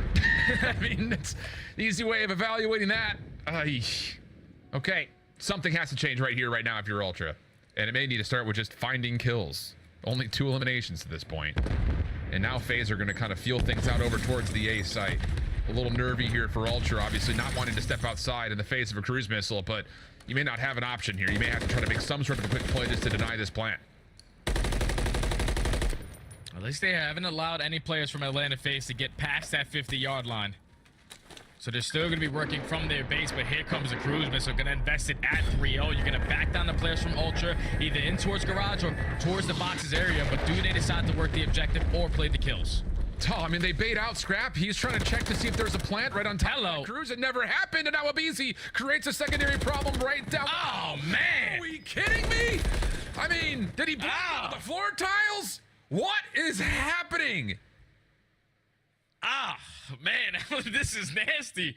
Like, these guys are just playing next level Call of Duty. I know Atlanta FaZe have been the organization on top for the last couple of years, but the way that they're playing right now versus Ultra, it's like they have a little bit of extra fire underneath their belt. Because obviously we know it's a lot of chirping on the other side. This match is full of dogs, but right now Atlanta FaZe are doing a majority, basically all the barking so far, up 4-0. Jeez Louise. And they're barking not needed. I mean, this is casual right now for Atlanta. Chilling, feet kicked up, mean, Alan. Legitimately outplayed in every form of Call of Duty at the moment. Nades even landing here off the rip as Simp holds on to his 7 spree now. Bomb still looking to get planted. The check from Abizi pushes him off. Can't confirm the kill. Follow-up utility, though, from Toronto doesn't really affect this at all. So defensively, Abizi could just hang out. And now he's got a cruise missile. I mean, what? What are we watching? I don't know, man. I don't know what the hell is going on, but Ultra now forced to try to clutch up into 3v4. The bomb did successfully get planted over towards B. But now everyone from Atlanta FaZe working on that deep pitch. Selling him with the pistol, a little bit of extra shots onto inside, makes it a 4v2. Now a 4v1, all left up to Scrap. Okay, a couple of kills come through, but I mean, so what? Who cares? That's legitimately the only words that could come through. It's just like, cool, and like, wow, 5-0 after a smackdown on the hard point, this is looking abusive. And this ain't no we're testing maps kind of series. No, this is a straight up, all right, we're trying to see if we can beat these guys. The last time we played them, we went all the way to around 11 on Rio. But Atlanta FaZe, time and time again, are always going to spawn into their next series a lot better than the previous. As 2 HP left, like these guys aren't losing gunfights. They aren't making any damn mistakes. You got a cruise missile in your back pocket for a BZ. You're about to close out in a 6-0 if you use it correctly here. Wow.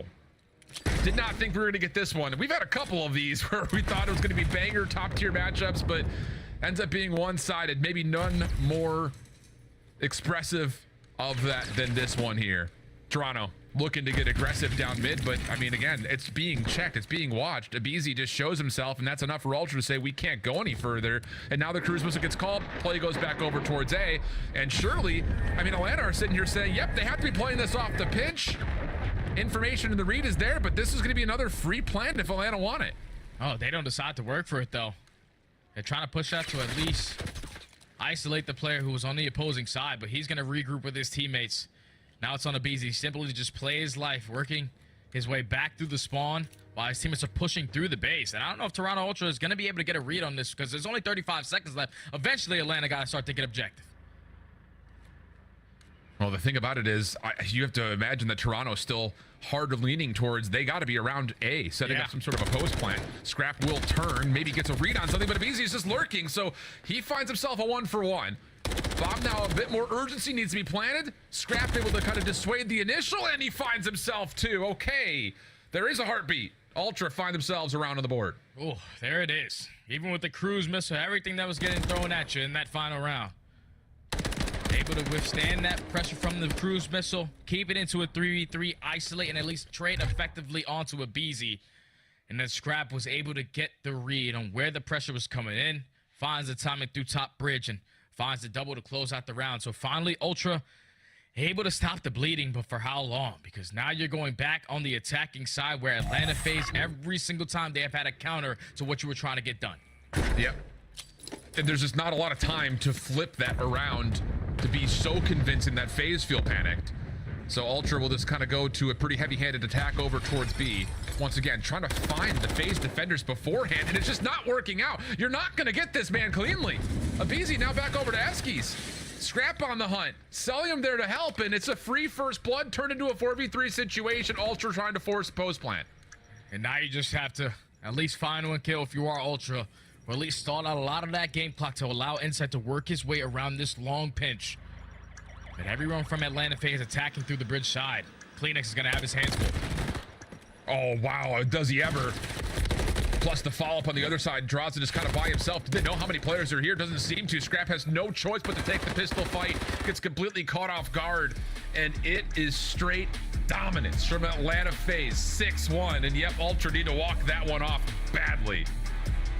And that is definitely one of the most demoralizing search and destroys I've seen in quite some time. Because Toronto Ultra had multiple rounds where they had full top mid control.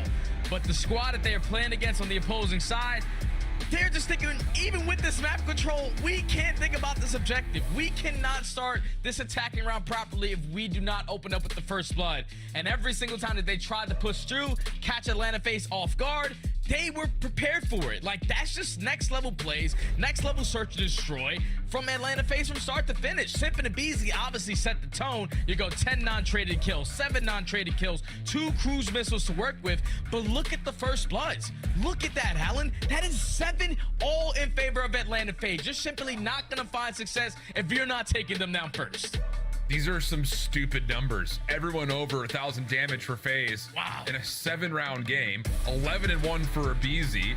I mean, no one died. That's kind of the moral of this entire map of search and destroy, is that FaZe just was untouchable. Legitimately in every form of the word. So, it has been nothing but an Atlanta FaZe spotlight to this point. Invasion Control up next. That is really the only major map that we have between both these two teams where we can look at some history to say, okay, maybe there are chances here, but it's still not an easy frame up to think about how Toronto can pull a reverse sweep, which is what they need to back up some of the talk that's been had on the social media world. We'll head over to a break, and we've got Invasion Control to come back. Atlanta FaZe all over the series at this point. Ultra looking to regain headed into one of their major matchups before their major. We'll be back after this.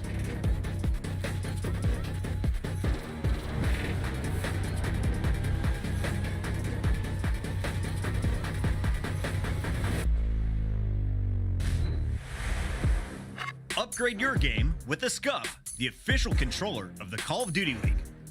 The Call of Duty League is brought to you by Monster Energy, the official energy drink of the CDL.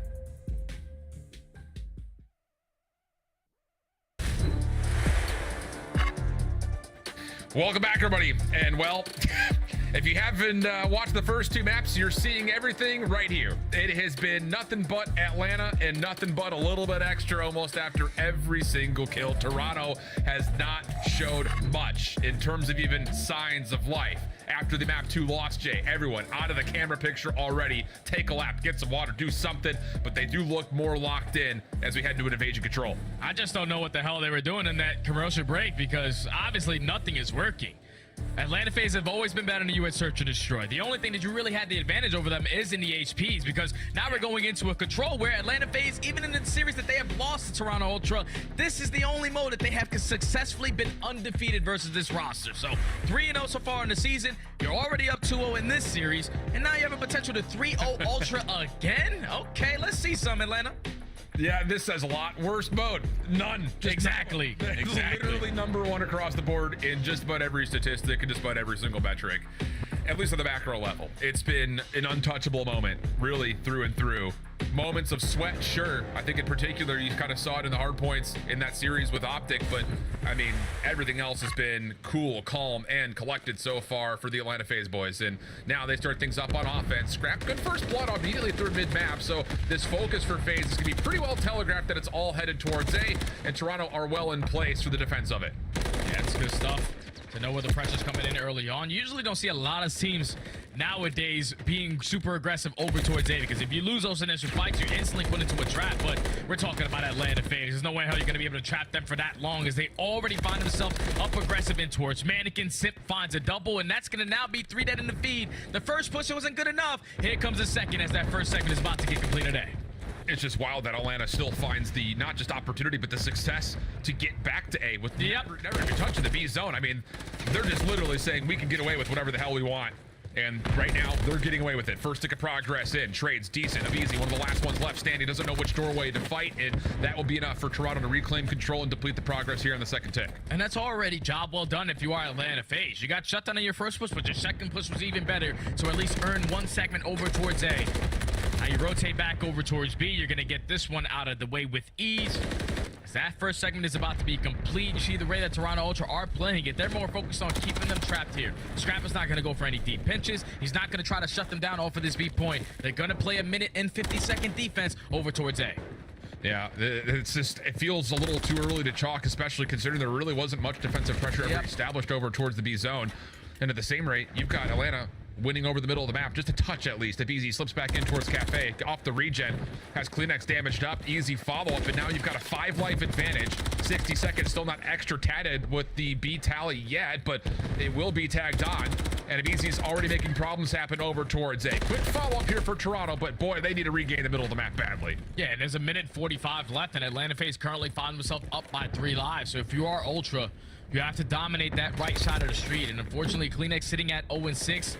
He has to spawn in if you want to try to shut down Atlanta FaZe with the aggression that they have been showing so far in this round number 1. But still up by 3 lives, maintaining a little bit of mid-map control. Is trying to allow the teams to work up, find a couple kills in sync to eventually work the point. Yeah, really good defensive setup here, though, for Ultra at the moment. Not a lot of room for FaZe to work with. Little chase down from Scrap, who gets absolutely destroyed by Simp.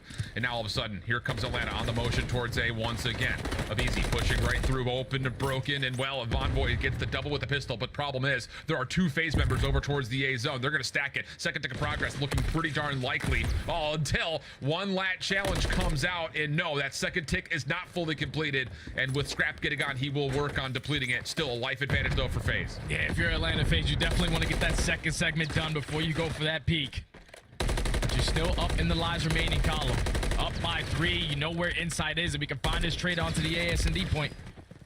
You can still take a majority of mid-map control, but this is where Ultra has to bite down. They have to get ready for this pressure, because 45 seconds left, 2 people drop, you have no more respawns. Yeah, absolutely the case, and any kill from Kleenex would be a good one here, considering where the lives are at the moment. Not a great start, obviously, but find yourself 1 or 2, and you'll feel like, okay, we saved this round just a touch. Scrap, long-range shots. Nope, not going to happen. Team shots are too good. Now Kleenex may have to be forced to take an engagement here, as the stack from Atlanta is looking decent, and Kleenex gets blown away. Here we go. Atlanta over towards the A zone. They'll stop the clock. Insight still in place. Cut down, though, from Laundry. Abizi can hold his ground, and Scrap really can't do much in this position. He's completely stuck and isolated. Now low on HP, and Celium Semtex will get the job done.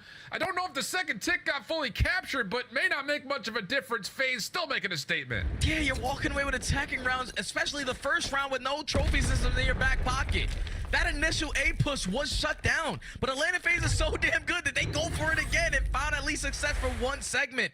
As we take a look at the replay in these final moments, Sip is always somehow, some way getting it done. Puts himself in a position to find that trade onto Insight, but then works his way knowing that at least 1 player is coming off spawn, finds a second kill, and then has a 3rd player absolutely one-shot. So Atlanta FaZe only walk away with 5 seconds, but you walk away with an attack on a map like Invasion, you're basically calling game.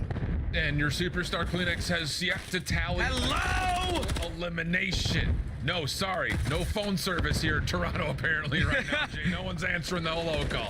First tick of progress towards B. Also, finally gonna come through. Simp around the back finds himself a double. And Kleenex, he gets himself his first kill, but he's in trouble. He really wants this first tick of progress. Pistol will not win him the gunfight, and Atlanta's defense is already back in place. And Ultra, you could just tell they're playing a little bit scared. They didn't even attempt to go over towards A because they know Atlanta FaZe is shooting a little bit different. So far in this series, they're trying to complete over towards B. That first segment is not even done. And now Atlanta FaZe know exactly where all the pressure's coming in. They have crossfires galore. You still have a couple tacks in your back pocket to contest it. That's another 3 dead in the feed. Ultra are having no breathing room. I mean, they don't look like they're even equal to any sort of the task here. Wow. I mean, what do you even say off of this? I mean, do you just look at FaZe of being just an untouchable squad in this major? Is it just the fall off from Toronto's being exposed? I don't know. We'll let the flank debate over that for the next 2 hours after this one's over. Ultra still involved though over towards the B zone. First tick of progress will finally get locked, and they've done well to reduce the life lead just a touch, but there's still only 30 seconds left in the clock, and Atlanta continue to find kills. Yeah, there's only 30 seconds left, and I'm pretty sure Simp hasn't even moved off spawn yet. Oh, he was calling in a cruise missile. So they're trying to close out this damn round here. Second segment doesn't even get complete, but you still got a couple players trying to contest it all the way to the very end. It's going to fall into the hands of Draza. Wins one gunfight to top broken, but the pinch is going to be there. So Ultra, even with 14 seconds left, still have an opportunity to extend this game clock. There is still a win condition built in some form, but it feels desperate, and it feels like a stretch, to say the least. More wallbang shenanigans trying to get through for selling, but the extra 60 seconds are going to be added. It's only a 4 life gap, but I think the bigger thing here is there's only 14 lives. How do you use that to get an extra tick, if not 2, over towards the A zone? Oh, but this is a good start. You find 3 kills through the middle of the map, and now you're forcing Simp out of his position to make sure he's watching, or at least assisting his teammates to watch the cross over towards the save point. 50 seconds left on the game clock. Ultra had to make this one count because they only have 1 to 2 more good pushes at the save point. Yikes, what a are you kidding me? And now all of a sudden Ultra are kind of stuck over towards AS&D alley, and that's enough for Simp to pop up, try to take a gunfight. Will not work out quite well, but down to 35 seconds, 12 lives for Ultra. Have to find a way to get across this laundry position that Droz is currently locking down, and ooh, he does kind of give away his life. So Scrap will find that elimination, leaves Cell kind of on an island by himself, but he pushes into his own stun. That will be enough to find one, not quite the second. Kleenex keeps the play alive. Now a Beezy next one in. Beezy's here. He's doing a great job of playing his life to perfection. Now Insight just finished getting the kill. He's gonna be through back gas. Beezy knows his positioning. You take care of him, you're gonna secure the round. And Atlanta FaZe now find themselves up 2-0 in the series, up 2-0 in the control, and also up 2 segments. So if anything gets a little bit scary, they basically guarantee themselves defense in round 5. Yeah. 1 tick advantage the moment that second tick from their first offense, by the way. Wasn't sure if it got locked, but in that replay we saw it definitely did not. So the 3 ticks for Ultra keeps them in the conversation, if only just barely, considering the fact that they do find themselves down majorly. As Atlanta FaZe are putting together a speed run any percent right now, it feels like, versus Toronto Ultra in this series. And you can just think in the back of your mind, like what Droz is thinking in his mind. Where is Scrappy? Where's Scrappy? He's right in front of you, but he ain't really doing much. The whole Toronto Ultra roster ain't really playing so far in this series, but backs against the wall is sometimes where you perform the best. As they are now forced to do the Ultra Mega Reverse Sweep versus a team like Atlanta FaZe, and they already know we're up by segments. We're just gonna go to B, and they find all the kills. Like, hello? Yeah, I mean, the mind games, Jay. After the first hit towards A is unsuccessful in their first offense, they pull it off the second time. Ultra come out of spawn and hard stack the middle of the map, and all of a sudden, it's a B focus. And Atlanta read the rotation near perfectly. 2 minutes and 22 seconds on the clock to get over to A, and Draza's not losing gunfights inside a freezer against SMGs. I mean, it's just that kind of day. Yeah, it's just they have Call of Duty so far. And I don't know if the scoreboard is still broken, but I know for sure Kleenex definitely picked up a kill. But Atlanta FaZe working their way up to the map, currently find themselves up by 2 lives, but they are maintaining a lot of mid-map control. Currently have DVD, currently have Cafe. So if you are Toronto Ultra, you have to make these kills count. Yeah, well done here from Envoy. Reclaims control over towards Cafe. A little bit of an extension through it. Easy with the read. Gosh, he has to be the hardest kill in the CDL right now. He has just been so finessey. Read the info, get out of there. A little bit of a poke and prod. Thanks for asking. Oh my goodness, Kleenex does beat him, but Sip right there to follow up, and it turns into a 2-for-2 exchange. 1 life lead for Atlanta FaZe, but a minute has already been taken off the clock by the Ultra defense. Now you just have to continuously hold on and fight out of your base at that as well, because Atlanta FaZe continuously every single time are already in your spawn. Have to iron up, clutch up on these fights. No one's going to be near the point. Atlanta FaZe currently have a lot of cafe control. They're trying to eliminate these players through back tank before they can execute a cross. Celium unfortunately dies on the cross, but a BZ's in. And look at the play. All the focus from the front, and Sim perfectly times his hit from behind. Trades decent here for Atlanta. Hello. Oh my goodness, Strazo over the top. Now he's got laundry control. The read up close and personal, and it's finally Scrap. Maybe the only words he's been able to have here in rebuttal to what Draws has put together. But the defense for Ultra sustains and survives this hit over towards A. The second tick not fully locked. Oh my God, this guy just makes it look so damn easy. 25 and 18, another clutch two-piece in the middle of the map, but there's only 45 seconds left, so you have to get a move on it if you are Atlanta FaZe. And now with a couple players from Atlanta dropping, Simp now knows I have to take my time. I have to allow my teammates to get back into this play before I can make a play. Trying to read the intel first. Stun does not land, so Simple to use that as a chance to reposition. Catches Envoy on the re-wrap back into Ruggs.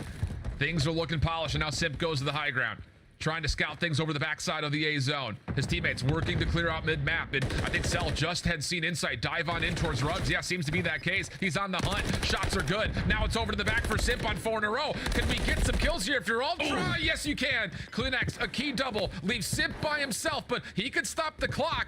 And look at the spawns for Ultra. They're so far away. Any kill is a big kill here for Simp, as the rest of his teammates try to get over towards the water side. Simp still alive, not quite able to get the second tick of progress. Ultra will get back in and survive the round to see another. And I'm not gonna lie, Ultra are really lucky that Simp didn't have a trophy system in his back pocket, because he was getting hit by nades and stuns. He was even able to find a kill to earn himself a cruise missile before falling.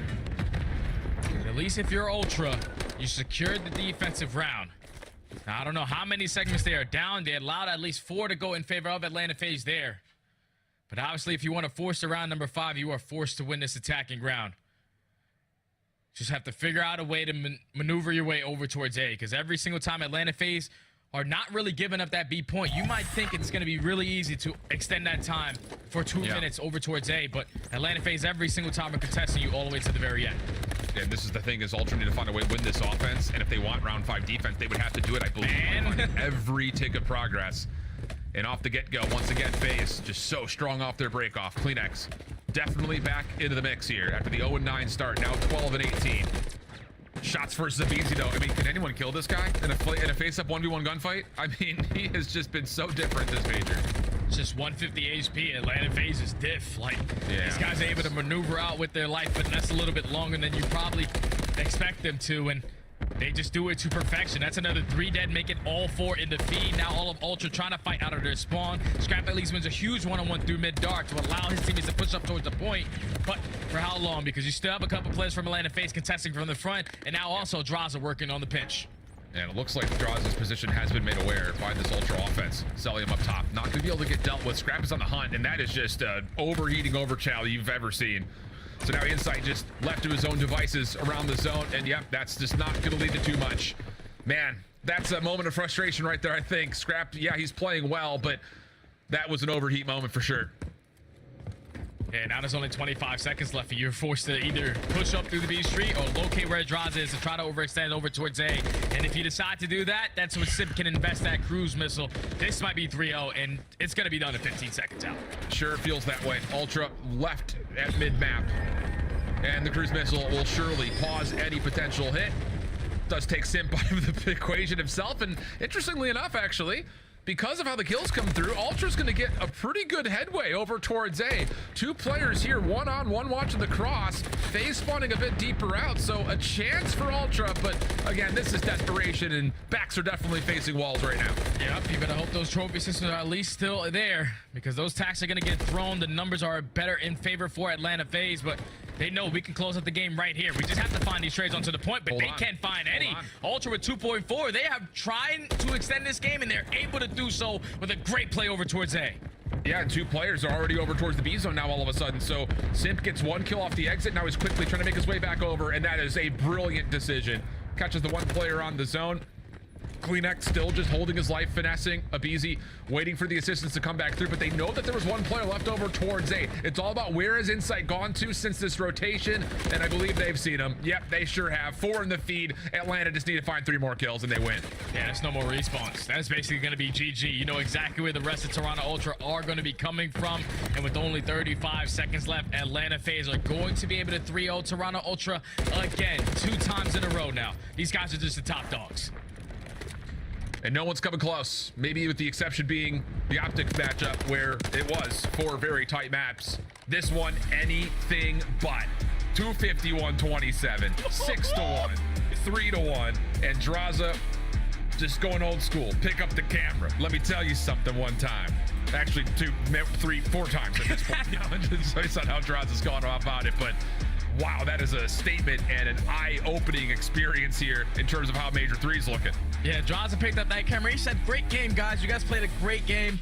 Unfortunately, today we were just a better roster. You know, no cussing, nothing, no bad words or anything. Draza is one hell of a good player and a great teammate, great competitor as well. But Atlanta FaZe overall, man, that was an absolute beatdown, Alan. From start to finish, we're talking about a 6-star where they needed to show adjustments after the loss versus Optic Texas. They win by 120. The Rio Search and Destroy. Last time they matched up, it went all the way to around 11. This time it goes to around 7. And then you play an Invasion Control where so far Control on the season has gone in favor of Atlanta FaZe, but the way that they got this one done was an absolute beatdown. Do you take a look at the damage? 7,500 out of Simp. That is honestly insane work right there out of the young man. We don't know how many his total kills were. We also know he won non-traded. Come on. 1 time for Simp. Good gravy. Yep. I think I saw Easy Max tweet when we were on break. I think his words were, we've got a big 1, a little 3, and a very bottom 8. At the moment, it definitely is starting to feel that way with the masterclass put on by Atlanta. They get through Optic, they get through Toronto, and it doesn't look like there's anyone else out there who are going to hold a candle to these guys at this point, Jay. And now it gets scary because that's what makes Atlanta FaZe the top dog in the league. They're able to beat the hell out of every single team, no matter if you're the 2nd, 3rd, or 4th, in control. That is their best mode. That's been the deciding factor in the majority of this series, and that's why they're currently the top dogs. Well, the Monster Energy matchup was a very one-sided affair, and we'll leave it to the devs to try to give us their reactions on the dominant status. I got to move up my dinner plans here. I felt we were going to another Game 5 round 11, but this one is done in 3. And Allie, real quick, how many kills did Insight and Kleenex combine for in that last game? I believe 34 kills. 34. Nameless, how many kills did Simp drop in that last game? He dropped 41 kills, 7,500 damage. Simp is an absolute monster. FaZe said, it's just Big Me.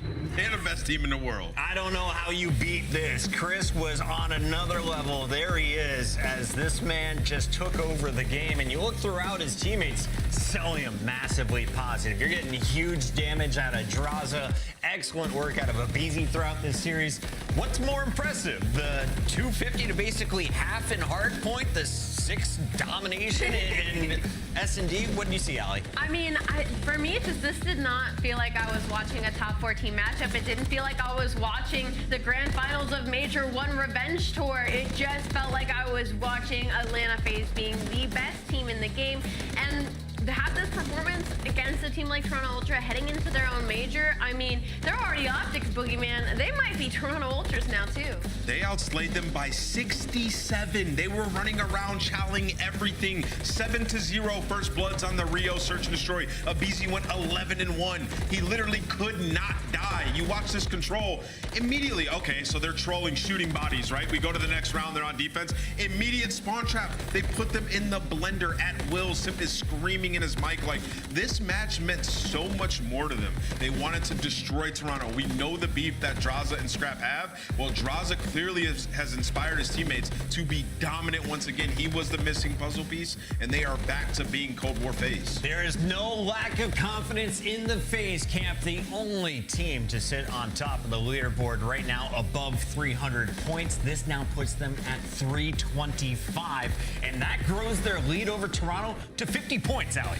I mean, Atlanta That's FaZe, first to second, 50 points. they are terrifying. I mean, and that's something we've seen, though, in the past year or two. Like, Atlanta FaZe has been leaps and bounds when it comes to seedings ahead of everybody else. The issue now is, not really the issue, but that puts everybody else in the league on watch, is now they're winning. Atlanta is a whole Boston team ahead of Toronto, who is second best in our league. Well put. That's the perspective that we got to give you right now. And a big shout out to Atlanta FaZe and the man who has brought the energy to the team. The plan's working out. It's your Monster Energy Winter Spotlight with Draza. Draza, congrats on another dub. Thank you, thank you. What are you going to tweet? I don't know. I'll probably tweet something like, why is Scrap talking shit to, the best team in the world? He should probably stick to talking shit to the bottom 4 teams. That's pretty good. That's pretty good. If you get more, just feel free to add to it later. Allie, go ahead. Yeah, that's pretty good. Justin, does Atlanta FaZe even have a weakness right now? Do you guys have anything that you're trying to hone in on heading into the Major 3? Because, I mean, you look unbelievable. Yeah, I'd just say playing the new maps and making sure we figure out how we want to play each hill is the biggest thing that we have to work on going into Major 3. Draza, in this series, I mean, you got performances from everybody across the board. Like, you map 1, 6,500 damage, a BZ game 2, obviously Simp and Celium in game 3. These guys have been dominating for a while. For you joining this team, how's it feel to be amongst these 3 guys? Like, it seems like the energy you're bringing is getting them to play even better. Yeah, it's just insane the talent they have, and obviously when you're playing against them, we had a little beef. So like, I'm thinking. I knew they were good, but I didn't realize they were this good. And when they're playing like that, these guys were playing unreal, and when we're playing like that, we're actually unbeatable. They're just fucking insane, to be honest. I love it. I want to follow up with that because have you noticed a difference in maybe like the confidence or the play style of the core 3 alongside of you since you've been added to this roster from watching from the outside now being in it? I would just say that they're confident in us. Like how we've been playing our practice and our day-to-day is how they're growing their confidence, and I don't know why people are talking shit to us because we're gonna sit here and 3-0 you. Another follow-up, who do you feel like is your biggest comp? Because the last 2 times you guys have played Toronto, you have obliterated them. So clearly there's a big gap there. Who's your biggest comp in the league right now? I'd probably say Optic, but we both know how that goes. CEO, so I feel like we're looking good for Major 3. CEO. Draza, final question for you. What's the next goal? You guys already won Major 2. I saw an interview where Chris basically said he wants to win 4 majors. That'd be more important. You said you want another ring. What's the team's mindset, though, right now? Obviously, it's the ring, but it's just going each day and, keeping consistent in our practice. But to win everything is the biggest, the best answer I can give you. Excellent stuff. We'll let you get over to Twitter. Thank you so much for joining us here on YouTube. Thank you. That's Draza, that's Atlanta FaZe, and another 3. Oh, he shows the camera, and Atlanta FaZe is clearly our top squad in the game.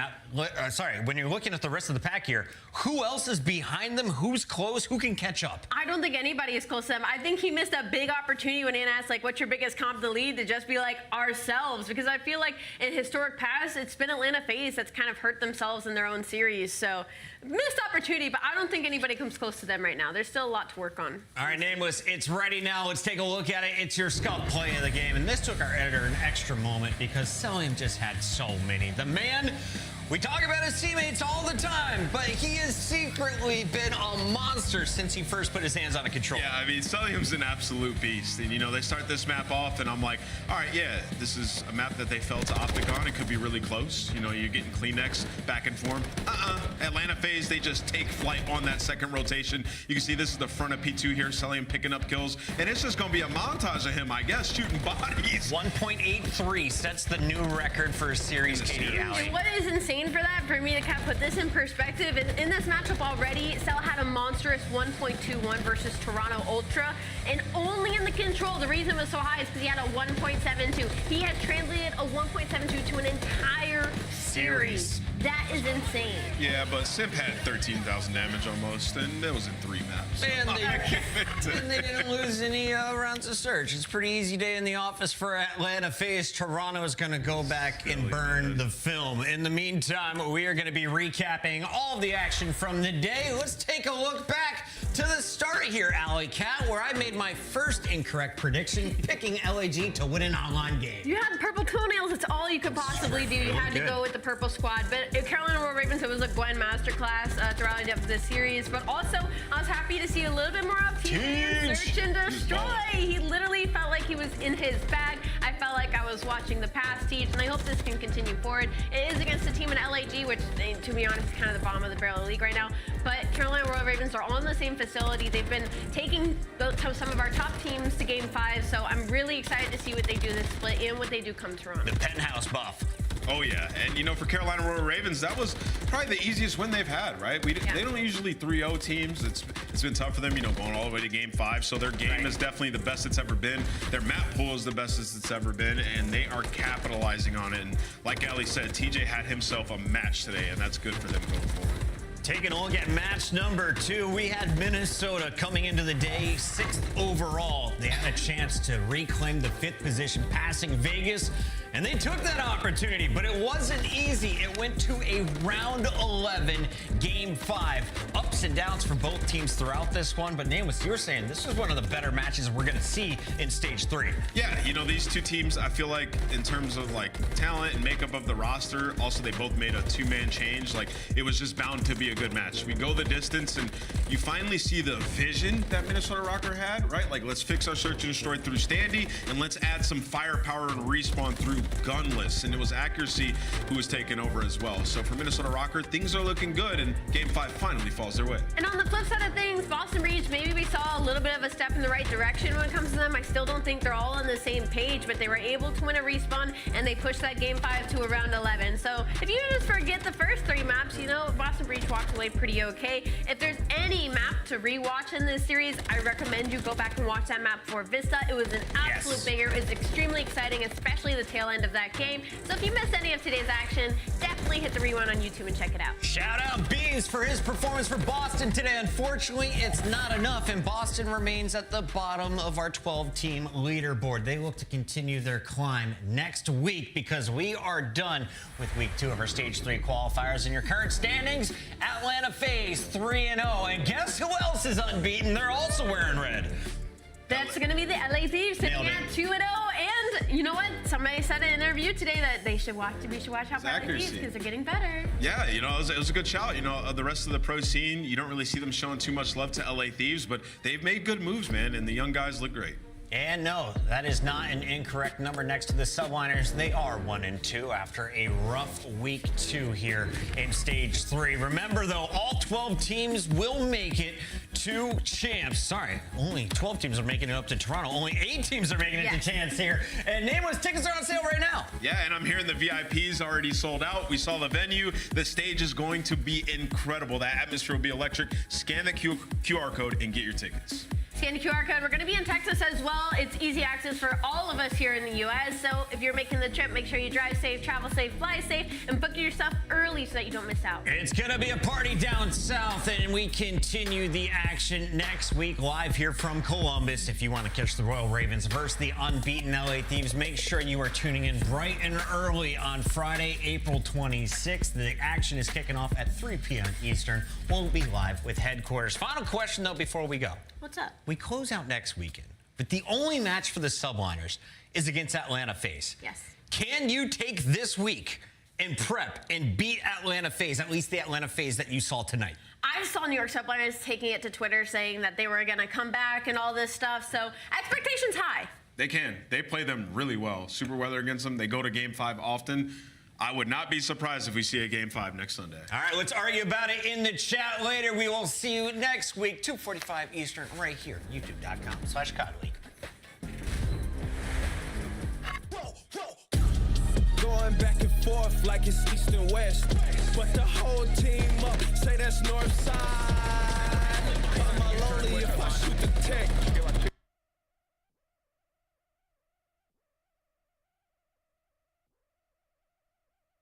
Today, we're going to look at 3 places you can't go and people who went there anyways. But before we get into those stories, if you're a fan of the strange, dark, and mysterious delivered in story format, then you've come to the right place because that's all we do and we upload once a week.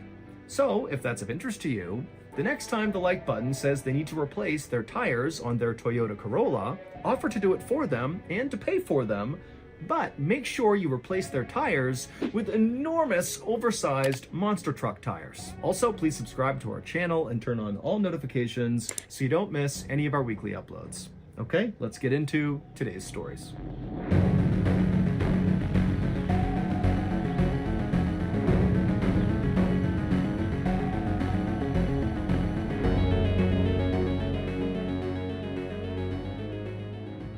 On the evening of March 22nd, 1994, a 40-year-old, very experienced airline pilot named Andrei Danilov walked into the cockpit of a huge airplane that he was about to fly out of Moscow.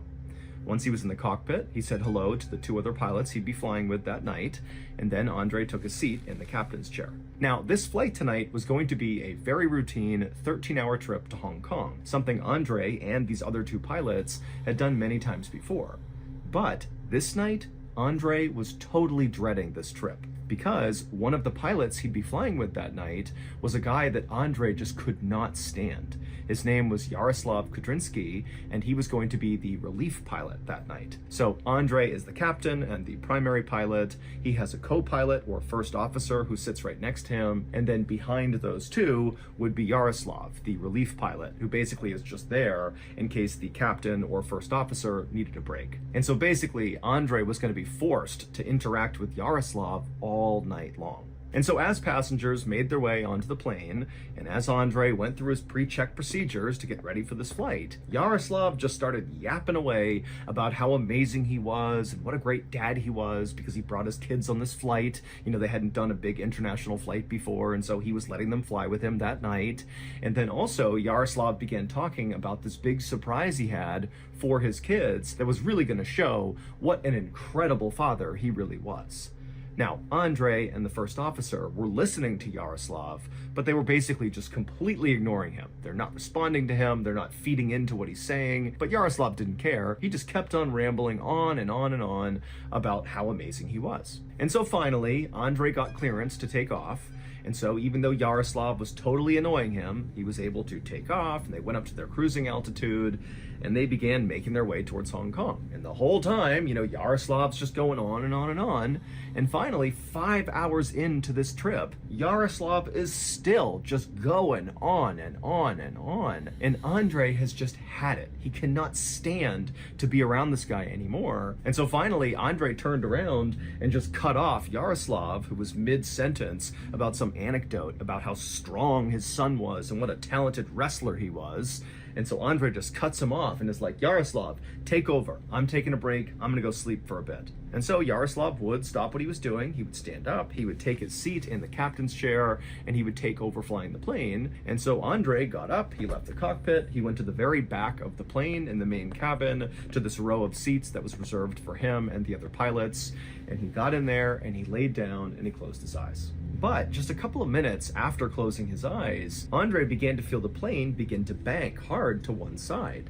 Now, Andrei couldn't really remember if this was the time they were supposed to be turning or not, but it just felt like this turn was more aggressive than anything he anticipated at any point in this journey. But Andrei knew this plane was brand new, and so if there were any kind of minor mistakes that Yaroslav was making flying the plane, well, the autopilot feature, which was state-of-the-art in this plane, would easily correct those small errors and keep the plane going towards its destination. And so, even though, again, they're still in this pretty sharp turn here, Andrei just closed his eyes again and tried to go to sleep.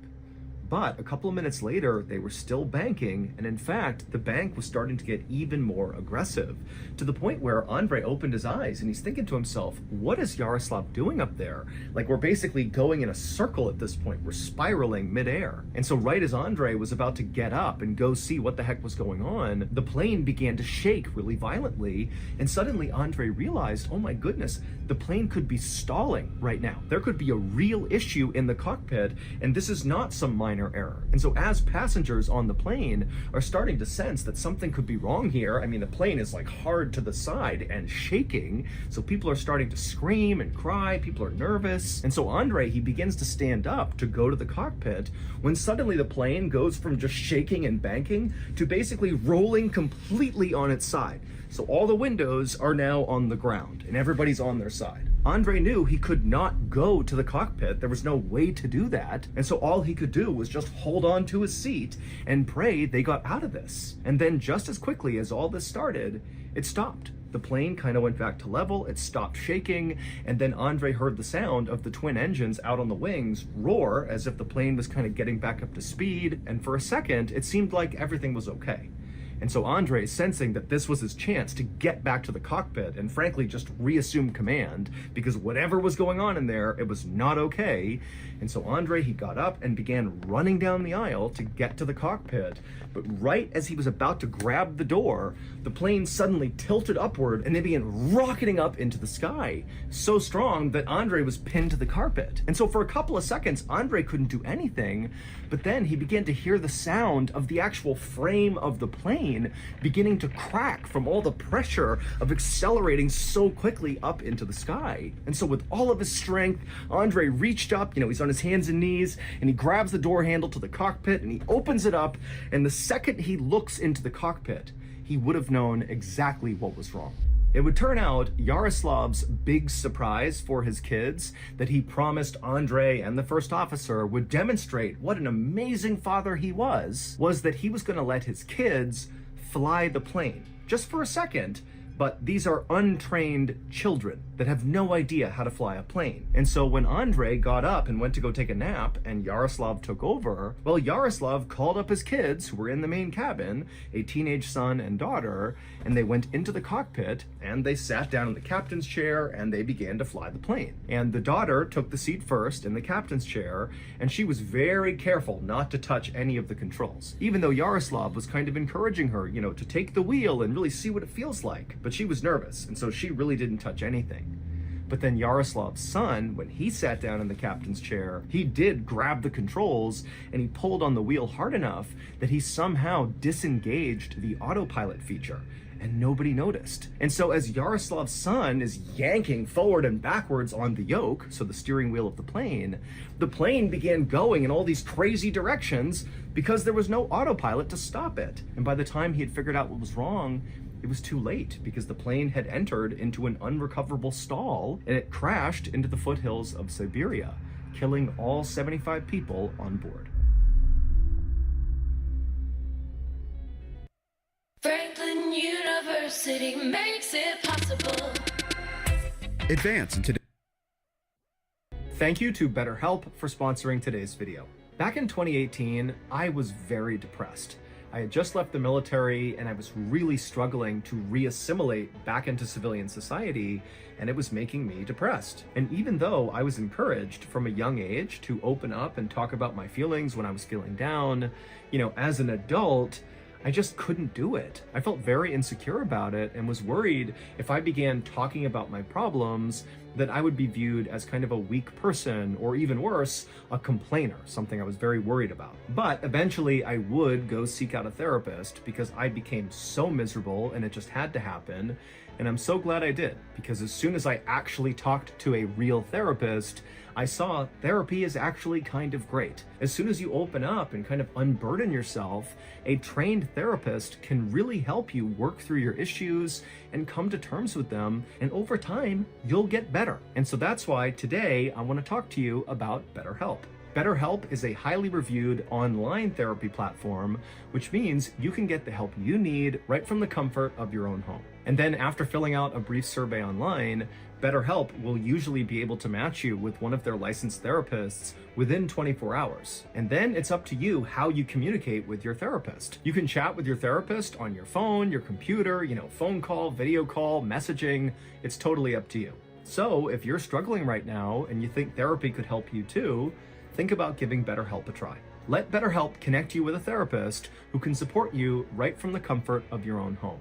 Visit betterhelp.com/Mr. Ballin, or just click Mr. Ballin during sign up to enjoy a special discount on your first month.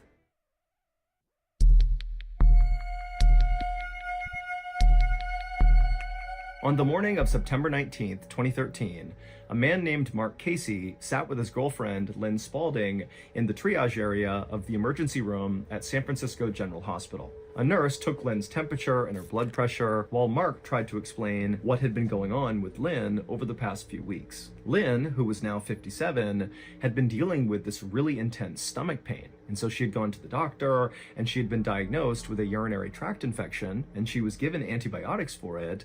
But despite taking those antibiotics, it didn't get rid of the stomach pain. And in fact, her stomach pain was only getting worse. She was losing weight, and she just seemed really frail. But despite her condition obviously getting worse every single day, over the past few weeks, Lynn had basically refused to go back to the hospital, despite Mark saying, "We really gotta go, you're getting worse, we gotta have you looked at."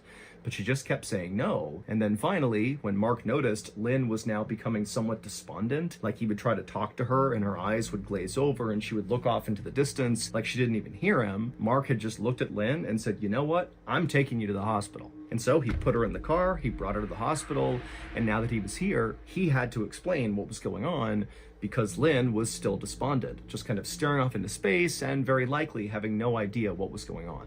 And so after Mark gave all the information to the nurse said that, okay, Lynn needs to be admitted to the hospital. And so after a short wait, an orderly came over and pushed Lynn's wheelchair up to the 5th floor where she'd be staying, and Mark went with them. And then once in the room, Mark helped Lynn get settled in her bed. And again, Lynn is just kind of staring off into space, not really paying attention.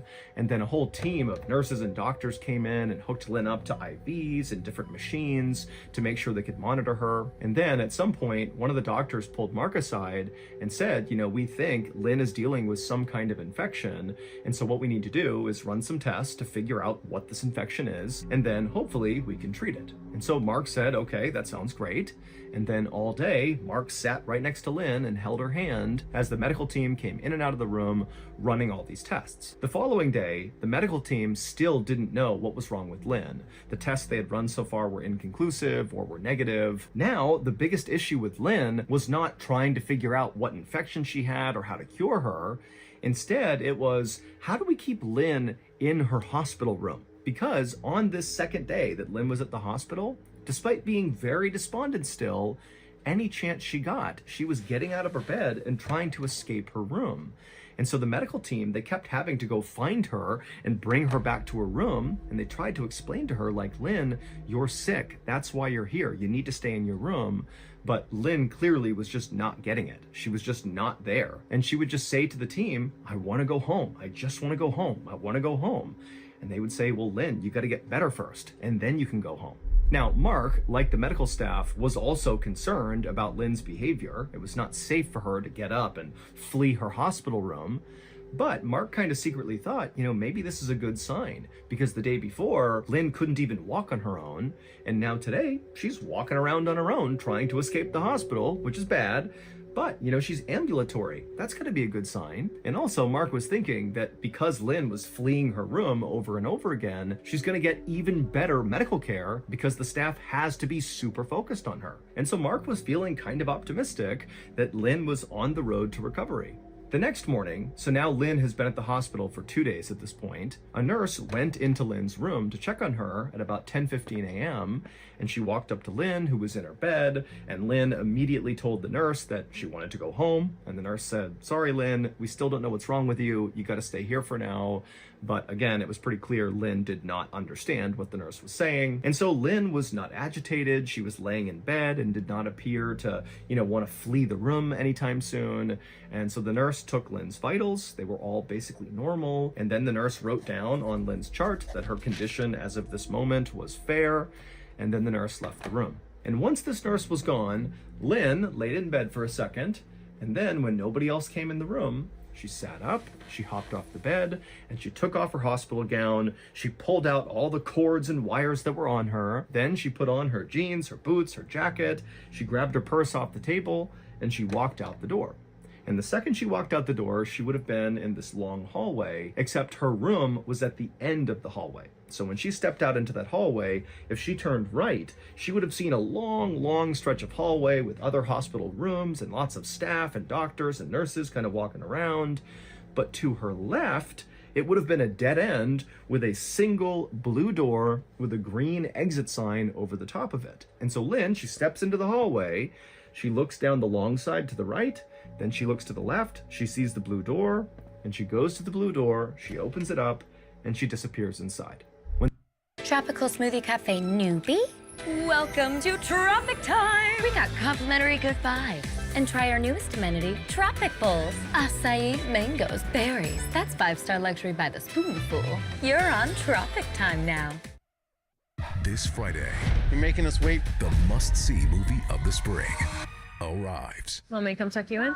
This is in When the nurse came back to Lynn's room and saw she wasn't there, she reported Lynn missing. Now, remember, the hospital was well aware of the fact that Lynn had been trying to escape for the past 48 hours, and so nobody was really shocked by this. In fact, the hospital, their first move was to contact Mark, who had actually gone home the night before to get some real sleep and to take a shower. And so they contacted Mark and they said, "Hey, Lynn's not here. Is she with you?" And Mark was like, "No, I'm home. She's not here. I have not seen her. I haven't talked to her. I have no idea where she is." And so the hospital at this point began this huge search in their building, just checking the entire property for Lynn, but there was no trace of her. And so the police were contacted and they launched a search both of the hospital grounds and also of the surrounding areas, and they too could not find a trace of Lynn. It was like Lynn just vanished into thin air. That is, until October 8th, 2013, so 17 days after Lynn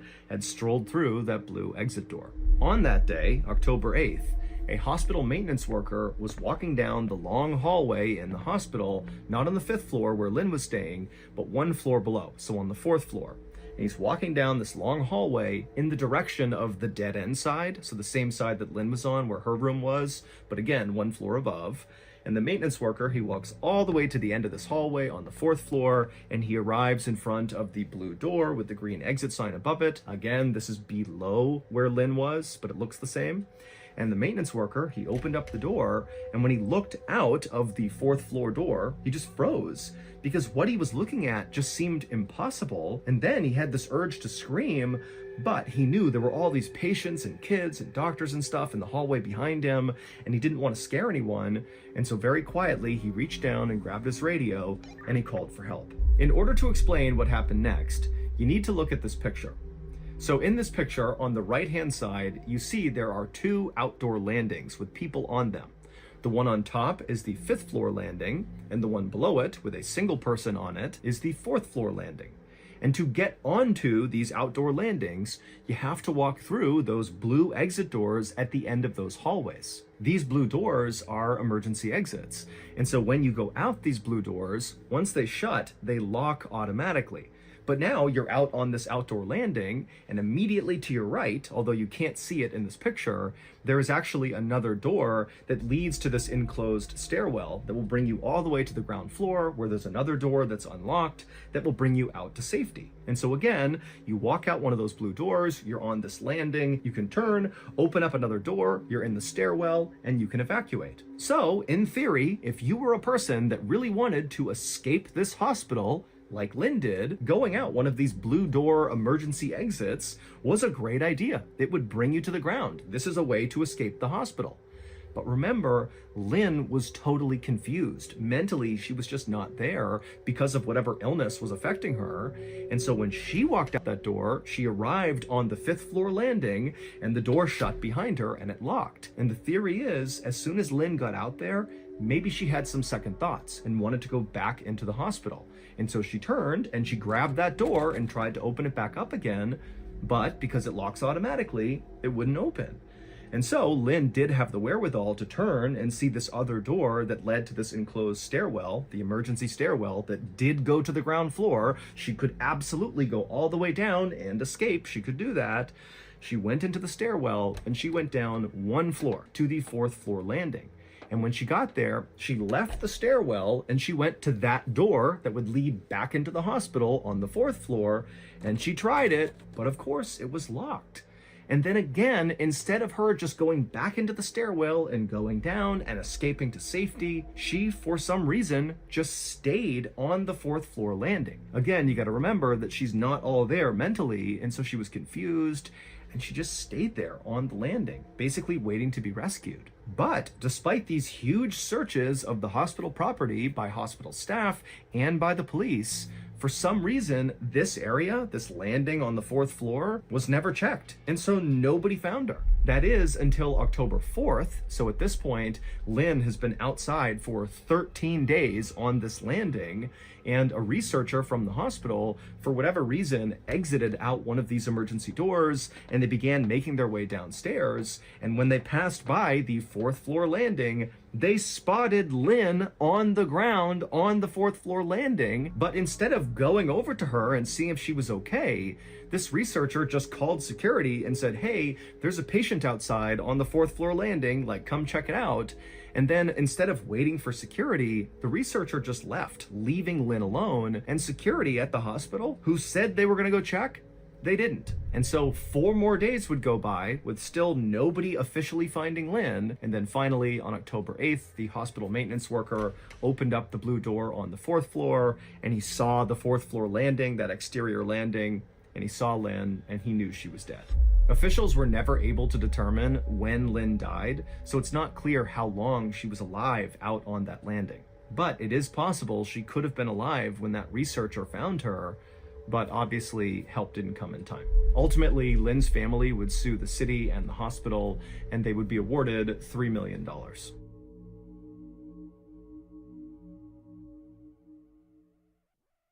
Biggest thing I've learned so far? Don't sweat the small stuff. No. Found it. Finding my light. No, knowing my cue. Just trying not to overthink things. M&M's for all fun kind. Want to know exactly what's in your P.O. box without calling or getting in the car? Wouldn't it be great if you can manage and read your mail when away on business, on vacation, or abroad? Worry about theft of your mail and packages? Are there times when you would love to have another address or phone number to use instead of your home address and personal number? We can help with your complete digital mailbox from iPostal One. You can manage your mail and lots more, all in one place 24/7 from anywhere. You choose a mailbox address at any of the thousands of shipping stores or office buildings in our international network. When your mail arrives, we take a picture of the envelope or package, upload it to your account, and notify you. You log in with any computer, tablet, or smartphone and easily tell us what you want to do with each item, such as open and scan, to read or store documents, forward letters or packages, shred or discard unwanted items. We do the rest. Add a phone line to forward calls and listen to voicemail messages. Receive a fax. Create folders to stay organized and securely upload documents to the cloud. You'll love the ease, convenience, and security of your complete digital mailbox, powered by iPostal One. Stay connected 24/7. Save time, safeguard your mail, store documents, and protect your privacy. Sign up today.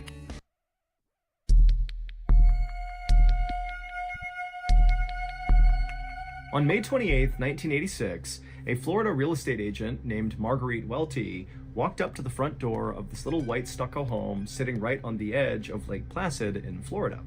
Marguerite pulled out a key from her pocket, she unlocked the door, opened it up, and then she turned around, and standing right in front of her were her clients, this young couple named Lois and Richard Goodman, who were thinking about buying a vacation home. And so this was one of the homes they were checking out. And so Marguerite smiled at her clients and gestured for them to come inside. The house sat at the end of a quiet, shady street lined with huge trees and other small vacation homes.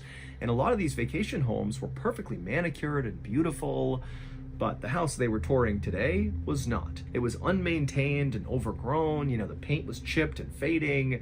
It just looked bad. Because the owner of this property at one time had used this house as their vacation home, but lately they had just kind of stopped coming out here, and so they really never came out to check on the property, and so it definitely had the look of an abandoned property. And now the owner didn't even know if they could fix it anymore, and so they decided they would just sell it and let somebody else deal with it. And so Marguerite led Richard and Lois into the house, and she brought them right into the carpeted living room, and the house was very musky and dark. All the windows were shut and all the blinds were drawn, and so Marguerite kind of instinctively walked over to the windows and began opening up the curtains and opening up the blinds, letting sunlight into the house. And so as this room is suddenly being lit up by the sunlight, behind her, Marguerite hears Lois and Richard start to laugh at something. And so Marguerite turned around to see what was so funny, and when she saw what Lois and Richard were laughing at, Marguerite did not think it was very funny. In fact, she thought the fact that they were laughing right now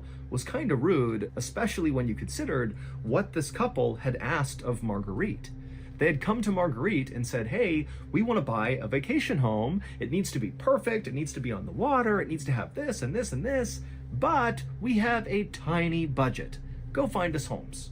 And so Marguerite had really struggled to find vacation homes that were in their budget, but then she had found this diamond in the rough, this house on the coast of Lake Placid. It had 3 bedrooms, 2 bathrooms, it had a garage, direct access to the water, it even had a boat dock. I mean, this house was perfect. Now, of course, this house had obvious downsides, like the fact that it was clearly a fixer-upper. I mean, anybody who bought this home would have to put a lot of work into just making it livable again. And then also, there was a distinct weird vibe about the property itself. Because the owner was never there, they had covered all the furniture inside of this home with white sheets, which kind of gave it a sort of haunted house vibe. And then also, there was virtually nothing of value inside of this home, because again, the owner was like never here. But for some reason, there was this super intense security system on the house. I mean, there was cameras everywhere, and the windows had metal bars over them. And so the aesthetic inside and outside this house was not a good one.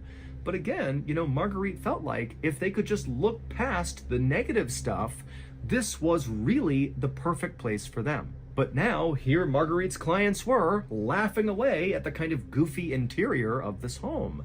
It's like they were being totally disrespectful both to Marguerite and frankly to the owner of this property. I mean, this is a good opportunity. What are you doing? But ultimately, Marguerite couldn't force her clients to be appreciative of this. And so she just kind of laughed along with them, but then very quickly changed the subject and told them, you know, hey, let's go walk around the rest of the house. Make sure you see the whole place before you pass judgment. But Marguerite only had to lead Richard and Lois around the house for a couple more minutes to figure out they definitely were not in the market for this house. They could not look past the bizarre, kind of spooky almost atmosphere inside the house and how run down it was.